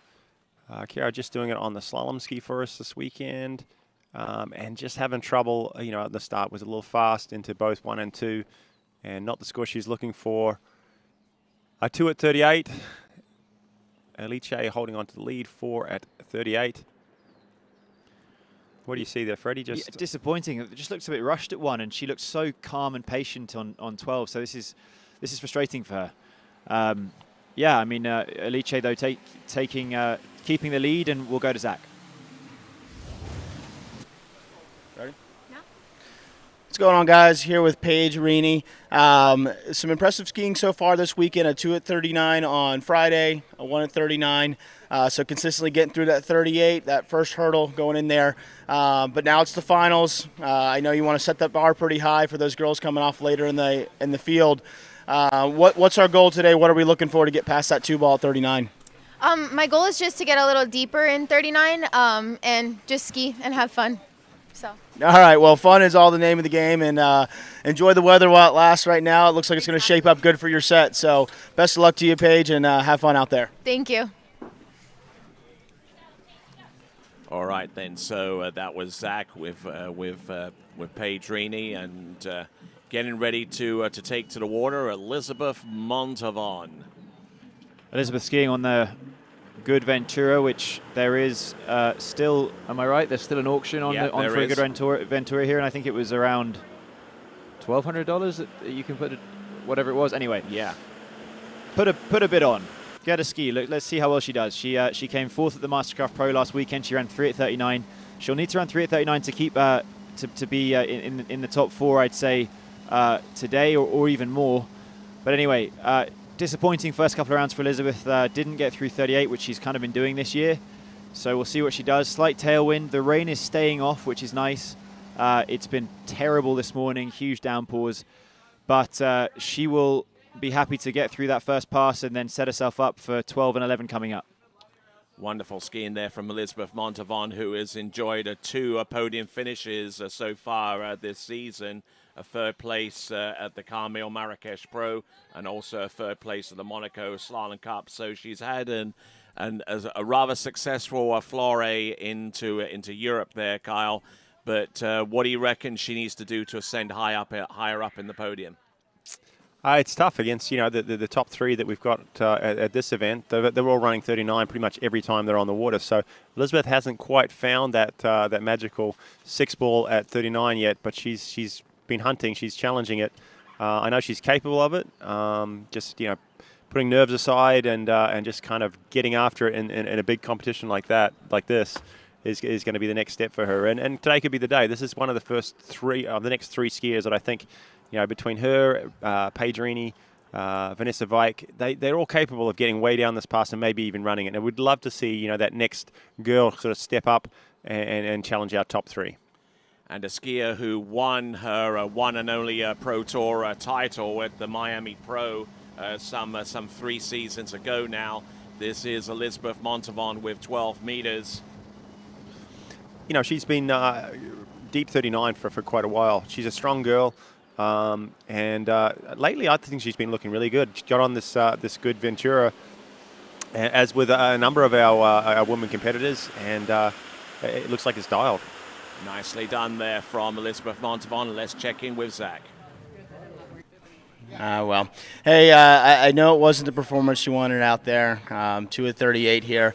Talk us through how you felt about your performances over the weekend. Kind of consistently 3, 2, 2. Where does this leave you at the end of the season? Goals for next year? How do you feel about this? Well, I didn't feel that bad skiing all 3 rounds. It's just I was not quite on my ski. It was not quite perfect, not what I'm used to. So I guess that's just why I didn't make it any further at 38.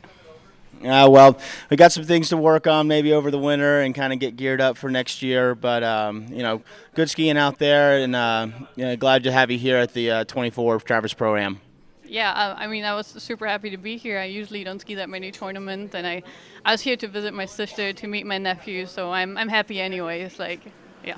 Well, look at that. You turned a vacation into a Pro Women Finals and skiing here, so we can rest your hat on that. Good job. Thank you. All right, 11 meters. Chasing the lead, isn't she? Lee Chase still holding on to it with 4. As soon as she gets around number 5, it's a pretty solid 2, but maybe running fast into 3.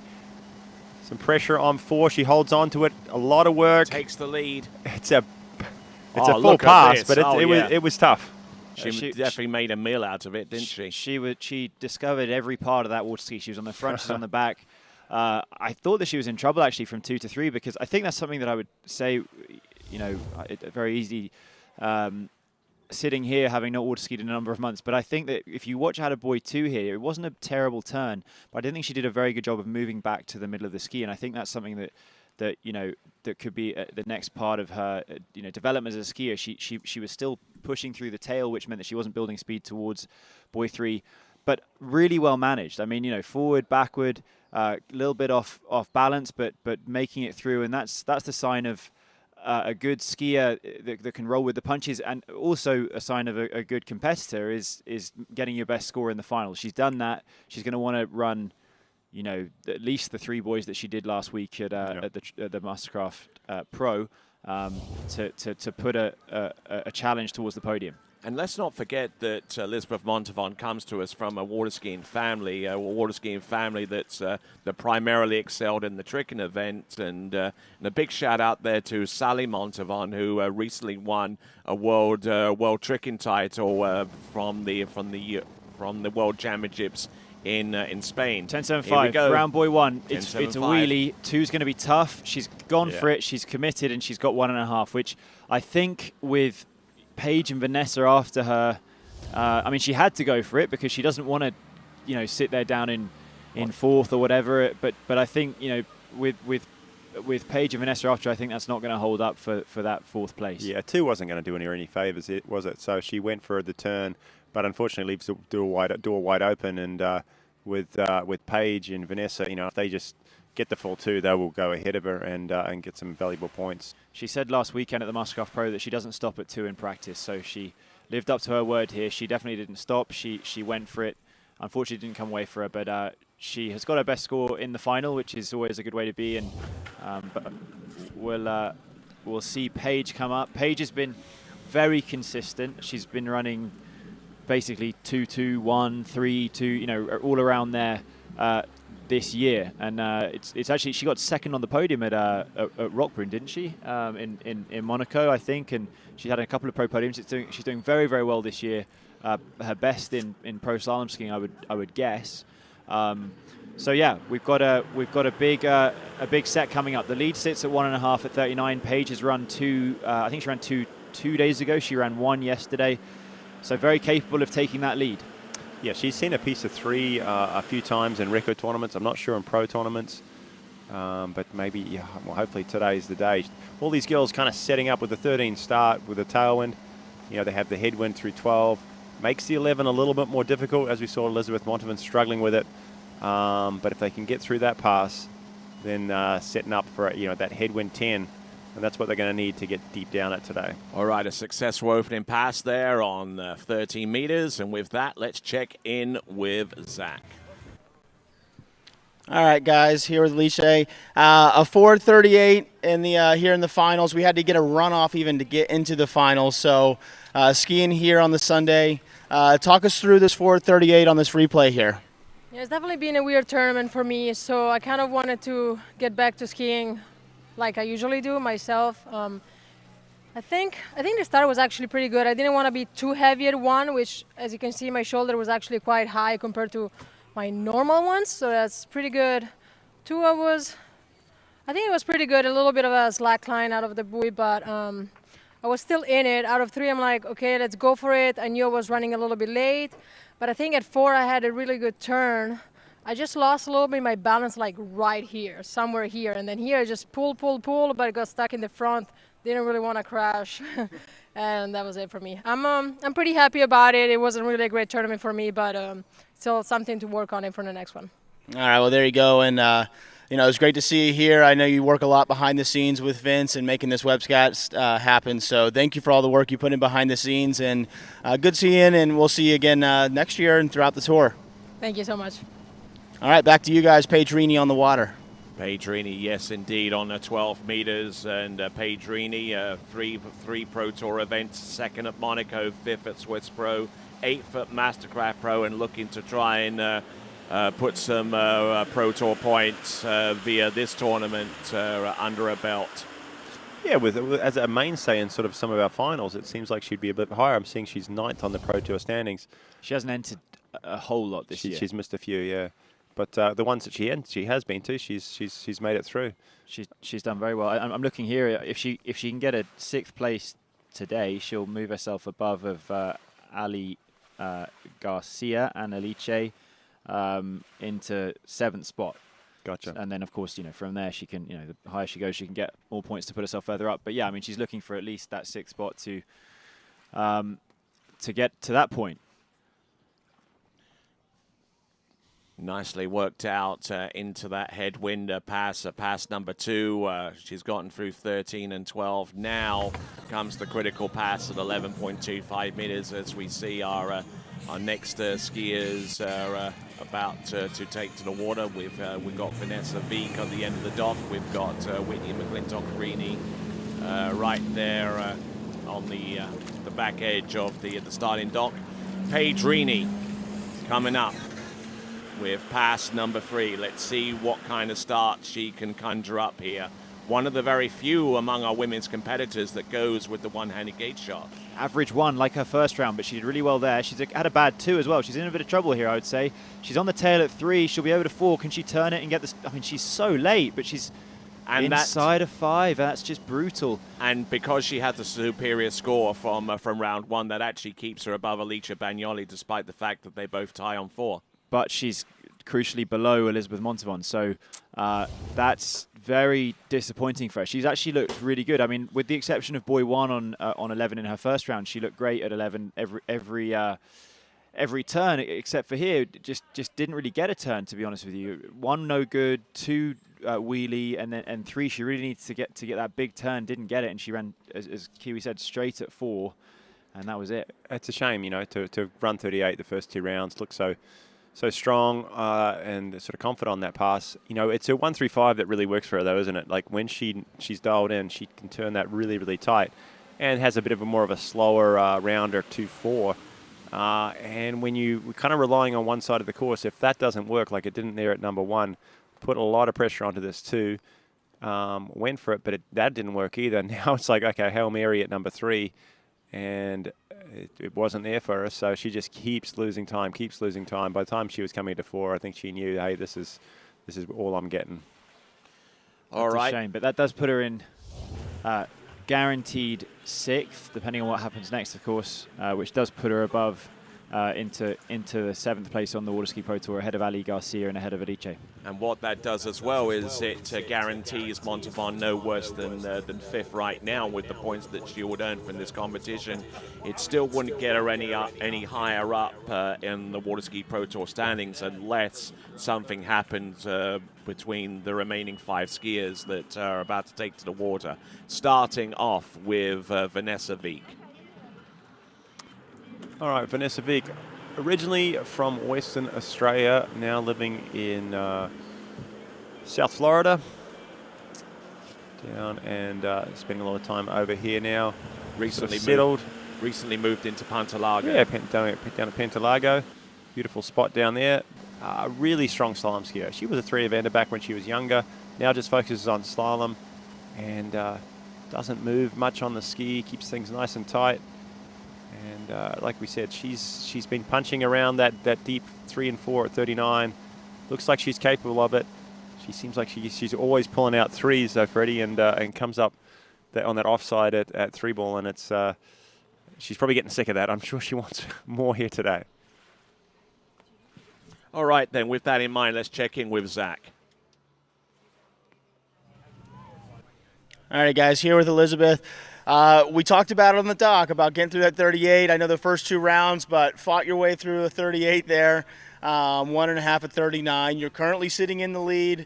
Talk me through that 39. Looked a little tail heavy coming out of 1 and kind of in that 2 there on that finish. Talk me through that 39 and how you think that score is going to hold up for the rest of the round. Yeah, I didn't like my gate at 38, and being that was the only 38 I ran this weekend, that was kind of like all the background knowledge I had, and so I overran that gate. I split it. I wasn't really down the middle. I was on the left side, so that was just a late 38. And so the 39, I knew I had the little headwind, but I wanted to be a little closer to the right-hand gate ball. I just didn't want to feel like late and fast and narrow, and I just didn't split it right. So I think I just felt a little bit rushed, came out on the tail looking for a tight line, thinking maybe I could make something happen at 2.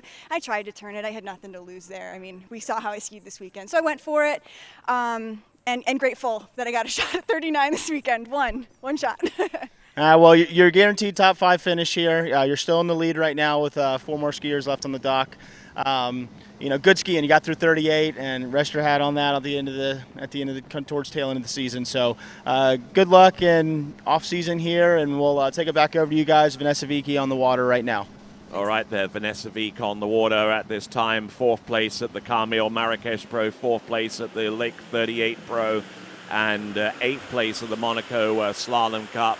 Some great competitive action during the course of the season, but those are the 3 events that she's entered in this season in the Waterski Pro Tour, and she's pretty consistent. Nice to hear from Elizabeth that she's happy, at least to have 1 shot at 39. It's not all over for Elizabeth yet, as we're sort of looking behind us. This weather's coming in a little bit here, guys. I can see a few drops of rain on this pass here for Vanessa coming in. It might hamper our skiers a little bit. Hopefully it's going to hold off. We've been a little bit lucky, I think, so far with no delays. It's in the forecast, and we're just fingers crossed that it's going to hold off long enough to get through this open women's final, and then obviously into the men here shortly thereafter. It just shows the luck of how things work, right? I mean, Elizabeth certainly had a qualifying round to forget. Skied poorly by her standards and ended up going out early with no rain. So it's actually potentially It's I not mean, look, hard it's enough. coming down here, huh? It's not hard enough to stop, though. That's the thing, right? No, it's not. We have so to they're carry going to on. keep pushing on, yeah. But And there's not much time, so we're going to keep moving through it. Good one. 11.25 here for Vanessa Veek. Gets the start that she needs off the first couple. Now she's really having to stay ahead of the course here. She's Round late. number 4. She's round number 5. Does she make her play on 6? Not quite. I think that's going to be 4.5 because I believe she dropped the handle before she got halfway between number 5 and number 6. We'll get confirmation of that very, very soon. So Elizabeth Montavon guaranteed 4th, the only person to run 11 today. I mean, I think probably poor old Vanessa's had a bit of a rough go with the rain. I mean, it's an outdoor sport. You can't stop when there's a bit of rain, but that's definitely enough to put her off. So yeah, I mean, Elizabeth back-to-back 4ths. I mean, at least. I mean, we don't know what's going to happen for the rest of the round. But yeah, no, unfortunate Vanessa. I thought she looked really good into buoy 1. And then from there, just kind of, made a couple of weird mistakes. And then this buoy 4 was not good and went for it at 5 as she had to and just couldn't quite get around and not strong enough quite to hold on to that.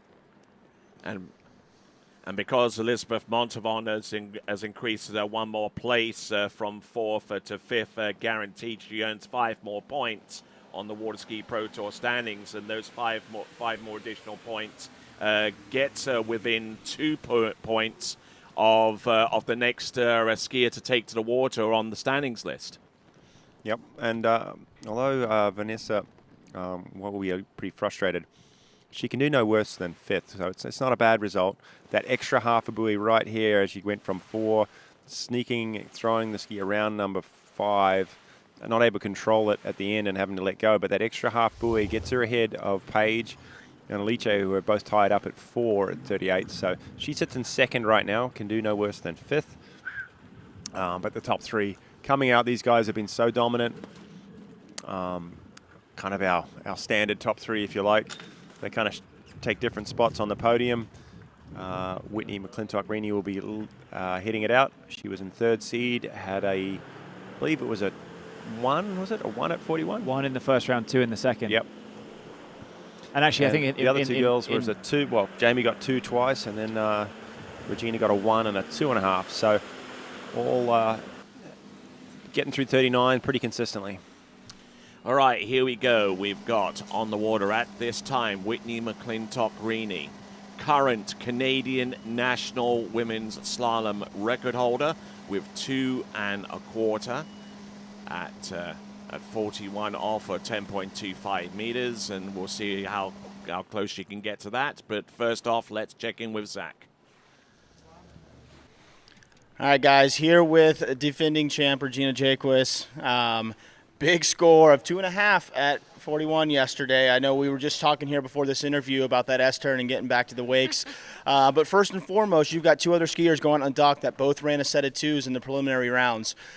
Getting them edged out by a half buoy there. Talk me through maybe a little bit of the conditions and what do you think it's going to take to bring home that defending champ and take that gold home? I mean, all the girls are skiing great. We're already into 39 to be in the podium already, and we still aren't, at the podium right now. So as far as, who's going to be 1st, 2nd, or 3rd. So it's going to take down 39, of course. Like, that's kind of what you expect. And it's Jax. It's great conditions. We got the Nautique. So, you expect big scores. So I know that's going to happen. I mean, unfortunately, we're like in another hurricane at another tournament. So, we'll have to have a little luck on our side. But hopefully we can get down it and see what 41 can bring down. All right, well, best of luck out there. Hopefully these conditions continue to hold out for you guys and see if we can continue to challenge that course record that we set yesterday. So good luck, Regina. Thanks. I'll work on that S-turn. All right. Take a tip from JT. He got the fist bump and the S-turn yesterday. I know. All right, back to you guys. All right, there. Here comes Whitney McClintock-Rini, multiple-time world slalom champion, and has also excelled in the overall competition, although these days she's hung up the jumpers and the trick ski and continues to be competitive on the slalom ski. So 2 passes in, 13 and 12, and looking in very good shape right now, guys. Yeah, I mean, she's, all these girls ran the 39, but she ran a really strong one. I think it was the first round. Looked like she was right on top of things all the way through. And, she's the current Canadian record holder. But we're saying that's 2 1/4, and I believe it's set right here at this site. And was the course record until Regina got it. But I know she's going to want to hold on to that, but she is experiencing a lot of pressure from the skier who's about to follow her, Jamie Bull. So it's not just about this event. She wants to hold on to that record, and it's one of these two girls are going to get a 2.5 or a 3 here very, very shortly. It's kind of interesting. You mentioned the World Championships, Tony. Whitney won it 09-11. Regina won it 13, 15, 17. And then Jamie won it in 21 and 23. So, like, all 3 of these skiers have had consecutive World Championships. Wow. All right, let's see what we've got here. We've got Whitney McClintock-Rini. Let's see what she has coming into the course right here and now, 11.25 meters. It's proved difficult for a couple of our competitors, isn't it? Well, actually, all apart from one, they've all struggled with this downwind 38. The experience of Whitney, though, she will not let it phase her. She's on time at 4 and 5. Strong number 5. Always a big, tight onside turn. And, yeah, our second competitor into 39. Chasing the lead. It's only 1.5 from Elizabeth Montalvan. So not much pressure there, but she knows with Jamie Bull and Regina Jacobs, she needs a full pass at 39 in just a few moments. When you're at Whitney standard, you don't care about podiums particularly anymore. You know, she's that good that third's not just going to be like par for her. She's almost going to feel insulted by taking home third, right? She doesn't train to get just on the podium like like some others with this level of skier in front of them. They might be just happy to nick that podium spot. Well, Whitney's not there, so she's if she gets a full 2, or even if she gets 1.5, she will be on the podium, because we can imagine that the later skiers will beat that score. But she's going to, like you say, she's going to need to run the full pass to have a chance of winning. Last week it took Regina was the only skier to run 10.75, actually, I think they all run it in the first round. But in the final it was just Regina. So yeah, she'll need to get through it, Whitney, and she's got a headwind. She knows the site. She's skied well here before, so she's got everything going for her. The rain has pretty much stopped as I look at the lake, and so she's going to be feeling pretty good as she comes into the course here at 10.75. All right, let's get behind her. Whitney McClintock-Rini coming in wide on another one-handed gate, makes a smooth turn. Solid 1. Yep. 2's very, very good. Typical offside Whitney. 3, where she fell last week, and this is a fantastic pass, and barring anything weird at 5, a little bit weird at 5, but early enough from the first 4. Wow. I mean, that really wasn't a very good 5, I have to say, especially on onside turn. That was a big time safety, and almost so safe it was dangerous. But she's out the exit gates, and that's huge. So she's huge. Guaranteed third. Yeah. But she's going to want to put a score out there to win. We've only ever seen one performance ever of more than 2, which was Regina yesterday. So if she can get the full 2, she's going to feel pretty good about her chances of at least a runoff. I think it probably could end up being a runoff. But if she can get over to 2 in a good spot, get over to 3, that's going to give her a huge. Look at that buoy 2. It's fantastic. She was absolutely all over the start of the spots. 1, 2, 3, 4, and maybe just laid up a little bit at 5, and it was a little bit too much. And currently with a guarantee of a third spot on 199 Pro Tour points, that would actually vault her above Regina Jacobs in 4th spot on the Waterski Pro Tour standings. If she were to win. If she were to, she's guaranteed the points necessary for her to do that, to go over Regina Jacobs at this time. At this time, without guys, Regina's going to be in there. We want to see another skier to 3-ball at 41. Let's see it. She's going to want to keep a record. Possibly, yeah. A new course record. Can she turn number 2? She's a lefty. You know she's going to crank number 1. If she can hold on to it, get herself across the 2, control it, and get a piece of 3. Wouldn't that be fabulous here today? All important number 1. It's great 1. Come on. This is huge. Can she turn it? No. Oh, what it was maybe almost too deep, would you say? I mean, she had a lot of angle, and then I think she came off the wake and just ran straight. She had to pop back up a little bit, ran straight at 2, and didn't want to risk falling there. Cause that was exactly right. Yeah, she was early across the 2, maybe a little bit of speed. The tailwind pushing her on, offside turn, and she went, you know what, don't blow it here at 2. Had that been a record tournament, I think she would have gone for it, and it maybe would have panned out. At a pro tournament, she didn't want to be on kind of standing on shore. As good a hookup as we've seen here on 10.25 meters from Whitney McClintock-Rini. I think it's smart skiing. I don't think there was a 3 in there or a piece of 3 particularly. I mean, to me, maybe we'll see another replay, but I thought she ran very parallel to buoy 2, parallel to the boat, running straight down the lake, and then you kind of have to hook the turn. So I think she would have risked falling. Yeah. So, I mean, this is really good, but there's a lot of pressure in that. That's pushing you straight. That's pulling you straight down the lake. And I think she ran just a bit straight, and I'm not sure she had too much space. Okay. Two competitors remaining, guys. Both righties. The starters at 32 off. Is anyone going to opt up? That's what I want to see. I want to see somebody say, you know what, I can do the 39 tail. Both these girls can do it. We saw Regina take 39 tailwind in the World Championships last year. They know it's going to need. They need more than 2. I mean, 2 is going to maybe be the runoff. I think there's a good chance of seeing a runoff. Yeah, I think so too. Yeah. Which will be, hey, great for us. Yeah, we can great for us. enjoy some great skiing, but would be a heroic effort to go and get some a piece of 3. Yeah. And I think you're right. You're going to have to take 39 tailwind. That means really taking it, very early, very very early in your set. 32, 38. Yeah, 32, 38. I mean, that's doable. They're good enough to do it. Hey, and a young man called Jaden Eade opted up yesterday. So, and he's nowhere near as experienced as these guys. No, I'd love to see it. I really would. One of these guys just kind of get into it, and that bottom end too with the headwind. You know, there's a chance of going 3, and who knows?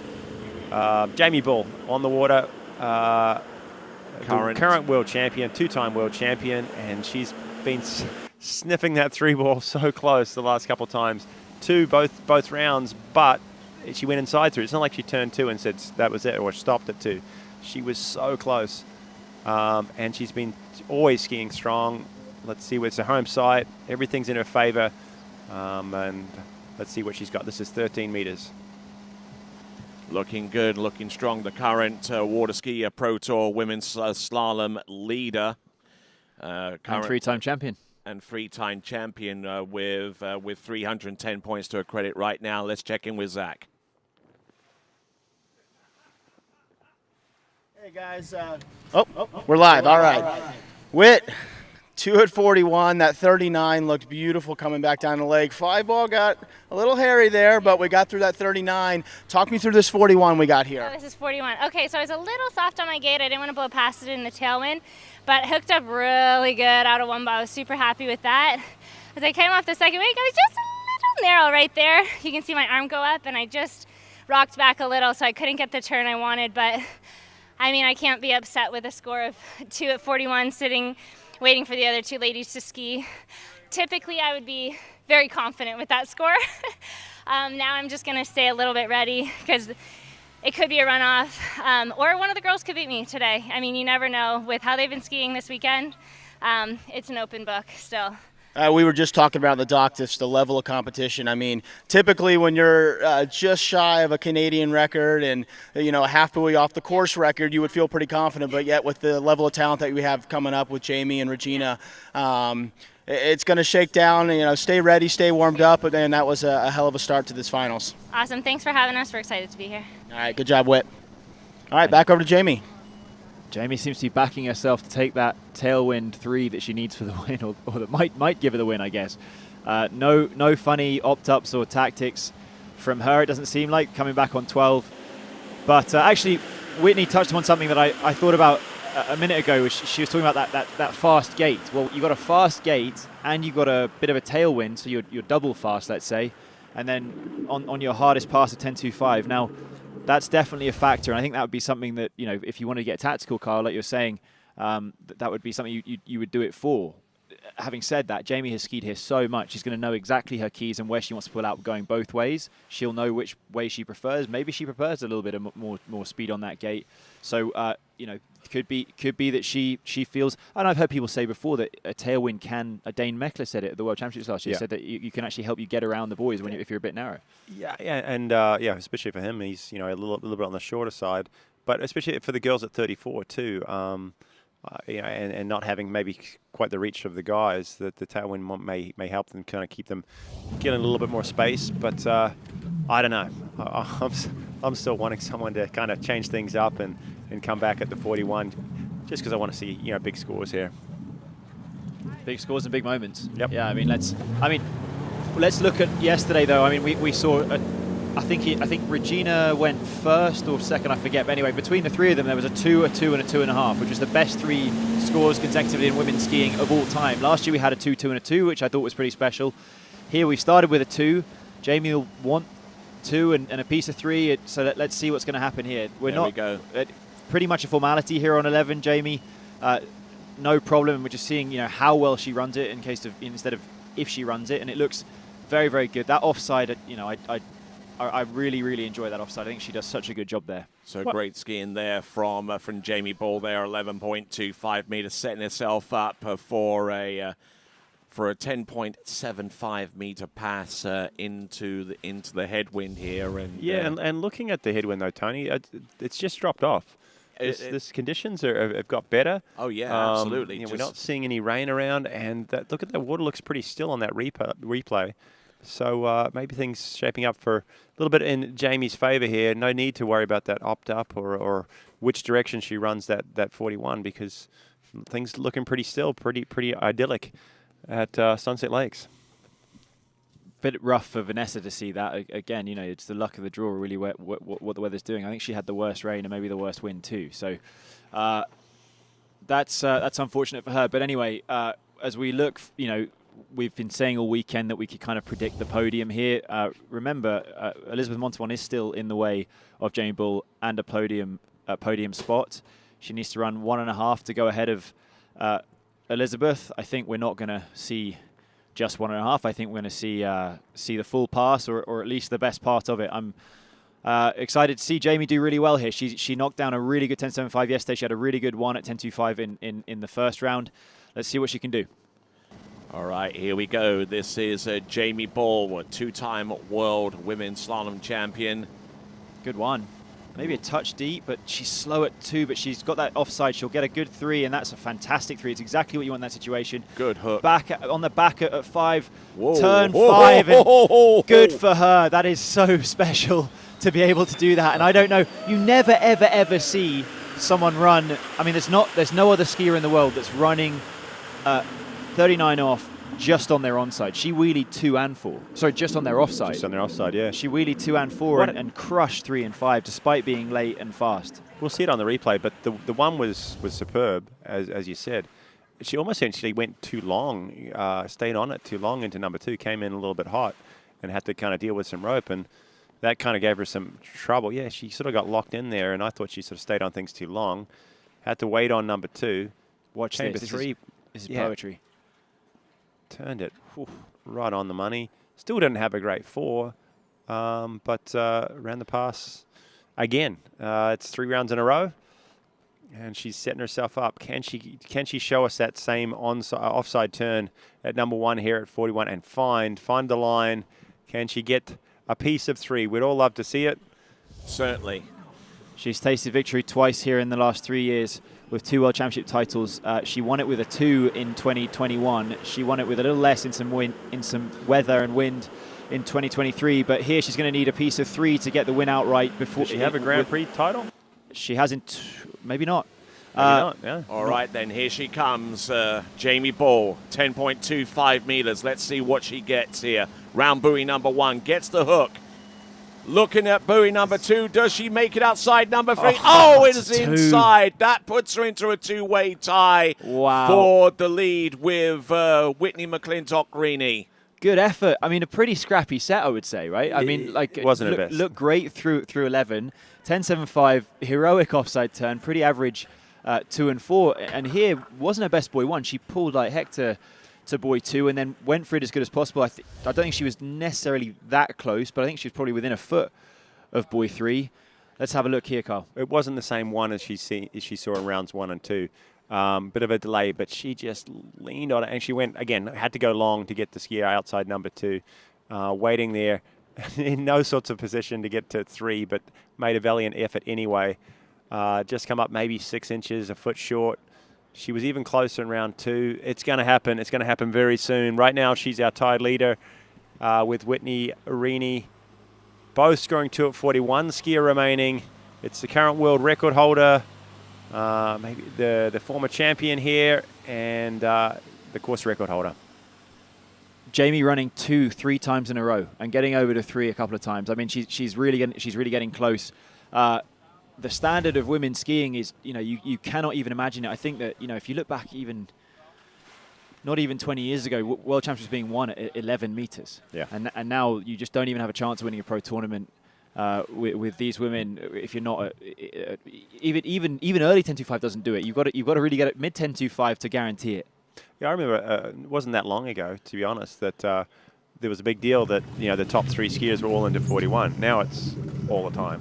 Yeah, it's all the time. I remember in 2008 watching Karina Nolan be the third. She tied the world record, second person to run 1 at 41, and that was okay. I mean, 2008 is a little while ago, but it's not crazy, generations ago. And now that was a world record, and it was a big deal. And now it's like, yeah, okay, so Whitney ran 39, Jamie ran 39. Regina's going to run 39. Yeah, okay, well, cool, So let's see this. It is very exciting. We're looking at a score of around 3 at 10.25 for the win. We could also have a 3-way runoff for a win, which would also be pretty exciting. Oh, yes, indeed. Let's see how far we get with that one. We've got Regina Jaquist, a 13-meter start coming to us out of Santa Rosa Beach in Walton County in the panhandle of Florida. Look at her go around all 6 buoys there on the opening pass of 13 meters. Some great skiing there from Regina Jaquist, and just goes about her business there. Former world slalom champion, current world record holder. It's just a walk in the park for her. 13 meters is so easy. 12 meters, I get to watch her a fair bit, and I mean, she creates so much space in the course, and she is not the tallest, but super strong. Gets locked in. When she gets locked in, she does not move at all through the wakes, and just swings her so wide at each buoy. I have a feeling she's just going to go business as usual through the passes. I don't think the wind's strong enough to warrant changing things up or opting up, although we did want to see it. I know we're all kind of keen to see this 3-way runoff that's kind of starting to shape up. I think the tournament organizers are kind of sitting there. We're looking at their wristwatch and looking at the weather forecast going, hopefully Regina does enough to win it outright, because we still have 8 of the men's finals to go after this. And let's get some drama. Yeah, I know. It's not if, it's when. That's where the turns in later on this afternoon. So we're all hoping it's going to stay good for us. Regina Jaquist comes around the turn island back into the course. It's 35 off. Nice little headwind to help her out.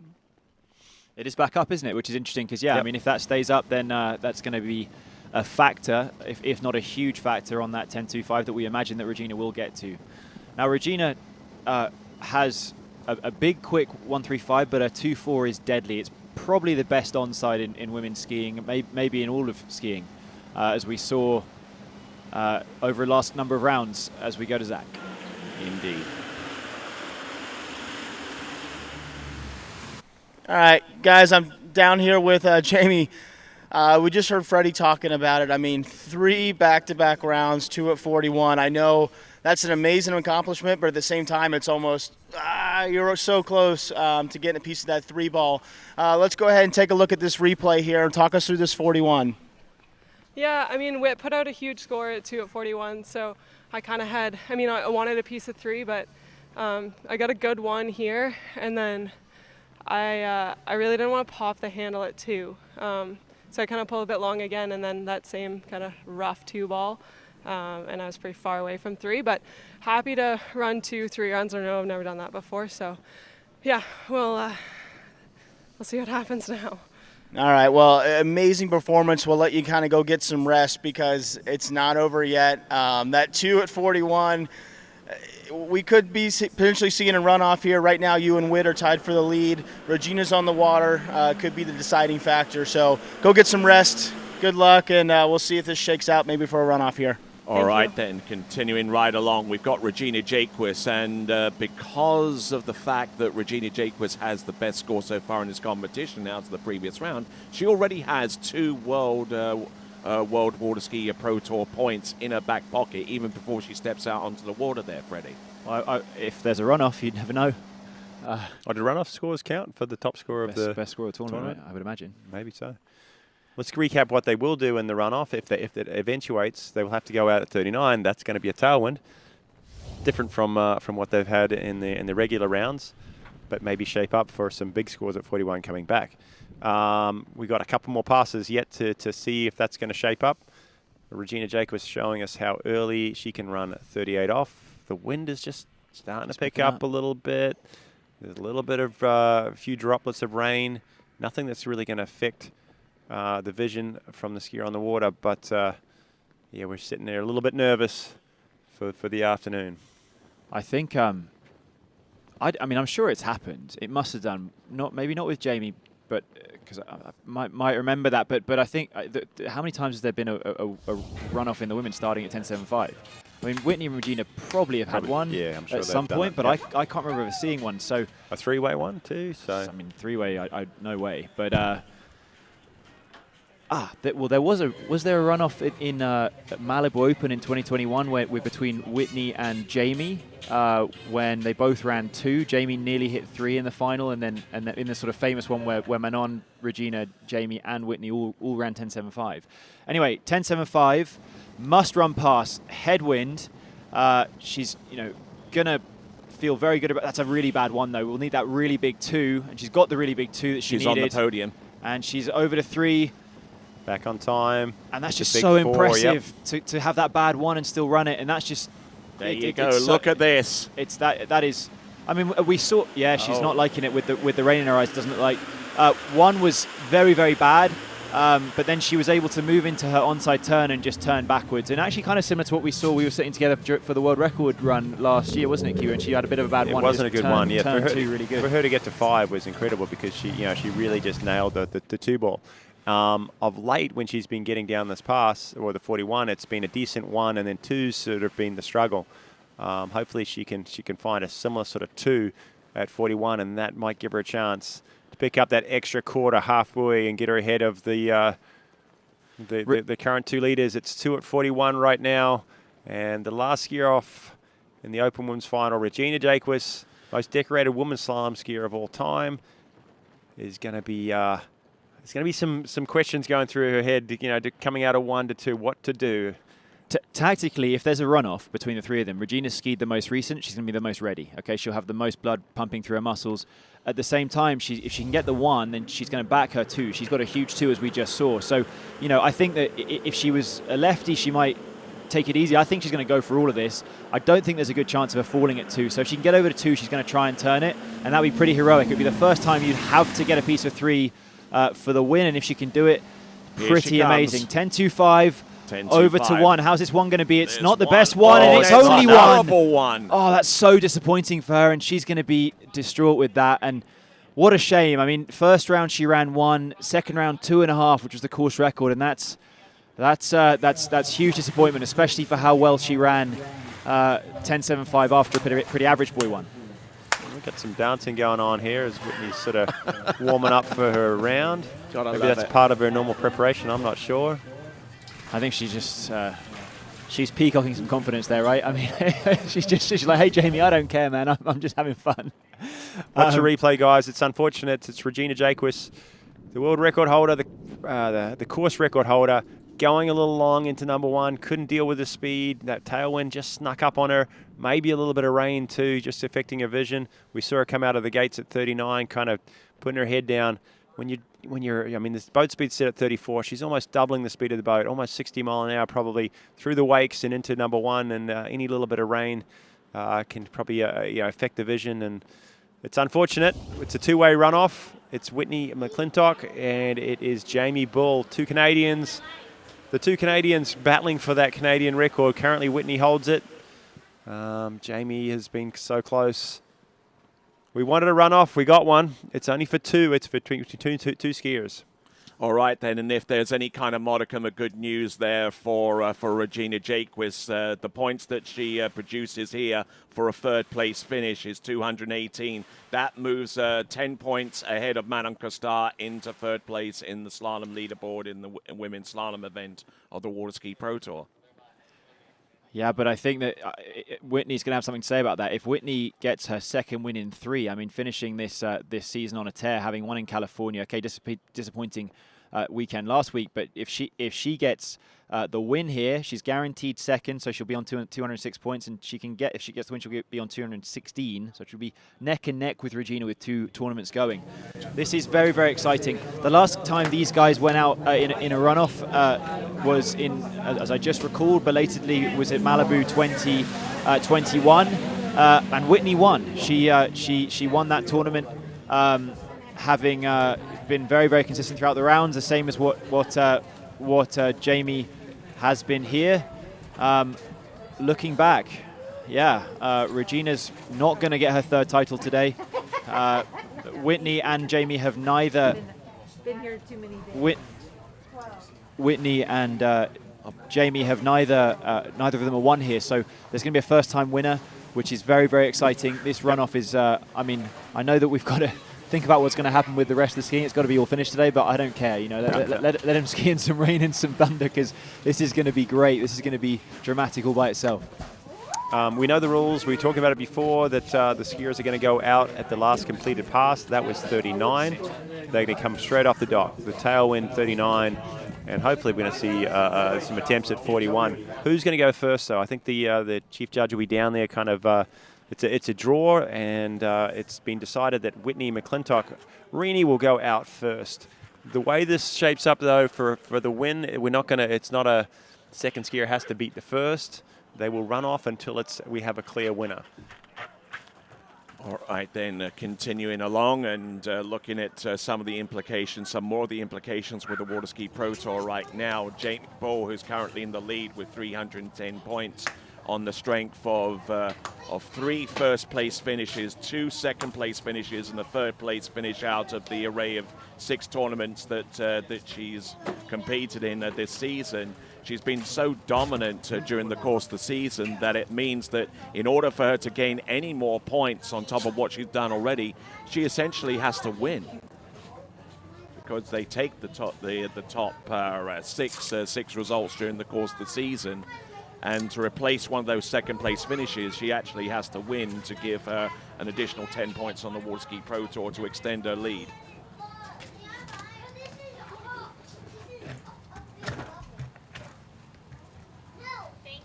As we saw with Dane Meckler in 2021, when he ran 10.25, technically, I mean, this is a ridiculous technicality, but his score didn't count for the rule books, because it doesn't count if you're in a runoff. So this Canadian record that both these Canadian skiers are seeking to improve on will not count, but that doesn't really matter here. We're looking for the win. I said earlier this weekend that I would imagine that the wins have been spread fairly evenly between these 3 skiers, between Regina, who's cemented 3rd, which will be a disappointment for her, having won the last week's tournament, Jamie, who's won a number of tournaments earlier this year, including the Swiss Pro, which she beat Whitney into 2nd at, and Whitney looking for, I think, her 2nd win of the year. So this is all to play for here as we go to Zach.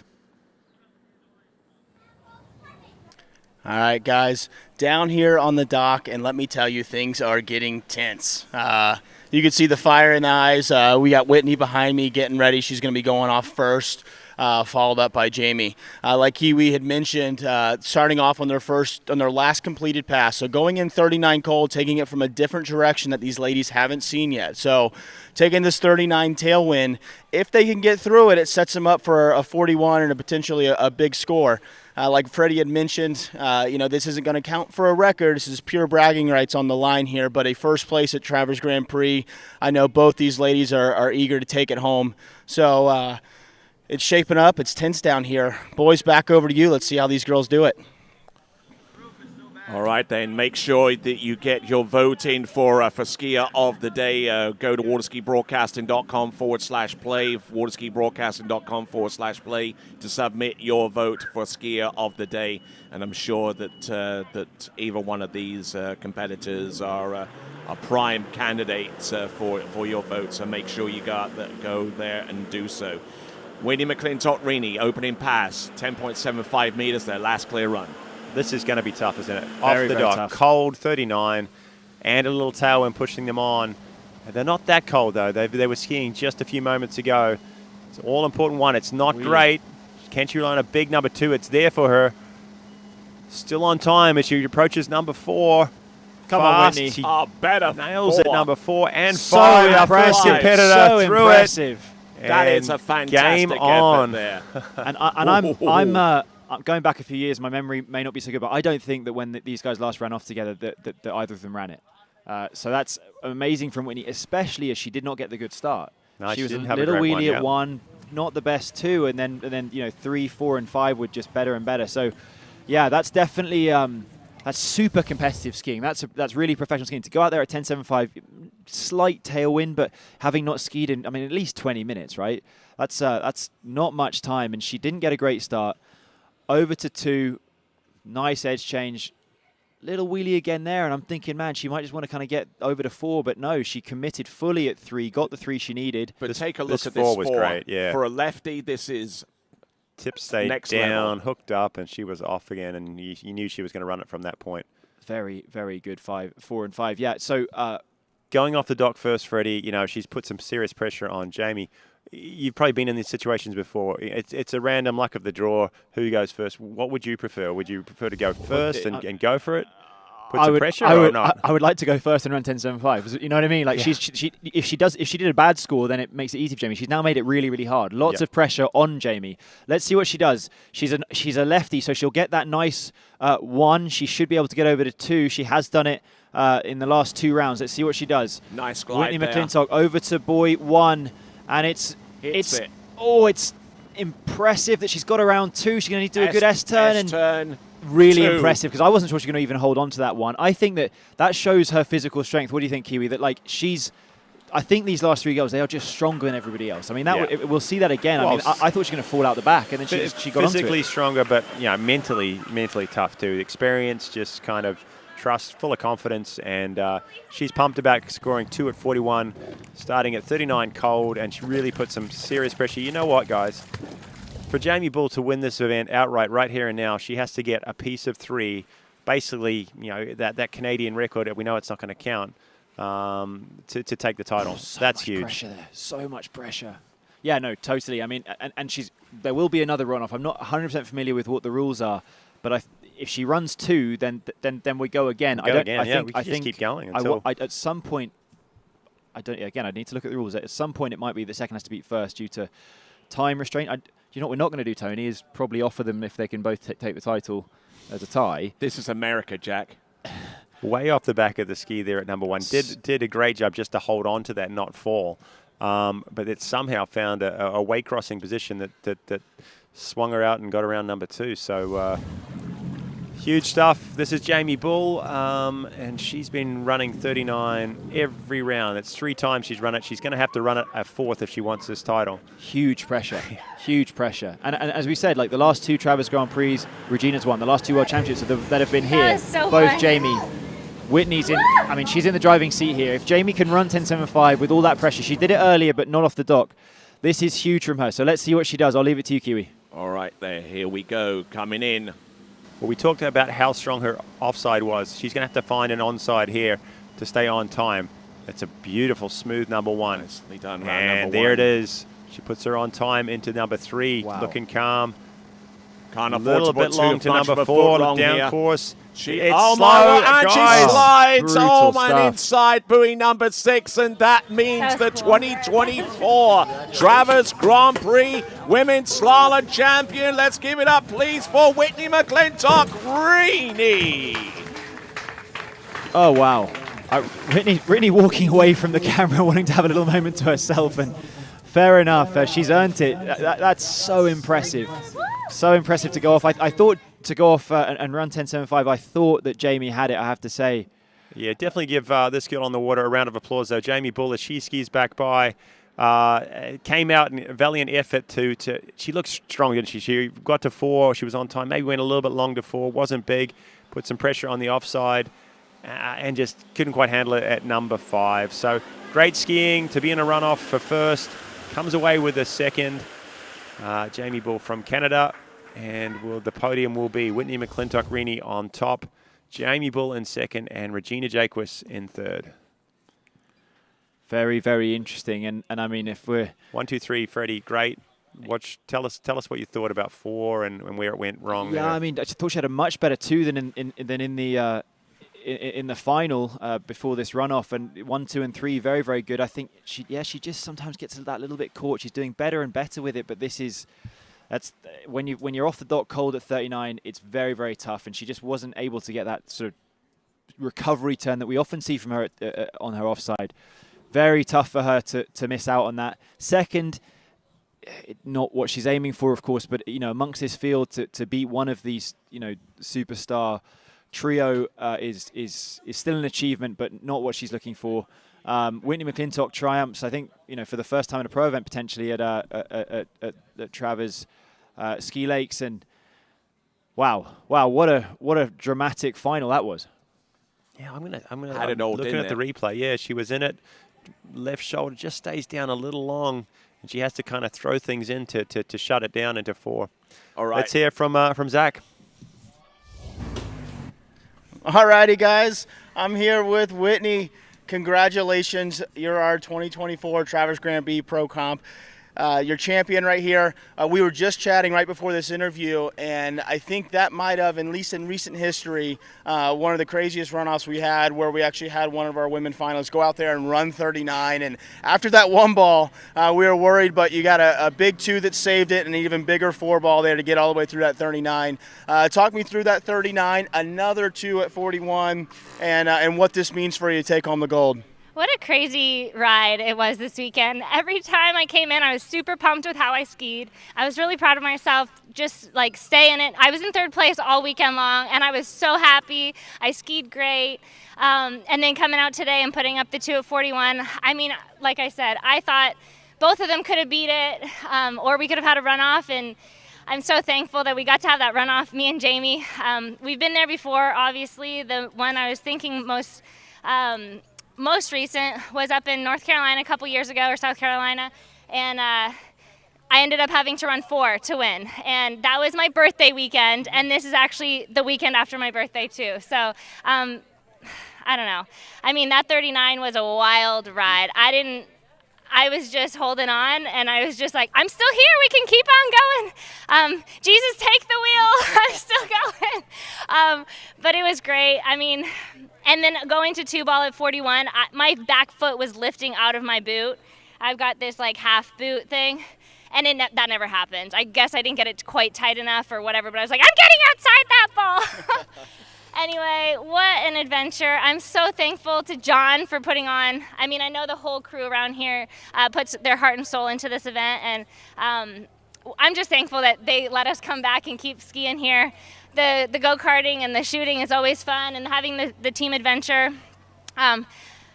Thanks to Nautique and Radar for making awesome skis. And Matt's not here. He's flying to Colombia tonight, so he didn't even get to come watch. My parents just drove back to Canada. I know they're watching me online, and my grandparents and my aunt for sure is watching. I'm assuming my brother is too. But shout out to all my family and all my fans, and praise be to God for this win, because I was just worshiping him the whole time. Well, we're so excited for you, and congratulations. Ladies and gentlemen, you're 24 Travers Grand Prix Women's Pro Champion right here. Good job, Whit.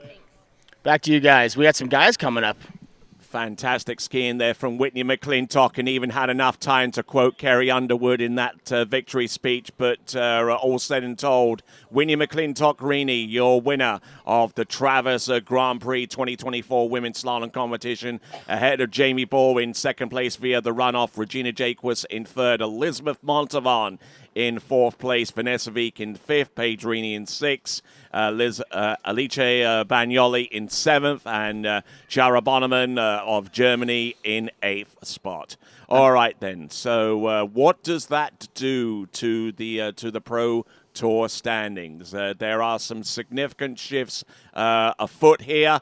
Jamie Ball still very much in the driving seat here with 310 points. Ali Nicholson on 223. Regina Jaquez has moved up a spot or two with 220. So too as Whitney McClintock-Rini with 216. And to round off the top 5, Manon Costar on 208. What a great competition there for you both. But before we continue our discussion, let's send it over to Zach. All righty, I'm here with Jamie Bull. What a finals that was. All three, Regina, Witt, yourself, all getting through that 39 and getting into 41, having to come back out of the runoff. That 39 was looking off to a great start there. I just heard you talking with Whitney that, you know, it felt amazing and came in the 5-ball. Kind of what happened there at 5-ball and talk me through that into that pass there. I know it's not what you wanted. Yeah, I mean, Witt skied amazing, put out a huge score. Her 39 was definitely scrappy and super impressive, and mine felt really solid. Like, I had a good start, I was moving through, and I kind of was just like trying to, like, I came out of 4 and I was fine. Like, I knew that I was in a position I should have run it, and that thought came in where I was like, hey, just like, you're good, just like, you know, and that's a classic thought that never works out. So I came in a 5 thinking I was fine, but that's always what happens when you mess it up. So kind of just lost that like drive out and attack and ended up coming up with no line at 5. So frustrating because I definitely had that pass in the bag, but yeah, Witt skied amazing. So congrats to her. Well, and still congratulations. 3 2 at 41 score, 2 at 41s is a huge task. We just saw the scores behind us. You're still at the top of the leaderboard, 310 points on the Pro Tour. Taking home the silver medal this weekend, but it's been an amazing scene for you, and really proud of you. And I know you didn't quite get where you wanted today, but the second place is still pretty badass. Yeah, thank you. I've never done 3 rounds of 2 at 41, and the Travers family always puts on a great event and takes care of the site. So it's always awesome skiing out here, and there's always big scores, so it's super fun. All righty, we'll take it over back to you guys. Jamie, good skiing. You guys hang tight. We got some pro men's slalom skiers getting warmed up on the dock behind me. And congratulations to all concerned. And not only is Whitney McClintock-Reaney a big old winner, so too is Jed Blackburn out of Shreveport, Louisiana, winning the Women's Audience Prize competition. So congratulations to him. He wins himself a Conley slalom ski. So well done to him as we get ready for the men's slalom competition, guys. Going back to what we just saw, Whitney, the lead changed 3 times. Whitney was never in the lead until the final. Jamie had it in the first round, Regina in the second, and Whitney came out on top. Pretty impressive. Looking at this leaderboard, actually, Jamie can maybe say that Whitney and Regina taking points off each other as they try and chase her down. So, it's, Whitney and Regina are very close. There are 2 big tournaments left with a lot of points left in them. So she's not safe. I think Jamie's going to have to get a good result at one of the next 2. But yeah, it's going to really come down to those last 2 tournaments. Very, very exciting. Very tight there for second, third, and fourth, isn't it? Yeah, and the next 2 tournaments will have every one of those top 5 skiers involved. Yeah, we missed a couple. Ellie Nicholson, obviously not here, and Manon Costard, but I heard they are coming back for the final 2. Moving on to the men's start list, there it is, guys. The top 8 from the first 2 rounds. The top score to get them in, it was 4 at 41 off. Corey Vaughan, John Travers, and Dane Meckler all tying that up in both rounds. 4 and a backup of 2. Con McCormick, Nick Parsons, Thomas de Gasperi, Sasha Descun all scoring 3 at 41. And then Lucas Cornell, the final competitor to get into the final with a 2.5. A very, very close call yesterday. Joel Poland putting a challenge out there. We thought he might go to a runoff, but Lucas Cornell, the young Australian, will be starting this men's field off. Obviously, the difference between men's and women's boat speeds put up to 36 mile an hour. The start length, guys, for this final, is it 13 or is it 12? 12. Awesome. All right, then let's check in with Zach. All right, guys, we just saw an amazing women's finals there. Sitting here with JT, who had the biggest score yesterday, a 4 at 41. You're going to be the second seed going out into the finals here. I know earlier when we first pulled up on the site, we had a lot of rain. It looks like we were kind of catching a nice window here. Obviously, you got a lot going into this tournament on the organization part of it and getting this thing run. But it's awesome to see they're seated towards the top of the pro men going out here. Talk me through these guys that are getting ready to take off on the dock and what do you think we can expect today? Yeah, if this weather holds, it's going to be a great final. We're starting with Lucas and the top 8 guys. If I wasn't in the final, I'd put a lot of money on Lucas, actually. He's been skiing out here this summer quite a bit, and he's just been ripping it up. So, but yeah, hopefully this weather holds up. we worked our tails off to have this event, so hopefully the weather gods can give us a little break.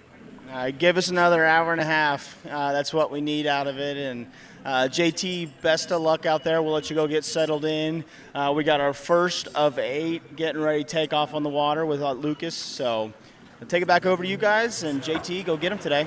Thanks, man. All right, back to you. All right, then open men's slalom competition. First competitor off, and you know, Freddie, we had this conversation a little bit on the TWBC podcast about asking who could potentially be the next first winner on the Waterski Pro Tour, and we pretty much agreed that it was maybe this guy on the water right now, Lucas Cornell. I think I could be wrong. I think of the 7 that we have, the 8 we have in the field, Lucas is the only one that hasn't won one. Is that right? So Dane won last week, Corey's won this year, John won this year, McCormick won this year. Nick Parsons certainly has back in the day. I mean, a little while ago, and then Thomas de Gaspery's won everything. So Sasha won in 2019 at Thorpe in England, and then in France in 2018, I would say. Yeah, he's got a couple. So yeah, I mean, Lucas is the. You know, if we're looking at it on a season of debut wins, it would be quite a debut win, wouldn't it? I mean, at 18 to go out in front of actually a fairly old field, only 2 in their 20s, and then a couple in their 30s, and then 2 in their 40s in this field. So Lucas, by far the young buck, and a guy who, as I said the other day to you, Tony, I think he's the guy that was. You know, him and Charlie Ross, maybe Joel Poland, given his we've seen he can run 10.25. Maybe these are the guys that are knocking on the door next. But Lucas, and how much fun for him. You know, he would have realised that he was quite close to not necessarily making that final yesterday. You know, which can be a real, like, I mean, if he'd had to have the runoff, you never know which way it would have gone. So he'll sort of feel really good out first, go and attack, put the pressure on. You know, take some scalps. He wants to beat all these older guys. Well, this is 11.25 straight away, 38 off. Yeah, and some big names missing in the final. You know, without the Will Ashers, the Nate Smiths, yourself, it's the door is wide open for any one of these 8 competitors. And look at the form here from the young man from Australia, Lucas Cornell, slicing and dicing. It's 6 boys at 38 off. Working some magic into that Conley C1, and let's check in with Zach and Will. Okay, guys, here with Will Asher. I know this Grand Prix didn't shake out the way you wanted to. Unfortunately, missing the finals, which is rare occasion for you. That aside, talk me through kind of some of these conditions that we got going on and what a slalom skier prepares to do. I've seen a couple of the guys got the glasses out for potential rain. We're feeling that mist. Do you guys kind of train for this? Talk me through the mindset if you were on the dock right now. Yeah, I mean, it's really hard to train for it, but you hope over some time, if you're going to use sunglasses or some sort of a glass in the rain, you practice with it. Sometimes the finer rain is even worse. It's like little needles hitting your eyes. So it just depends on the conditions. Normally when you get a bit of rain, the wind settles down and can kind of make it pretty favorable. So, I mean, the conditions out there look great. I think everyone's kind of rubbing their hands together, pretty excited. I think there'll be some big scores. I think we'll probably see some surprises. All right, well, we're looking forward to it. Fingers crossed this weather holds out for the guys, but nothing that you pro athletes aren't a stranger to. So, I know it wasn't your weekend, man, but we'll see you at the next one. Yeah, thanks. Lucas Cornell, 10.75, must run pass. Rain is slightly coming down. It's fine. It's not terrible. Lucas has got a good one. It's a big 2. He's strong behind him on number 2, but he's in it, and he's gonna run this, I think, and no problems. He had to deal with some big time slack of 5. I don't know if it's a function of the ski he's riding, the fin he's riding, or the way that he skis, but that nose stays so low all the time, huh? Yep. On his offside. It's uncanny how he can, even with that sort of loose line at number 5 there, that he can sort of sit in behind the ski. The ski doesn't move. He doesn't move. Picks up the hit, and just rockets out of that buoy into the next one. So some strong skiing, as always, from this man. A little bit of a fold at number 1, but gets things back in. And this 2.4, we saw it in the first round. He absolutely roped 2 at 41 and had to play it at 3 at 41. Fell, unfortunately. Had that score of 2.5, which got him through to the final. And things are shaping up well. He's come out aggressive. He's coming out first. He can't, he's going to go for it. We've always seen him go for it. If he gets across to 3, he's going to try and turn it, and who knows. The top score so far from this tournament has been 4 at 41. All these top 8 skiers within a buoy and a half, really. Nothing separating them. The challenge, the competition is extremely tight. It's his time. It's his 41 off pass, 10.25. Little bit of a headwind, not any rain right now. So everything's shaping up. It's going to be a big performance. All right, then, here we go. Lucas Cornell, who comes to us from the Australian state of Queensland, a little ways outside of Brisbane. He's Decent round one. buoy number 1. Look at this. He's Oh, round he's right buoy in number... this. Oh, He's right in this. He's going to get Round around number 4. 3. He could turn it and get 5. Come I think he on, will get keep around going. 5. Oh, my Wow. word. He collapsed. Where is he? I wondered if he got wrapped up in the rope. No, he's good. all right. He is throwing He's the okay. fist, and so he should. 4.5 4.5 at 10.25. That is so big. I cannot tell you how big that is. As an 18-year-old, that's one of the biggest scores we've ever seen from someone in a pro tournament at that age. It's absolutely Could that be an huge. Australian record for U21? Well, it's definitely an under 21 record. The score is under review. I'm not sure what we're looking at, whether he got around 5. Bit of everything, possibly. But sensational skiing. That was one of the better one balls we've seen him have. And he absolutely just backsided 2 and held onto it. I thought he might kind of lay up. He did a little bit at number 3. It wasn't the gung-ho sort of turn, but it was enough. And then he just went for it at number 4 as well. And then he went to try and turn 5. He didn't try and S-turn it. He tried to turn it. I think he's going to win. I said last week with Dane Meckler running 4.5 in the, with about 6, 7, 8 skiers to go, probably more.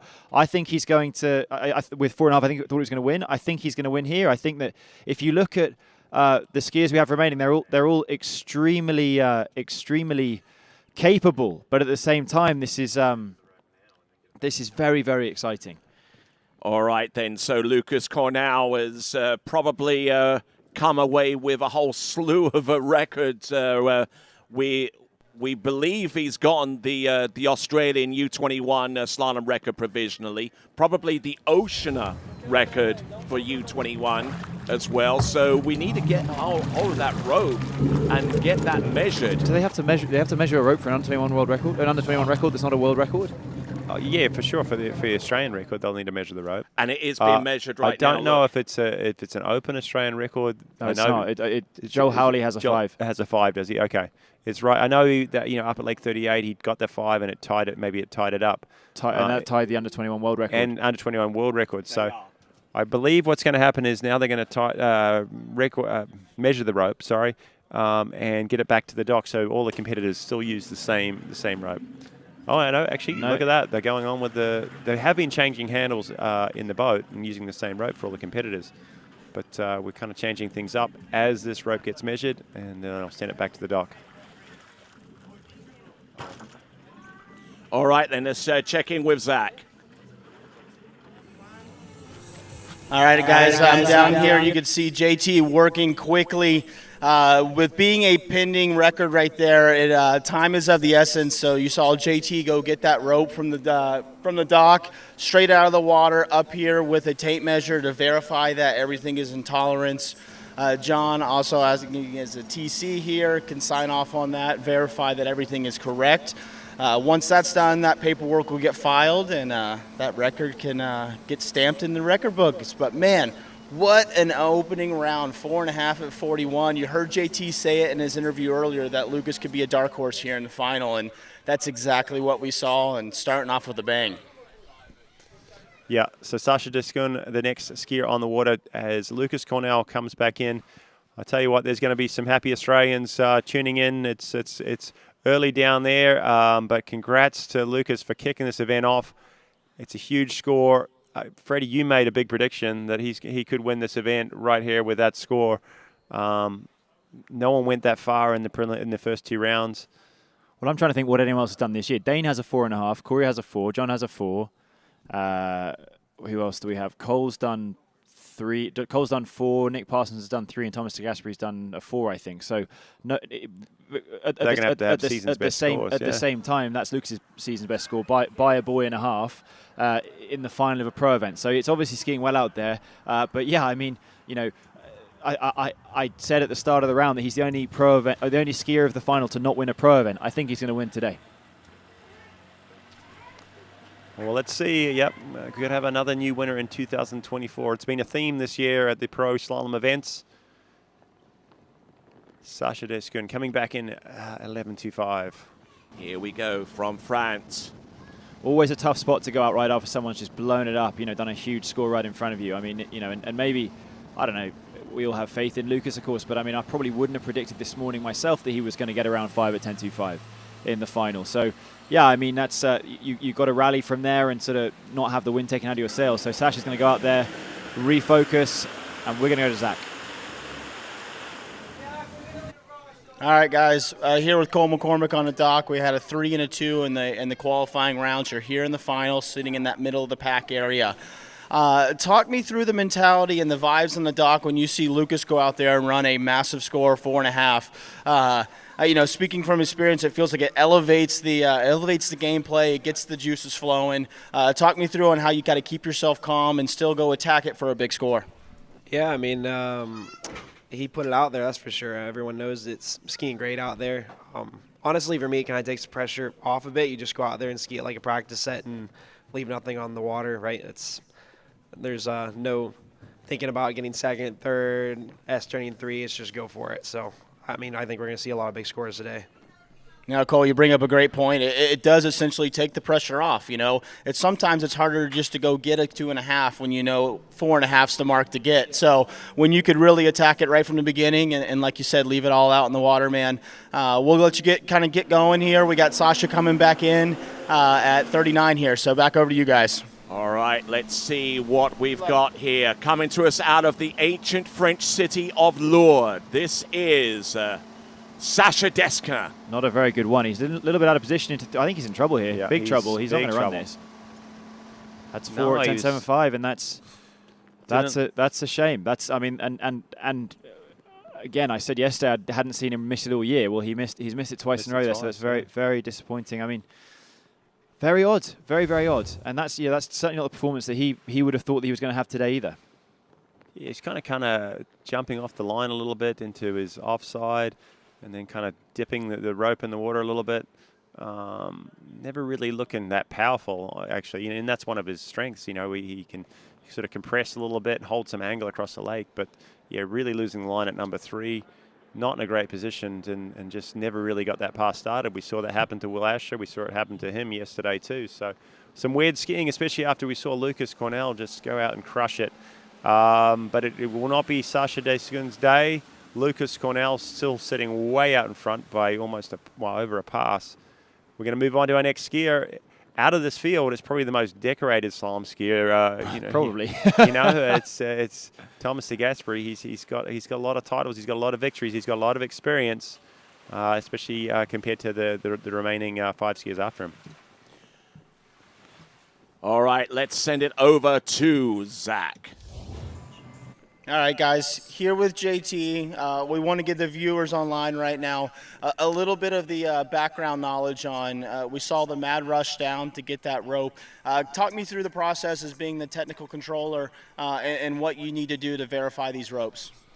Yeah, so every time there's a record or something close to, or a national record or a world record, we grab the rope immediately and measure it. They do say you have an hour to wait. But if it's good immediately, I'm putting it back in the group, and we're going to keep using it so everyone has the same kind of the 2 ropes that we've been using.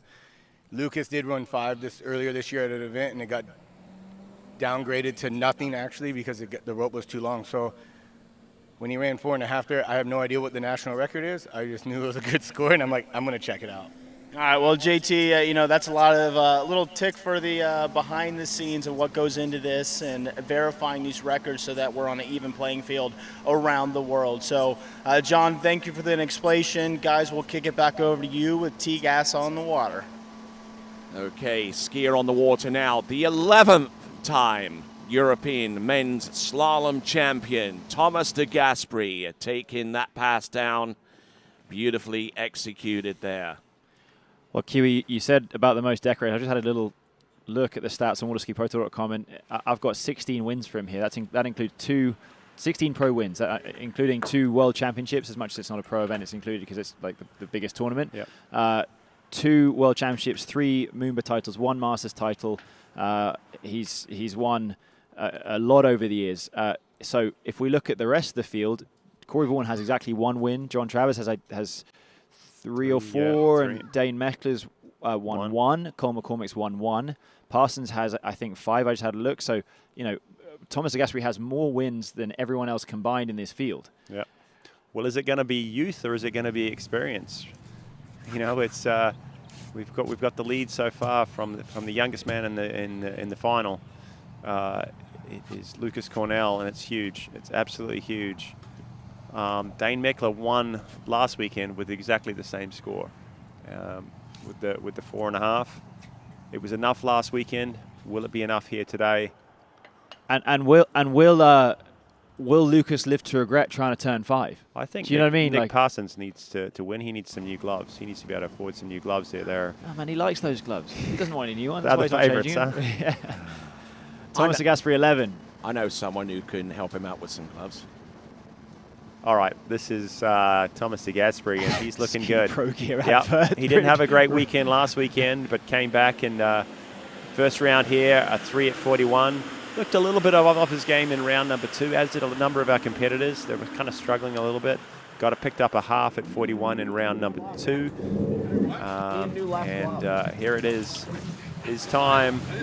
It's the finals. We have 6 skiers remaining. It's been 3 days of exciting slalom competition. We have a women's champion. It's Whitney McClintock-Rini. Could she be a candidate for skier of the day? Or could it be Lucas? Or someone else? Vote now.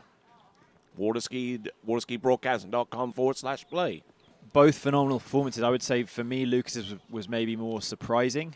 All respect to him. I just didn't think he was going to go and get around 5 at 10.25 today. He didn't look that close to doing that in the last couple of rounds. So, I mean, huge from him. And I think what I will say for sure is that if someone does manage to win today that's not called Lucas Cornell, then they've done the round of their life. They're going to have to earn this victory, that's for sure, aren't they? Lucas didn't look. I thought he looked really good in round round 1. Yeah, because he had that big 2 ball and it sent him across, and he was trying to turn 3, fell. It was a 2.5. Round 2, no, but none of our skiers looked great in round 2. Something weird was happening. I don't know, just didn't really kind of find the flow. But Thomas de Gasperi ran 39 both rounds. Here's his 1 ball. It's not tight. a very good one. Yeah, but it's good enough for Thomas to keep things flowing. It's a bit slow at number 3 too. Big onside. There it is. Oh wow! Picks up some time. Calm as he's there. You like around 4, 5, and 6. That's not textbook Thomas de Gasperi skiing, though, is it? I thought he was a little loose out of 1, 2, and 3. A bit better at the end. I mean, nothing terrible, but we're looking for the small mistakes that will multiply at 10.25. And, he's going to need to be perfect here. He's going to need to get the perfect 1, the perfect 2. Thomas has got around 5 a good number of times. I've seen him do it. He's done it this year, apparently. Yeah. But season's best 5. I'm surprised. I'm not sure that was in a pro tournament necessarily. And if he gets close to that, it will be quite possibly a pending national Italian record. Well, he's done 5 before for sure, and I think also being a righty, if he gets over to 5, he's very capable of standing up. He'll have 2 onside turns before that, and then he might just want to stop and not try and turn it. He won't want to have a runoff if he can just take the lead and then really put the pressure on someone to go and beat 5, get over to 6. It's another big old turn. He's capable. He's done it this year. So let's see what he can do.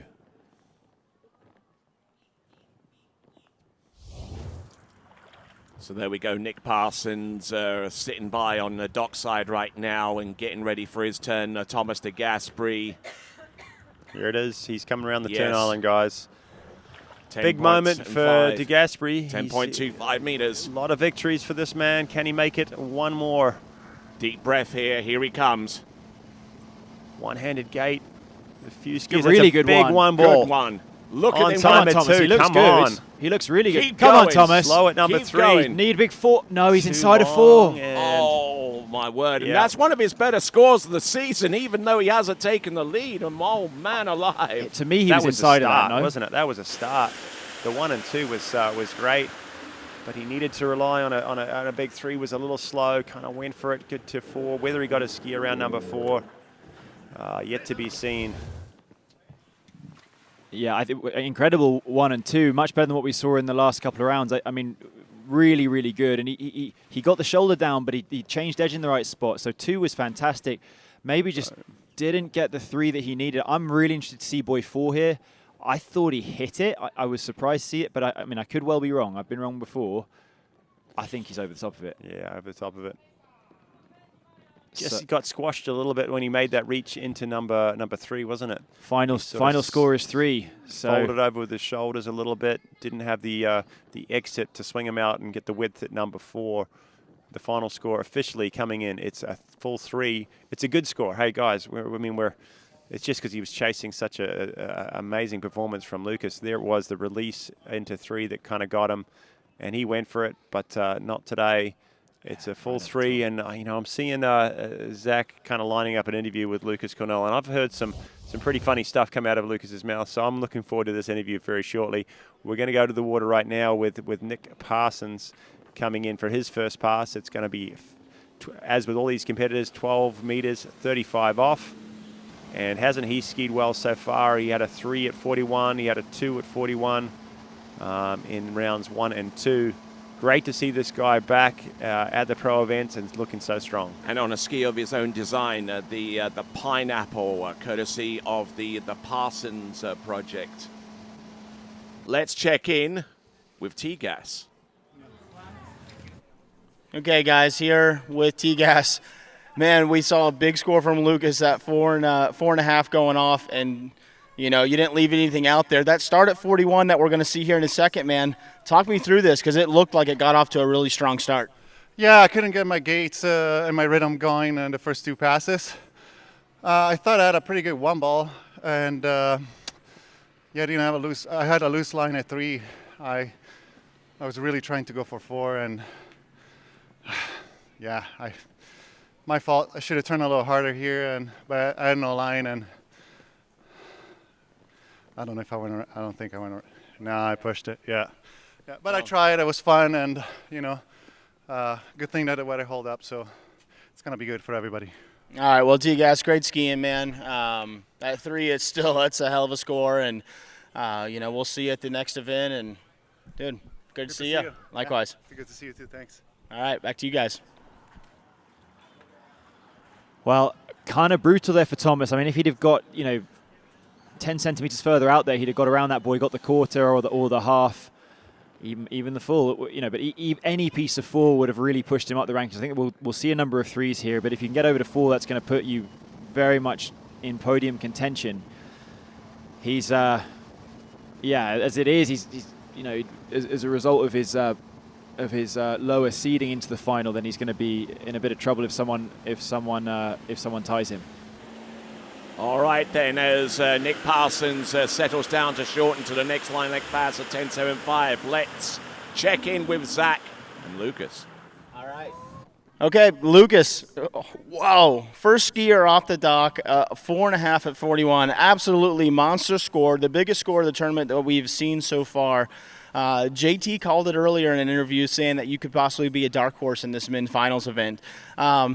Dude, talk me through this, man. I mean, this was a hell of a 41.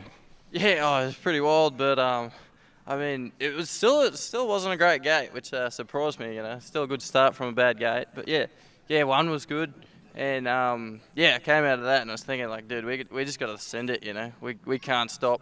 That was a big 2. Got a lot of water to the face.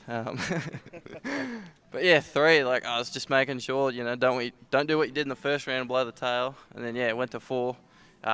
Just sent it. Tried to keep going, and then you're at 5. You get to 5, you get to 6, but your fin didn't want to stay in the water again, and somehow I just punched myself in the face. But how good? I'm happy. Hey, man, that was an amazing effort, and you definitely set the bar extremely high for these guys here. We'll get back over to Parsons on the water, coming back at 39 off. But, Lucas, great job, and hang around close to this dock, man. I think it's going to be exciting finals. All right, then. We've got Nick Parsons at 10.75 meters, and I tell you what, he is just rolling back the years, I tell you. Good for him. That's really fantastic.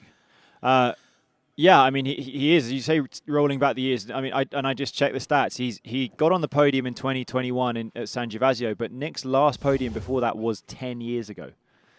So he's very capable of getting on the podium. He was, I think, tied for third spot after the first round. So let's see what he does. Nick's going to be moving through here. He's going to want to get that 3 to go ahead of Thomas and even more. And I tell you what, he really seems to have leaned out a little bit after over the last maybe year or two, and it's really helped him out with his slalom, his technique, and how he rides the ski, and even right down to as I speculated a little bit yesterday to what setting he has with the 0 off, kind of getting as far away as he can from the C setting all the way to A2, which he's currently riding right now. Lucas Cornell currently in the lead with 4.5 at 10.25 meters. Thomas de Gasperi on 3. And remember, the last few years, 10.25 has been run in this tournament quite a lot. So, I mean, you know, we could still see it. It hasn't happened so far this year. Lucas running the score of the tournament so far with a 4.5 at 10.25, his personal best. And let's see, 10.25, Nick Parsons. He's got the 1. He's going to need a big 2 to get over to 3. He'll get the 2. It's a really good 2, and I think he's going to S-turn 3. And that puts him ahead of Thomas de Gasperi. Thomas, of course, a lot closer to Boy 4, but Nick, not being a professional, knowing what he needs to do. So that puts Nick in worst place 6 with 4 skiers to go. And you got a pretty happy skier coming back to the dock. Look at his face. He says, you know what? Yeah, I've done enough out there to place pretty high at one of the few events, pro events he skied at this year. And he came through and he looked great all 3 rounds.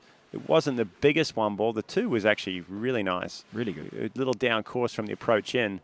Had that been a slightly better 1, and maybe he could have held on to that position out of 2, there was a chance he could turn it. But he knew he was going to be stretching. He knew he'd probably end up in the drink if he'd cranked that 3 ball. He got the full point. He's moved ahead of de Gasperi. He's currently in 2nd. And we have 4 skiers left to ski. And the second round yesterday that we were commentating on, Kyle, was kind of a weird round, wasn't it? Like, if you look at the scores, they weren't actually that good. John ran the big 4, Cole ran 3, but then there was a handful of 2s after that, and some sort of strange falls or misses. And here, you know, okay, Sasha didn't have his best round by any means today, but already that standard's gone right back up. Yeah. 4.5, the best score of the tournament. Parsons and de Gasperi tying their best scores of the tournament.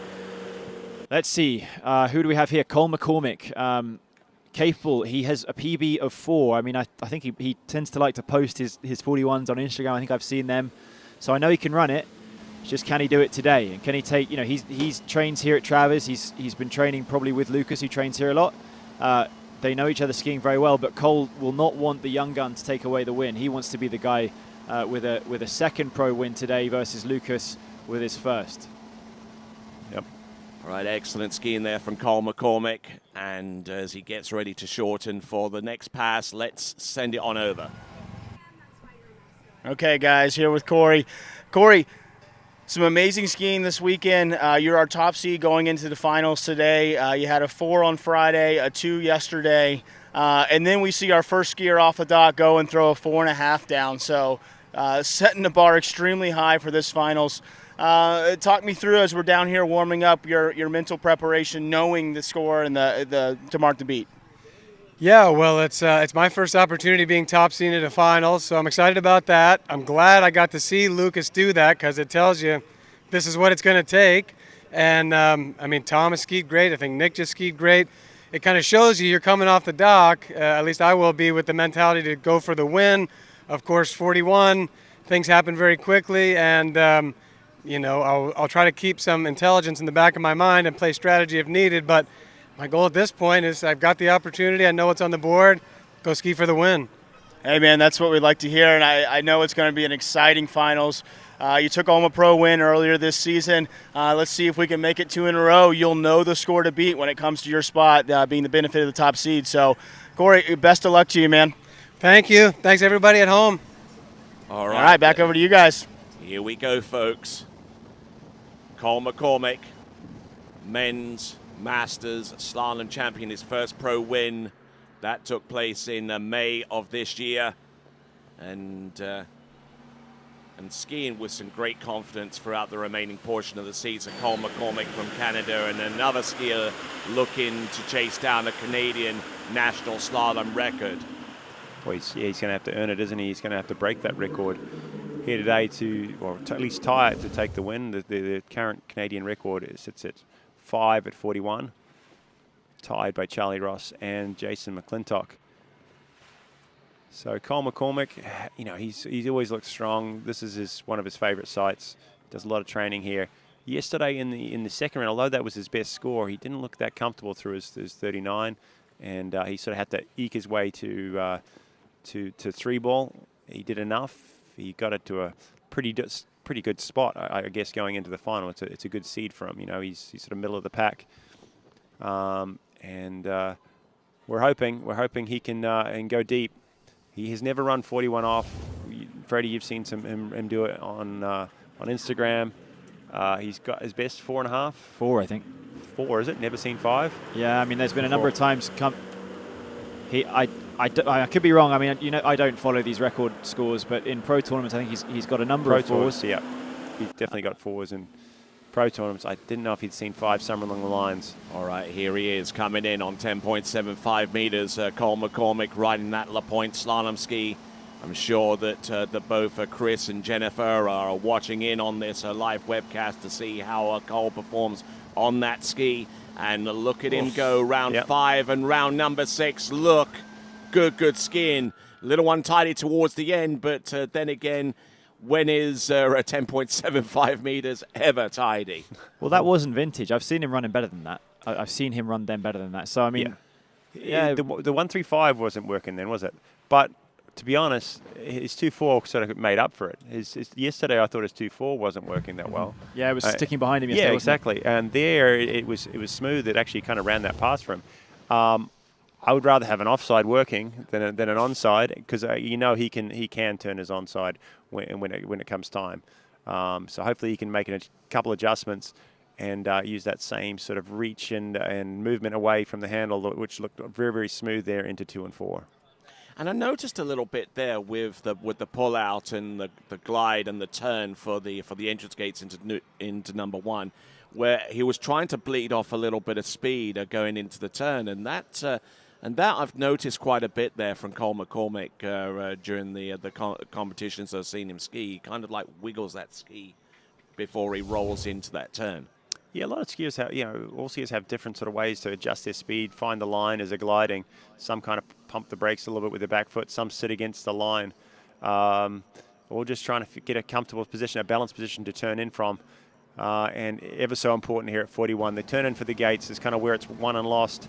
Lead is 4.5. Cole McCormick, 10.25, needs a big start. It's a really good start, just like you said, Kiwi, and he's over to 2, and he's got a good 2. I pulled along to 3. I think he's going to try and turn it. Maybe he'll get around 4, but he's not getting to 5. And that puts him above Nick Parsons and Thomas de Gasperi, having had the start. He didn't get quite as close to the boy as Thomas de Gasperi, but I mean, it's 3 nonetheless. So that seeding, he did the second best score of the seeding round yesterday, so he's done well. And that puts him off the podium as it stands, guaranteed in to have 5th spot. But we have to wait and see what the next few skiers are doing. And Lucas Cornell sits just off the podium. If one of the next 3 skiers don't beat him, he will be on the podium. And I'm going to say it's probably going to happen. It's just how many people. Lucas Cornell currently riding in guaranteed 4th spot right now. And with that, he would score 79 Waterski Pro Tour points, and that will put him in the top 12 for the first time. If he's not on the podium, we're about to see some of the best skiing ever at a pro event, because a 4.5 deserves to be on the podium all day long. The replay, and there's a bit of review on the 2-ball, I believe it is. That was a big number 1 ball. But the forces as you swing out to your offside. Oh yeah, I so think even great. over it.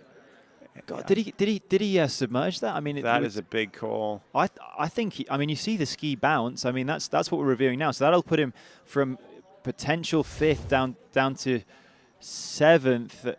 1. They've taken 2 from him.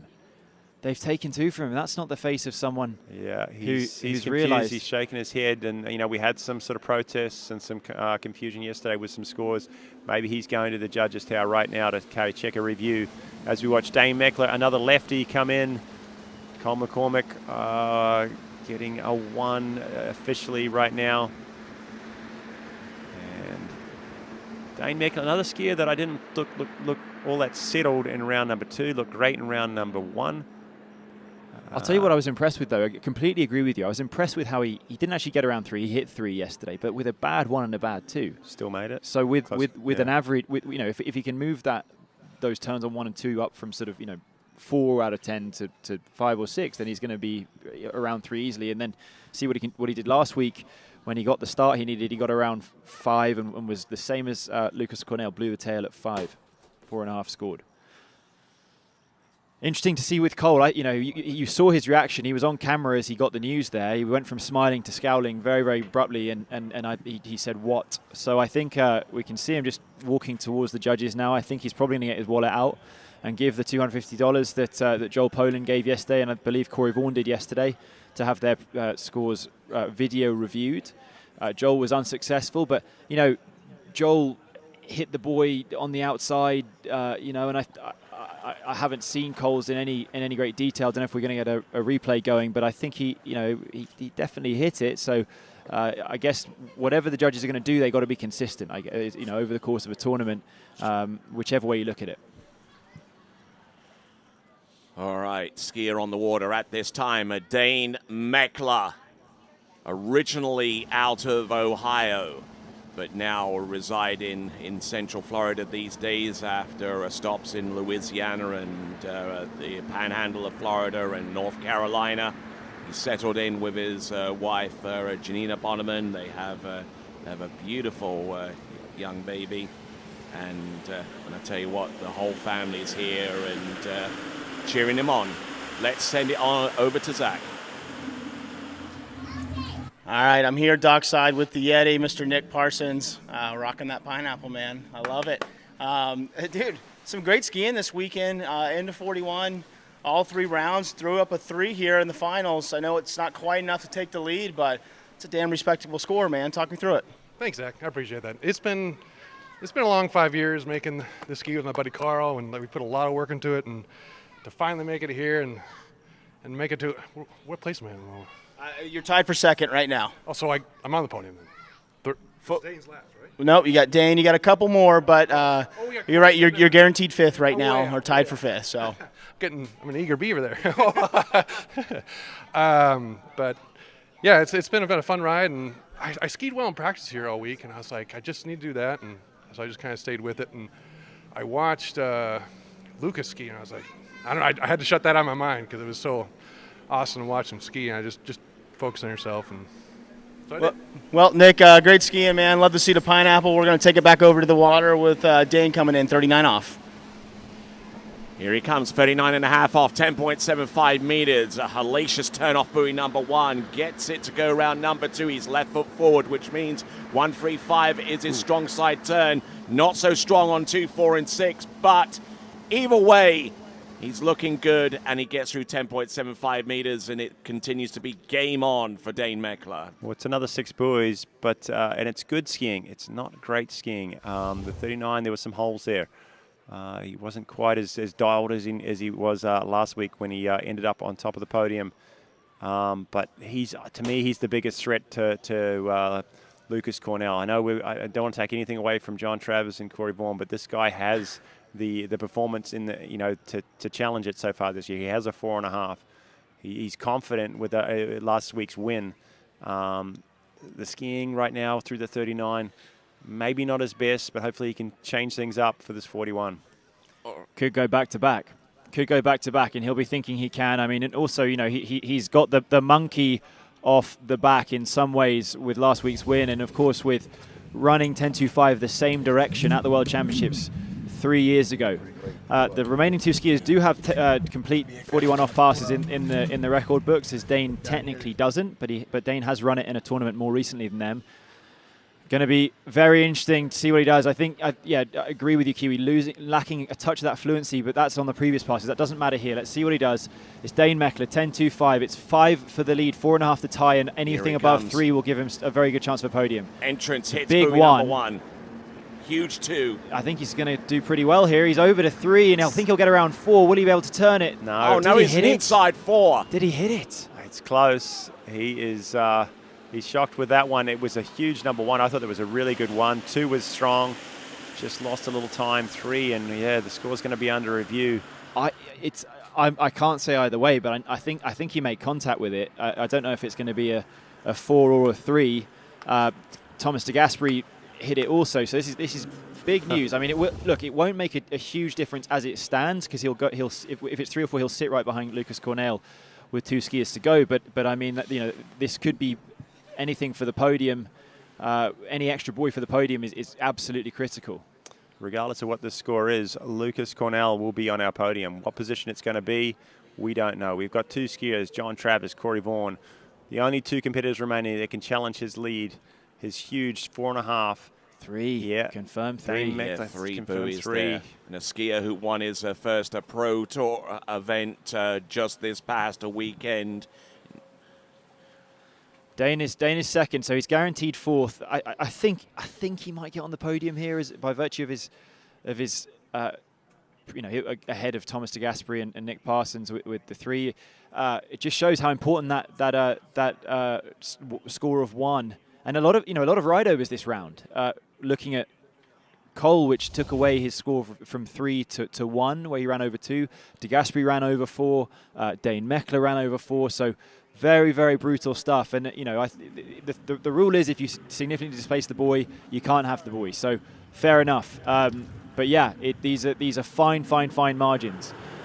John Travers ran 4 yesterday. He is the most recent skier to run a full 4. Of course, Lucas got over to the next buoy, but John has the second best score of the tournament.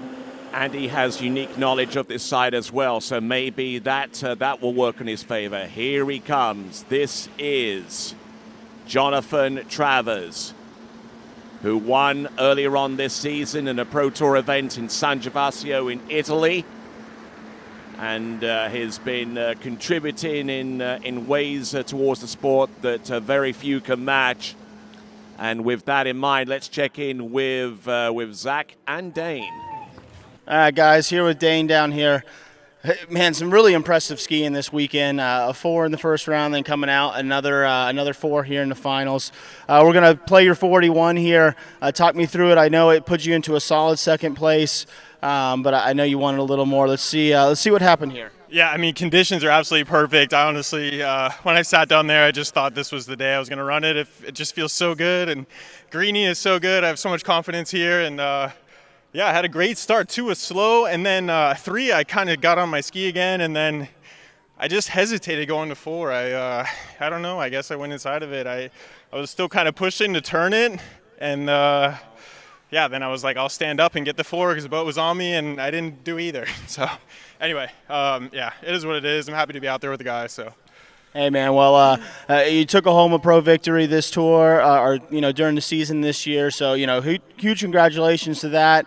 Not quite what we wanted, but still some amazing skiing, man. Dane, we'll see a lot more of you here at the tail end of the season and into next year. Thanks, Zach. Yeah, we'll be there at King of Darkness. So excited for that one. All righty, back over to you guys. We got JT coming back in, 38 off. All right, here he comes, 11.25 meters. From this point John. on, the rope does not reach outside of buoy's width. For those of you that are watching slalom skiing for the first time and are just absolutely amazed with the action on top of the water. Currently in the lead, Lucas Cornell with 4.5 at 10.25 meters, and chasing that score down, as well as the others that are directly below him, is Jonathan JT Travers. And I kind of alluded a little bit to his role in the sport of tournament water skiing, not only on top of the water, but also rather in and around the water as well, because he is a technical controller. As a matter of fact, next week he's going to take a flight to New York and actually inspect and install a slalom course on a lake in New York State, and you can imagine how cold that water's going to be. I don't want to take a wetsuit for that one. As we watch John Travers come around 5-ball, how many times has he turned that 5-ball on this lake? Thousands of times. At home right here on Sunset Lakes. And just picking up on something that Dane said during his interview, it looks a little bit grey here. There's a sort of weird haze above us. It almost feels like, and it's a little cold, but actually these are perfect skiing conditions. There's not much wind. The water is flat. And actually, when it's not super hot, you don't get drained. I mean, I think that, John, as much as his best score of the year and his best score for a number of years is 4 at 10.25, this could be the day. I've seen him getting around 5 here a number of years ago. Good approach into number 1 and number 2, but he's still there on number 3. He's ahead of the game on number 4. Relaxed now. The start was a little iffy, but he relaxed into things at the end of it. But he's just skiing. He's skiing with a confidence, with a calm confidence, exactly the same as his 10.25 yesterday. I thought he looked very unfazed there. Yeah. Talk a little bit about the temperature again. Yeah, it is a bit cool in the air, but the water is still fairly warm, so it's fairly soft. But it's not like middle of summer soft where it's almost hard to ski. I think this time of year, the spring, but this time of year, the fall in Florida, where the water temperature is still warm but not like soupy hot, is some of the best times to ski in Florida. Completely agree with you. I mean, when it's Florida in the summer is terrible, basically. It's tough. It's not much fun. Very, very tough. John Travers will come back in at 10.25 with that beautiful water that's not super hot, but hot enough to where he can actually get his ski to sit in. It does make a difference. I think John is skiing exceptionally well right now. I was a big fan of his 10.25 yesterday, where he just made sure that he did enough at each buoy to get around 4. He's going to need to go one better here. Yeah. I'm sure he's doing it in practice. He's one of the harder workers in the sport. Lucas Cornell is just chilling. He's just chilling. He's waiting for that pro tournament victory to come to him. It's different. We saw Dane last week. Dane was a ball of nerves. Looked absolutely miserable for the remaining sort of 8 skiers before he eventually won. Lucas is smiling on his face, talking about his tail blowout. Let's see. A little bit of rain we can see past Corey's head. That's not going to help too much. Yeah, John Travers coming in. We saw a fist throw around 4 ball yesterday at 41 off. Today he's going to need a fist throw around 5 ball. He needs a big start. Can he get the 1? It's pretty good. It's as good as yesterday. A chilled number 2. This is looking good from John Travers. There, John. A little long to 3 and squeaks around 4. He's around it. He's fouled round 4. Good for him. He is going to be happy with Good that. for him. Yeah. And so, again, that buoy too, I was so impressed with it. Just did a phenomenal. Smooth, yep. What I've seen from John, maybe when he wasn't skiing quite so well earlier this year. I mean, he looks like he's really reaching a peak now. Is he would come out of 1, which was a really good one, and then throw his edge too quickly. I thought he did a really nice slow edge into buoy 2, and was able to get out of that turn really, really well. Watch the replay here, Freddie. As you're kind of talking away there was some thoughts that he might have gripped the handle funny around number 3. The 1 was great. The 2 was beautiful. Smooth. Yeah, just lets that ski carve all the way through. And something happened here, a little bit of a funny handle grab. We're not going to see it from that angle. Buried behind a wall of spray, but just not in a position to sort of take the pull. And I think he kind of missed the handle is what what he was talking about when he came into the dock. There you go with a 4 buoy count there for Jonathan Travers. We saw a little picture there of Joel Poland and Lucas Cornell. Joel Poland congratulating Lucas Cornell, which is rather magnanimous of him, considering that on the Waterski Pro Tour men's slalom standings, Joel Poland has been superseded by Lucas Cornell. Yeah, funny grip out of 3 on that replay, but still managed to get the 4. And you can see him come back to the dock. He was pretty happy with that performance. It's not going to take the win. It's going to get on the podium. He's in 2nd right now. Lucas Cornell, he has 1 skier left. It's Corey Vaughan. And Corey's taken a title this year. Can he take another one, or will it be the youngster Lucas Cornell that stands tall at the end of this competition? Let's hear from Zach and John. Yes, indeed. All right, guys. John Travers, the man behind this event, making this thing happen, and you did not disappoint. Another 4:41, man, which is a huge score. I know it didn't quite take over the lead, but it's going to get you on the podium. And, dude, talk me through the build-up into this event and then being able to come out here in these last 2 rounds, back-to-back 4:41s, man. Talk me through what went into that. Yeah, it's the 6th year of the Grand Prix, and I kind of got lazy, to tell you the truth, on this year. And came home from Europe and realized that I got a lot of work to do. So a good team, Jamie, Rob, my family, my wife, my brother, thank you guys. Without you guys, this tournament wouldn't be here. To ski like that's unreal. I don't know. If Dane didn't get 4, I probably would have been kept going somehow. I just didn't want to give that up and get 3.5 there. So I can't be happier with my skiing and how the events ran and how the weather's holding off. Man, I couldn't ask for anything better.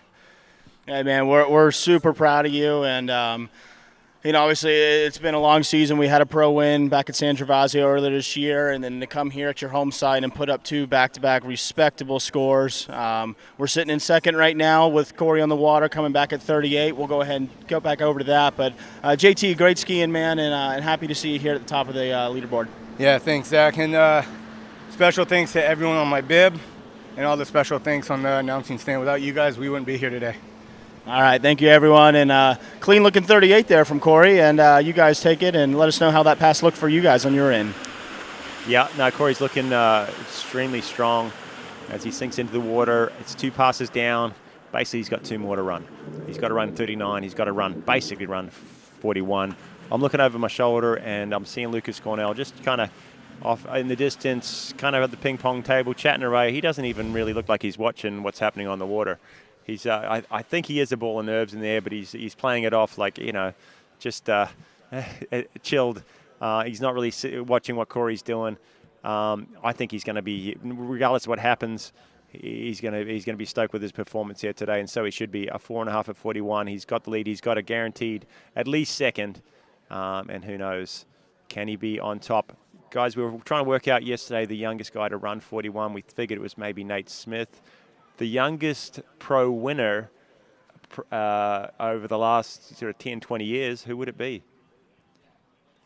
I don't think there's been an 18 or a 19. I think he's 18. Is he 19? I don't know. I think this would be the youngest, but almost certainly. I mean, in slalom anyway. We see it in tricks and stuff. But anyway, Corey has to run 39 to have a shot. He has to run 39 to get off 8th spot.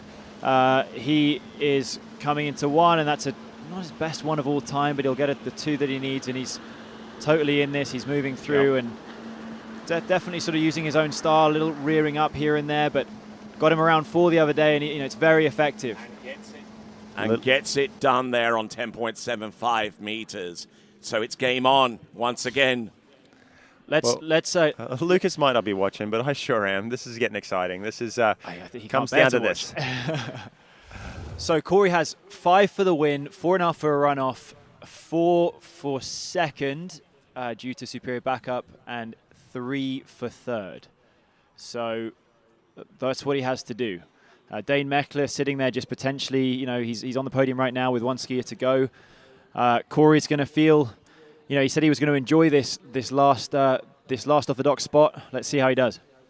Yeah, and the other one we're going to see definitely on the podium is John Travers, which I know he's going to get a huge round of applause for putting the event on and also skiing so well here today. Well, all 3 days, actually. Congrats 2 4s at 41. Yeah, congrats to him and his whole family. All right then, folks, this is it. This is going to be the pass in regulation that could well determine the fate of the men's slalom title here at the 2024 Travers Grand Prix. We see there our current leader, Lucas Cornell, who's getting dizzy over the whole slew of records that could potentially go in his direction based upon 4.5 at 10.25 minutes. But let's concentrate on Corey Vaughan. It's a big on that ask. same line length. There's number 1. It's not good. The best 1. Good enough to get to 2. There's number 2. Late to number 3. Late to 3. And Lucas wins. And Lucas Cornell wins the Travers Grand Prix for 2024. And in he goes. Ladies and gentlemen, presenting to you your winner of the Travers Grand Prix 2024 from Queensland, Australia, Lucas Cornell. And John, the man who just threw him in, called it, didn't he? John said dark horse is Lucas, and Lucas went out. He was, clearly didn't ski his best the last 2 days because we've seen what he's capable since, and he's just tore it up. First skier off the dock and then won the whole tournament. Incredible. Well done to him. He was one of the youngest ever podium winners in slalom history earlier this year at Moomba, and then here he is. He's won here as we go and get a word from him. All right, guys. Dude, you got my emotions going, man. I know that feeling is like no other. You just took home your first pro win with arguably one of the best performances we've seen, coming off first off the dock, 4.5, 41, man. You just told me here, you feel like you're going to cry. The emotions are high. See if you can put some of that emotion into word for me. Oh, I don't even know. Honestly, like when I went out, like the guys that ski here, like there was a couple fours, and I was like, dude, like they're going for it, like I'm in like nervous seat, like whatever that is. But yeah, like I don't know, I can't believe it. Like my hands are numb. I'm getting tingles, bro. But like, I mean, I don't know what I did. I don't know. It was my birthday 2 days ago, so this is the best present ever, honestly. I can't believe it. Oh, man, we're so excited for you. I got that birthday love going, dude. And, man, congratulations. Soak in the moment. You're among a few that get to experience that opportunity with a pro win and get that feeling. And treasure that, man. It's a good one. And, dude, we're super happy for you. And you are now an official force to be reckoned with on the Pro Tour, brother. Yeah, that's crazy. I can't believe it. Man, dude, thank you so much. Thank you to everyone here. I can't believe it. This is awesome. This is the best thing ever. Thank you, guys. Absolutely, man. Congratulations, guys. Your 2024 Travers Grand Prix Pro Comp. Lucas, good, brother. You!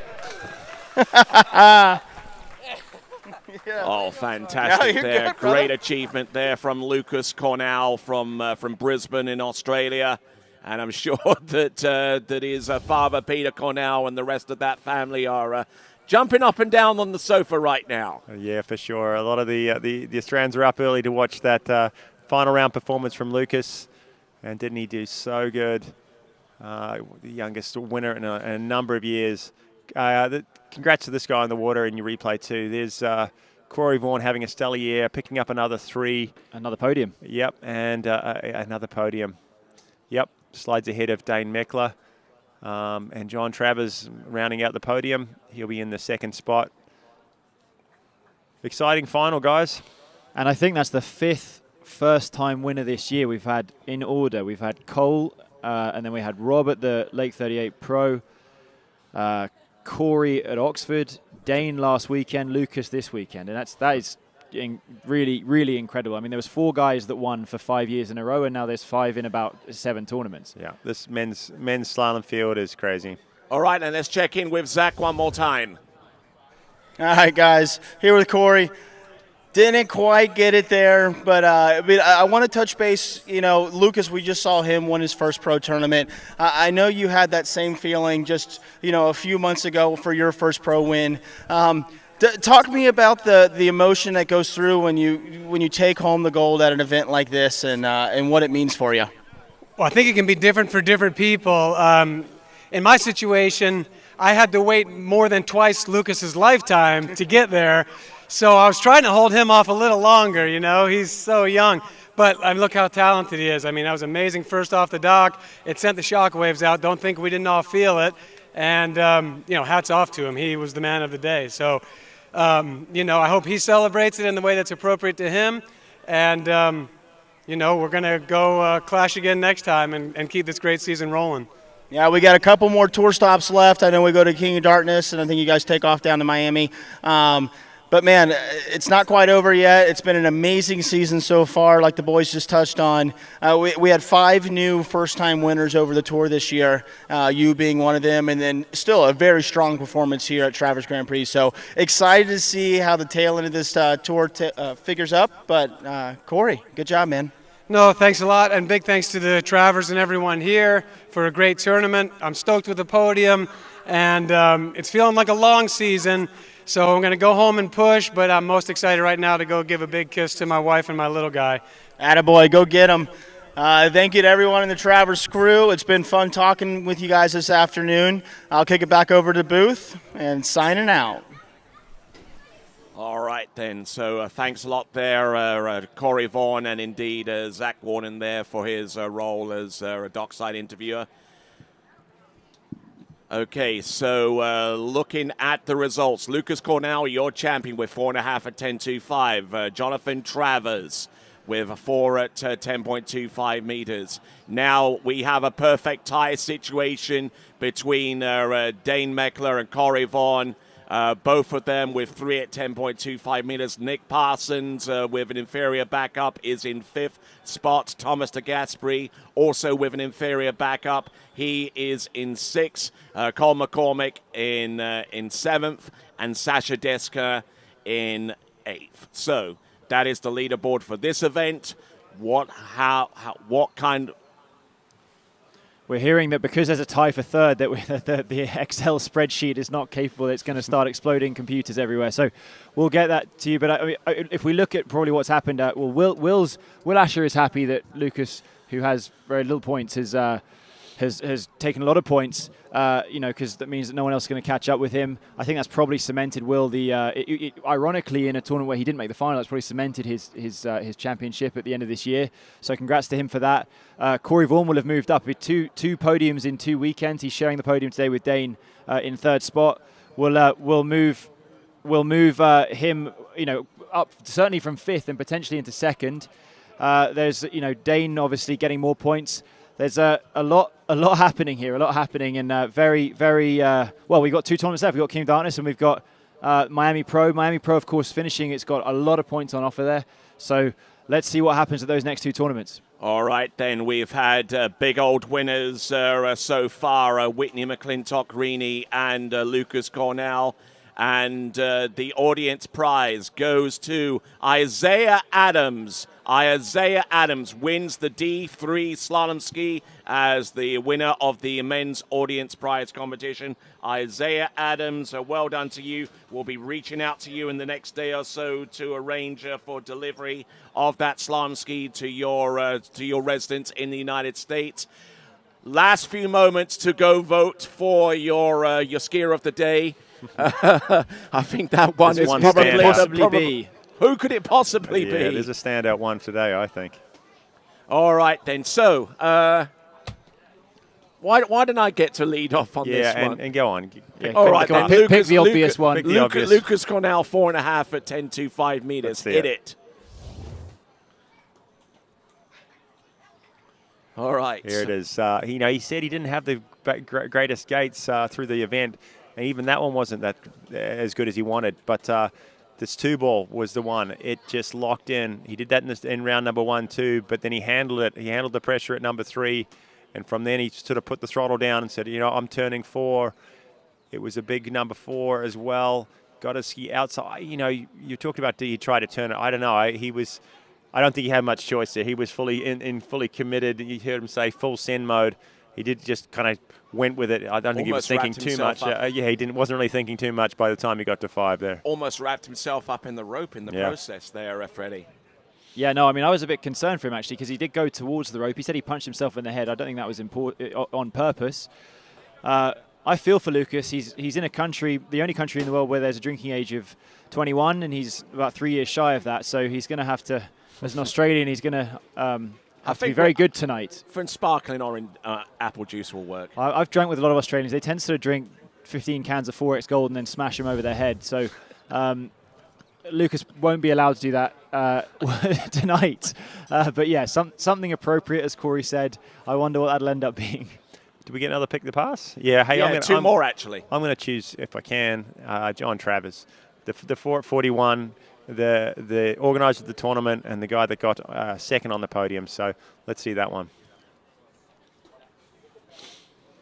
We'll put Vince on the spot. Putting pressure on him. Yeah. God, how good are they? He's quick. Unreal. Look at the... he pulls that CD out so quick. Yeah. You said it a couple of times, Freddie, how confident this guy has looked in the rounds 2 and 3 and in the final here.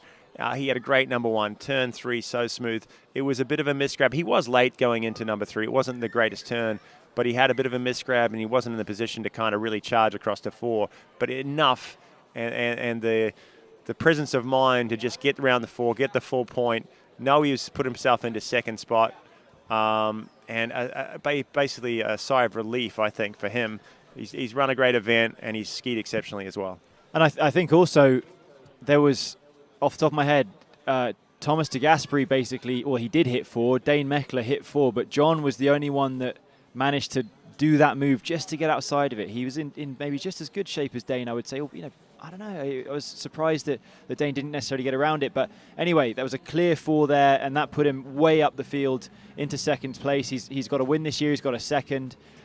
He's having a great year, and congrats to him. He deserves it after his exceptional work here to put this tournament together. Yep. All right, then. So one more.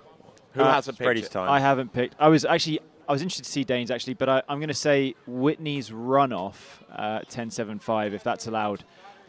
Just because it was such a special moment to see her. Probably the first time someone's gone off the dock and run 10.75 as a woman. I could be wrong. Yeah, the 39 off the dock with a bit of an average 1 and 2, and I would, no negativity towards Whitney, but I know how hard it is to go out on these short line lengths. And I wasn't giving her tons and tons of chance. Then she stayed cool, stayed strong. Had obviously done a really good job of staying warm with all that dancing we saw her do. And over to buoy 4. 5 was, and this ended up being the winning pass, didn't it? We came back, got Jamie, picked up Jamie, and Jamie wasn't able to get around buoy 6. So Whitney with a fairly comfortable 10.75, pretty special. All right, then. So great skiing from each of those examples there. Jonathan Travers, Whitney McClintock, Carini, and Lucas Cornell. We are just a few minutes away from the prize giving. I'm sure I'm gonna try and speed up the works a little bit and make sure that those folks in Queensland, Australia, have enough ample time to get ready themselves to celebrate the win from Lucas Cornell. It's currently 5:20 in the morning there right now, but stick around on a Monday, absolutely. So let's get up and go to work. Yeah, absolutely. I'm sure Peter's doing that right now, working over at Qantas in Brisbane. But anyway, that's an aside. In a few minutes, we've got the prize giving to conclude the action here at the Travers Grand Prix for 2024. We're going to take a little bit of a break. In the meantime, just grab yourself a beverage and grab yourself a seat one more time as we get ready for the prize giving, which will take place right after this.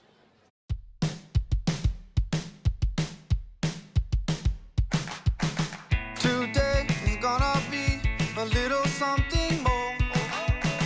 I've got a plan in mind, a special thing in store.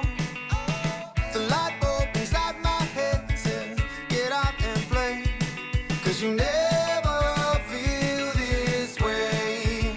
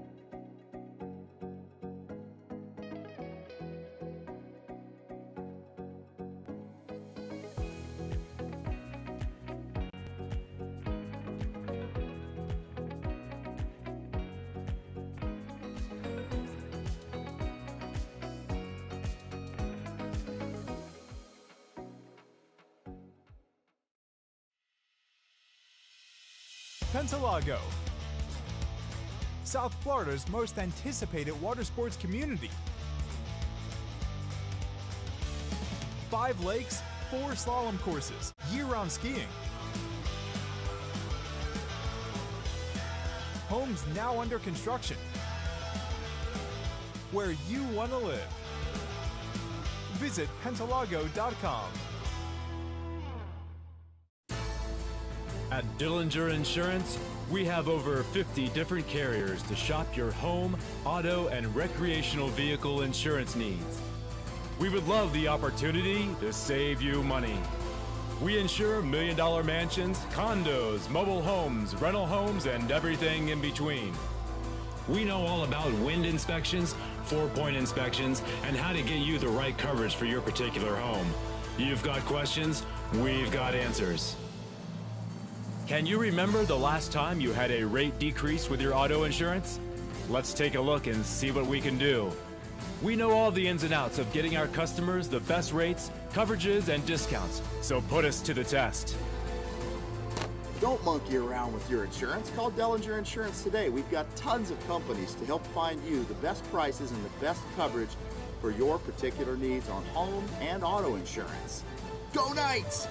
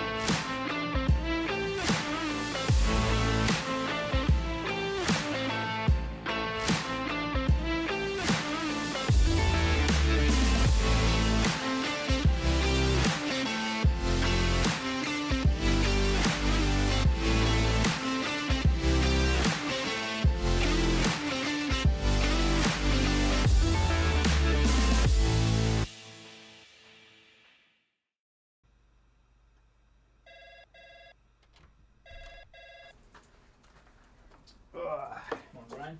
Hey, morning. You have a good weekend? Yeah, got out on the water a couple times. How about you?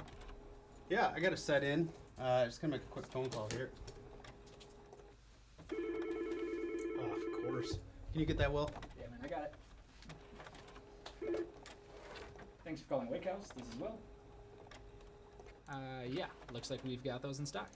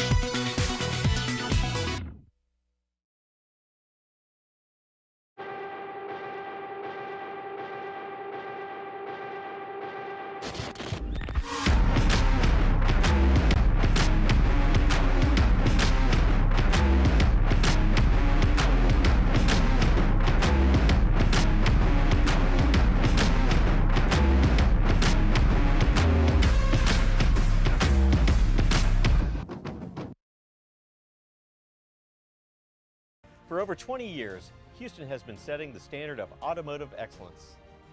Hi, I'm Dave Houston. I'd like to welcome you to the Houston family. We are committed to offering exceptional Cadillac models like the all-new electric Lyriq, redesigned XT4, and the legendary Escalade.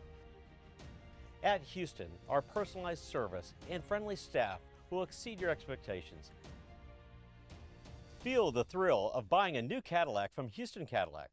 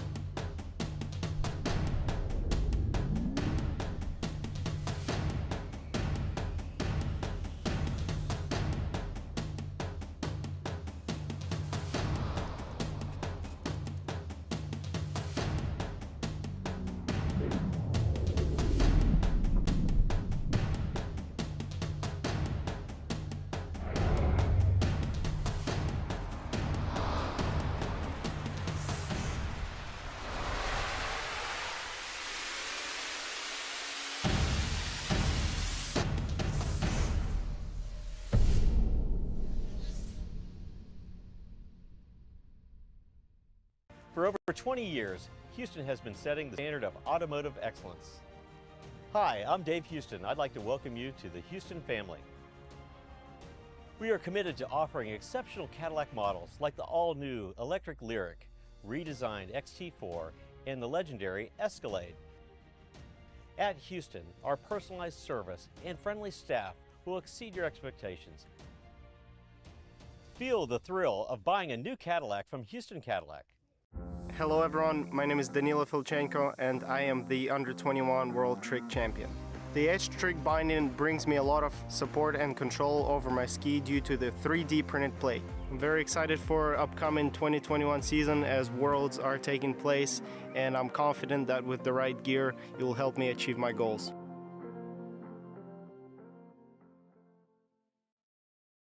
Rock, paper, scissors.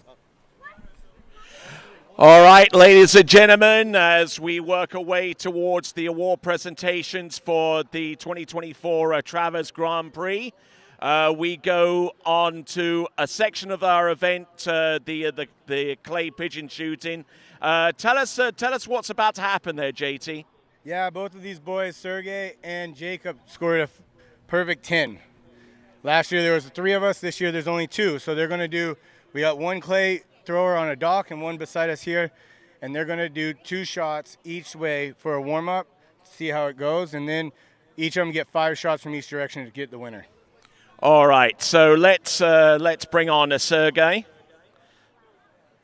Sergey, you're going to get 2 shots from each one as practice. If you hit all 4, then you cannot count for that. Okay. All right, there, Sergey, who comes to us from Winter Garden in Florida. Just making sure that the gun is safe. We practice firearm safety here. Which one goes first? Which one you like? Whichever one you like. Let's do that.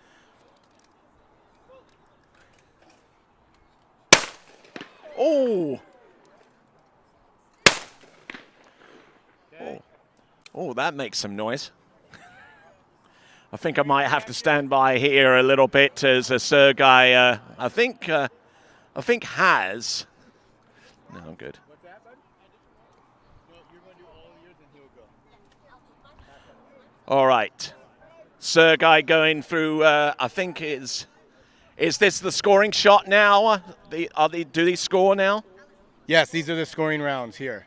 So he got one of his practice shots. He missed that one. He got 1. All right, so 2 down. He's 50% right now.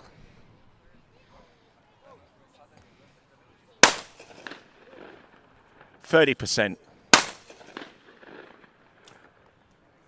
So 50. Okay, so that's 50% right now. 2 out of 4.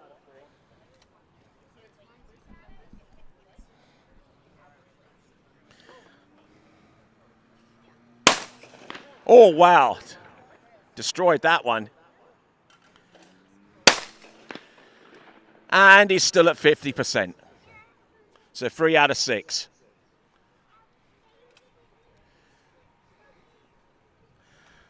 Oh.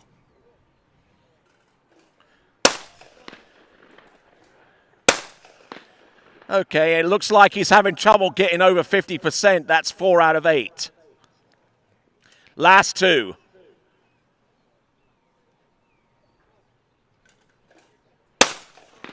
Destroyed that one. There's 2 more. 2 more. I think that's 60% right now, wouldn't you say? Something very close to that, yep.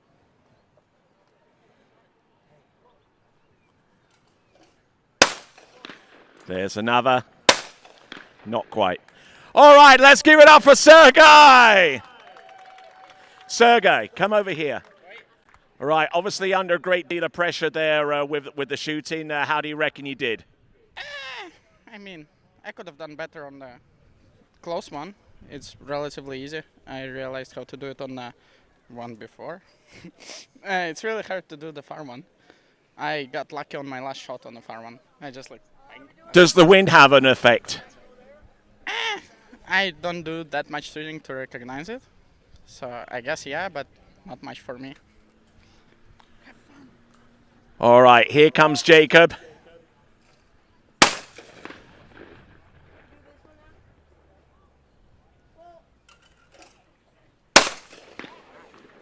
All right, so are those scoring shots right there or practice? Both of those will be practice. He has 2 more practice from each one. 2 more practices from each one.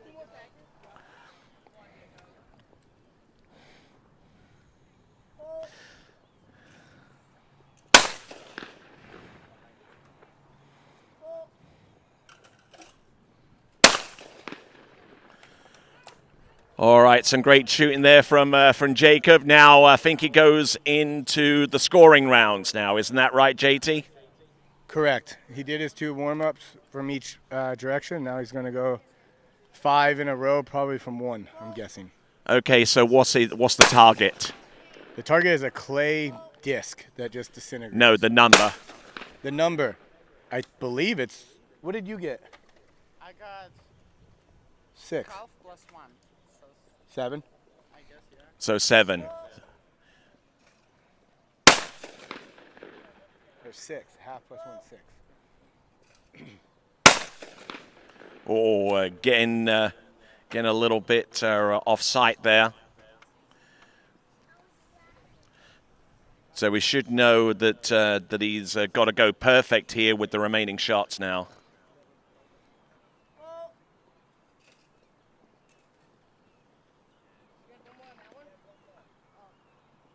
Do it again.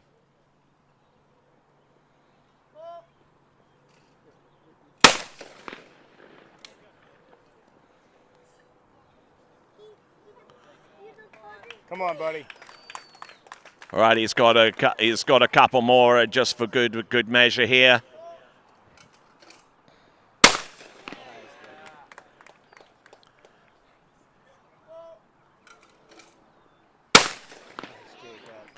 Good shooting towards the end. And I think he's got a couple more shots to round off his shooting here at the firing range. Destroyed that one. And there we go. Ladies and gentlemen, let's give it up for Jacob. He's got 1 more. Okay, 1 more from each. Oh, great shooting there, Jacob. Come on over here, sir. It's a tie. Okay. All right. All right then. So who goes first? If this is a tie, then I think Jacob should go first. Yeah. All right. So how many shots do they have each? Let's just do 2 from each one. 2 from each one. Come here, Alex. Come with Daddy. Come over here, please.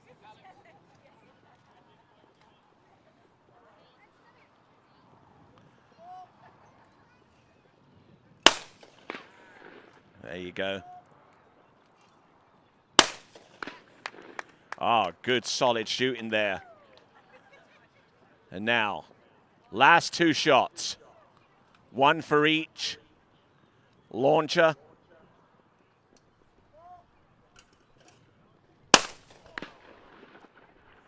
Okay. So he's gotten...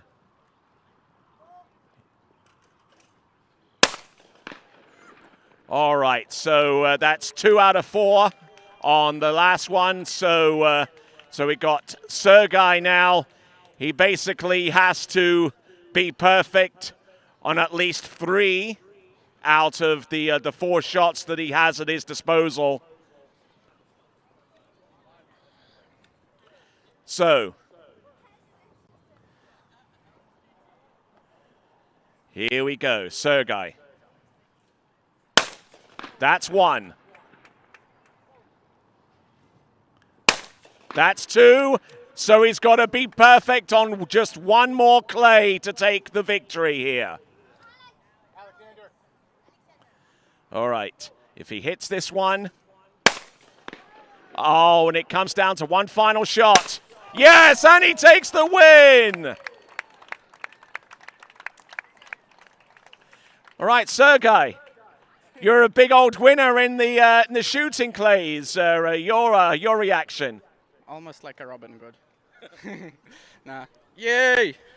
Yay! There he goes. He has the trophy. He wins the shooting clays, and in a moment we're going to go on to the award presentations for the slalom event. Should we head on over to the podium? We're going to do the teams first of all. Going to head on over to the podium and get all the teams situated. JT has the information there on who's taken the top spots. Okay, the first one you're going to do is the most improved junior from last year to this year. All right.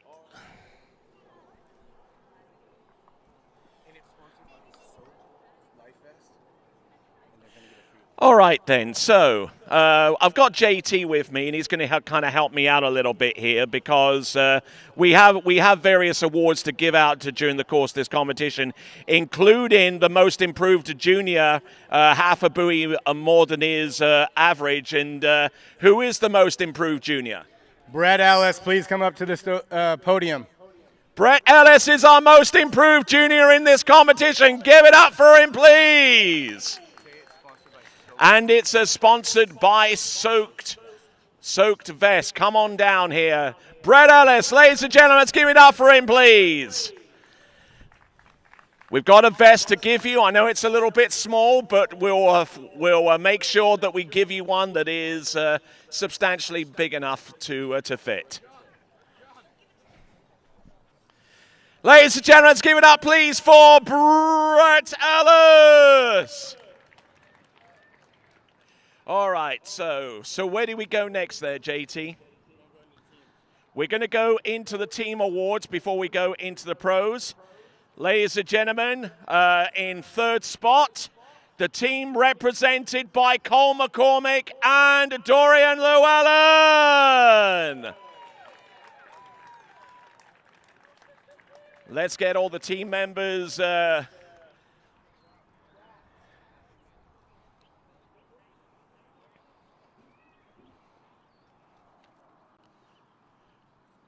right, in third spot, Cole McCormick and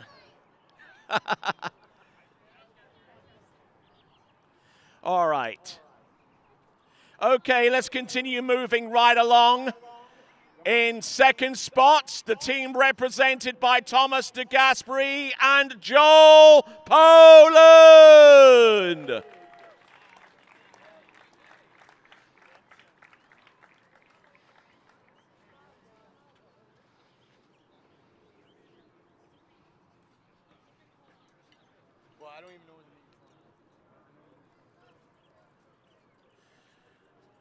Just a big shout out to all of our sponsors, Syndicate, Good, Edge Bindings, and Waters Wetsuit, among our great sponsors for this event. As we continue to roll right along, as we've got the second and third place teams on the podium, but what about the winners? And who are the winners? Well, ladies and gentlemen, the winners are the team represented by Will Asher and Jonathan Travers.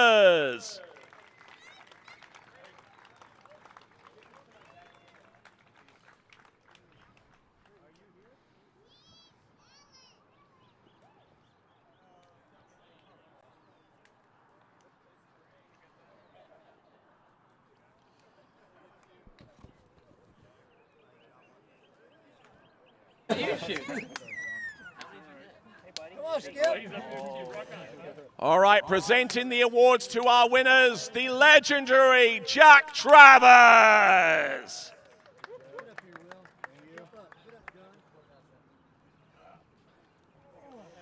Ladies and gentlemen, presenting your teams, Team Cole and Dorian. Team Thomas and Joel, and your winners, Team Jonathan and Will.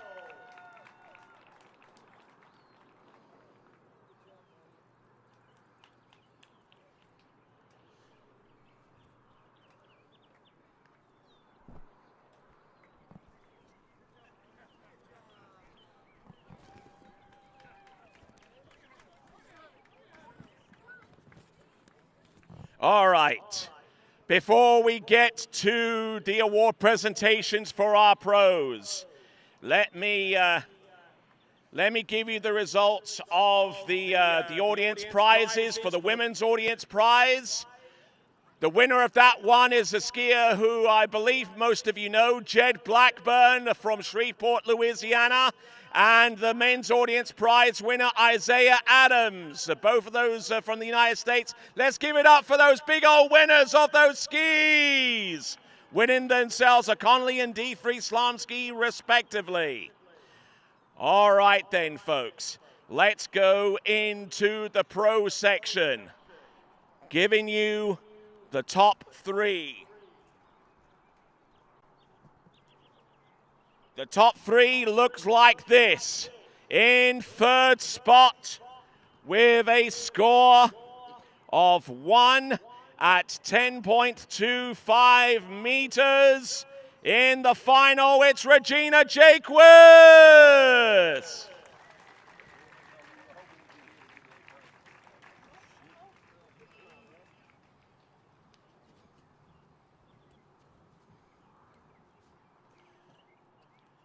And now, ladies and gentlemen, presenting to you your runner-up via runoff with a score of 2 at 10.25 meters and with a runoff score of 5 at 10.75 meters. Ladies and gentlemen, let's give it up, please, for Canada's Jamie Bull.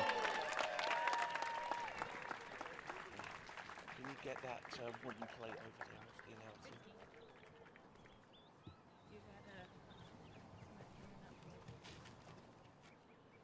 And now, ladies and gentlemen, presenting to you first place and winner of the 2024 Travers Grand Prix Women's Slalom event. This came by runoff and scoring 2 buoys at 10.25 meters, 41 off. Let's give it up, please, for Whitney McClintock-Reaney. Can you take a picture, Natty?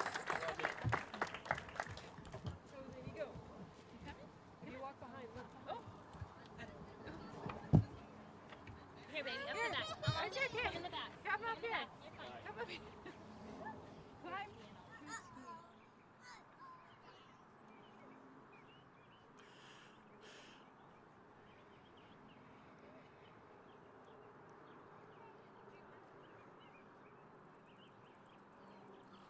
All right there. Whilst Zane holds on to that trophy, iron grip there, buddy. What about you, Whitney McClintock-Reaney? This one was pretty cool. I have had my most treacherous fall of my career here, and I've had my best score of my career here. And to come back, this is my 3rd Grand Prix, and I've had close wins. We've been close to runoffs before, and Regina ended up on the top. It was really cool to go out and do a runoff with Jamie this year, and to come out on top that 39 was surreal. I don't even know how I got through it, but God is good, and I'm super pumped to be up here. Thank you guys, all the organizers, for all the hard work putting on this event, and the sponsors. We couldn't be here without you guys, and we really appreciate all the work that you do. So thanks, guys.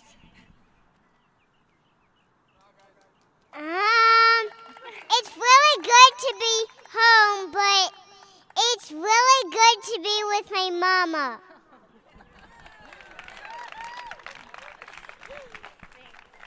That is the sweetest thing I've ever heard this season. Ladies and gentlemen, let's give it up, please, for your podium finishers. Regina Jaquist, Jamie Bull, and your winner of the 2024 Travers Grand Prix Women's Slalom, Whitney McClintock-Reaney.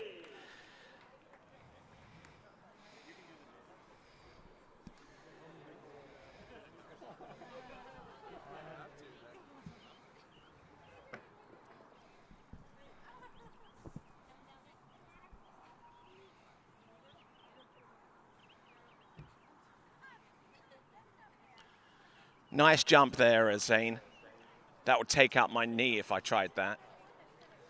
All right then. So, ladies and gentlemen, our final pro award for this, the Travers Grand Prix 2024. Ladies and gentlemen, presenting to you your top three. In third spot with a score of 3 at 10.25 meters, 41 off. Let's give it up, please, for Corey Vaughan.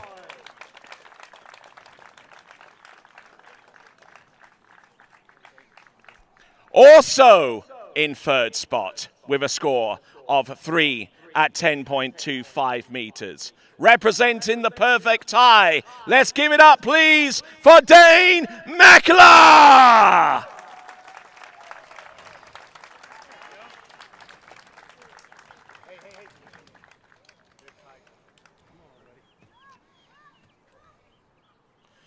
Ladies and gentlemen, now presenting to you your runner-up with a score of 4 at 10.25 meters, 4 at 41 off.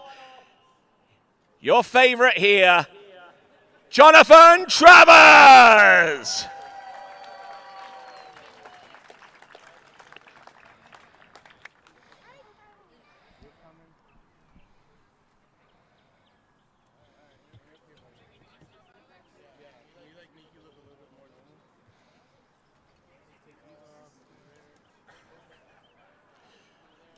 All right, ladies and gentlemen, now presenting to you winner, first place, and champion of the 2024 Travers Grand Prix. Coming to us from Brisbane, Australia, with a score of 4.5 at 10.25 meters, a pending Australian U21 world record. Let's give it up, please, for Lucas Cornell.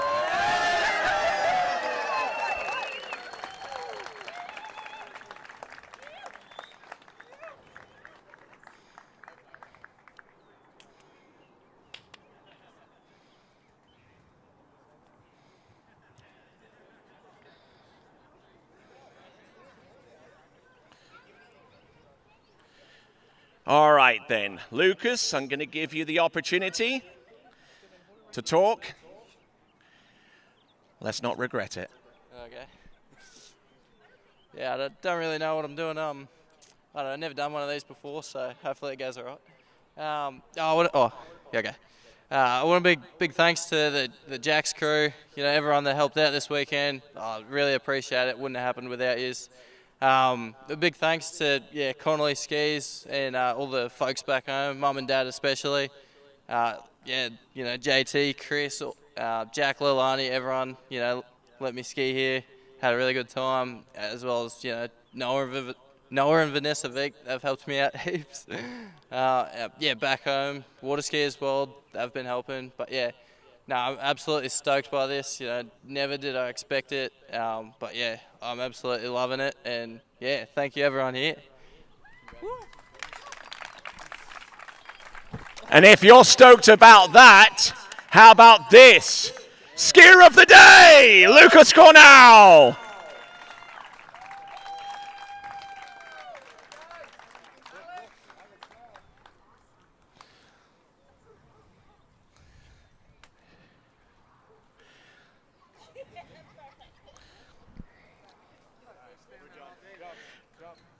Ladies and gentlemen, presenting to you your podium finishers, Corey Vaughan, Dane Meckler, Jonathan Travers, and your champion, Lucas Cornell. Ladies and gentlemen, that concludes the 2024 Travers Grand Prix. Great to have each and every one of you here on site and also online watching the competition.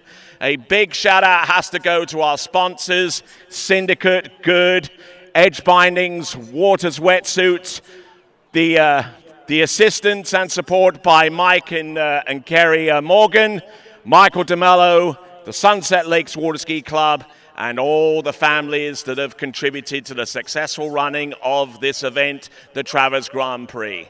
Ladies and gentlemen, my name is Tony Lyford, and on behalf of everyone here, the organizers, the production crew at TWBC, and everyone else that is here, I am Tony Lightfoot, You've been a great audience. And until next time, it's ciao for now.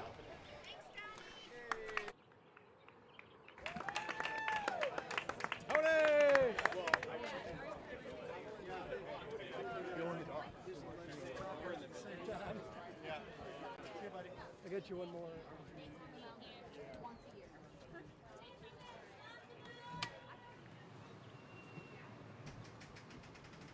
Got the TV set.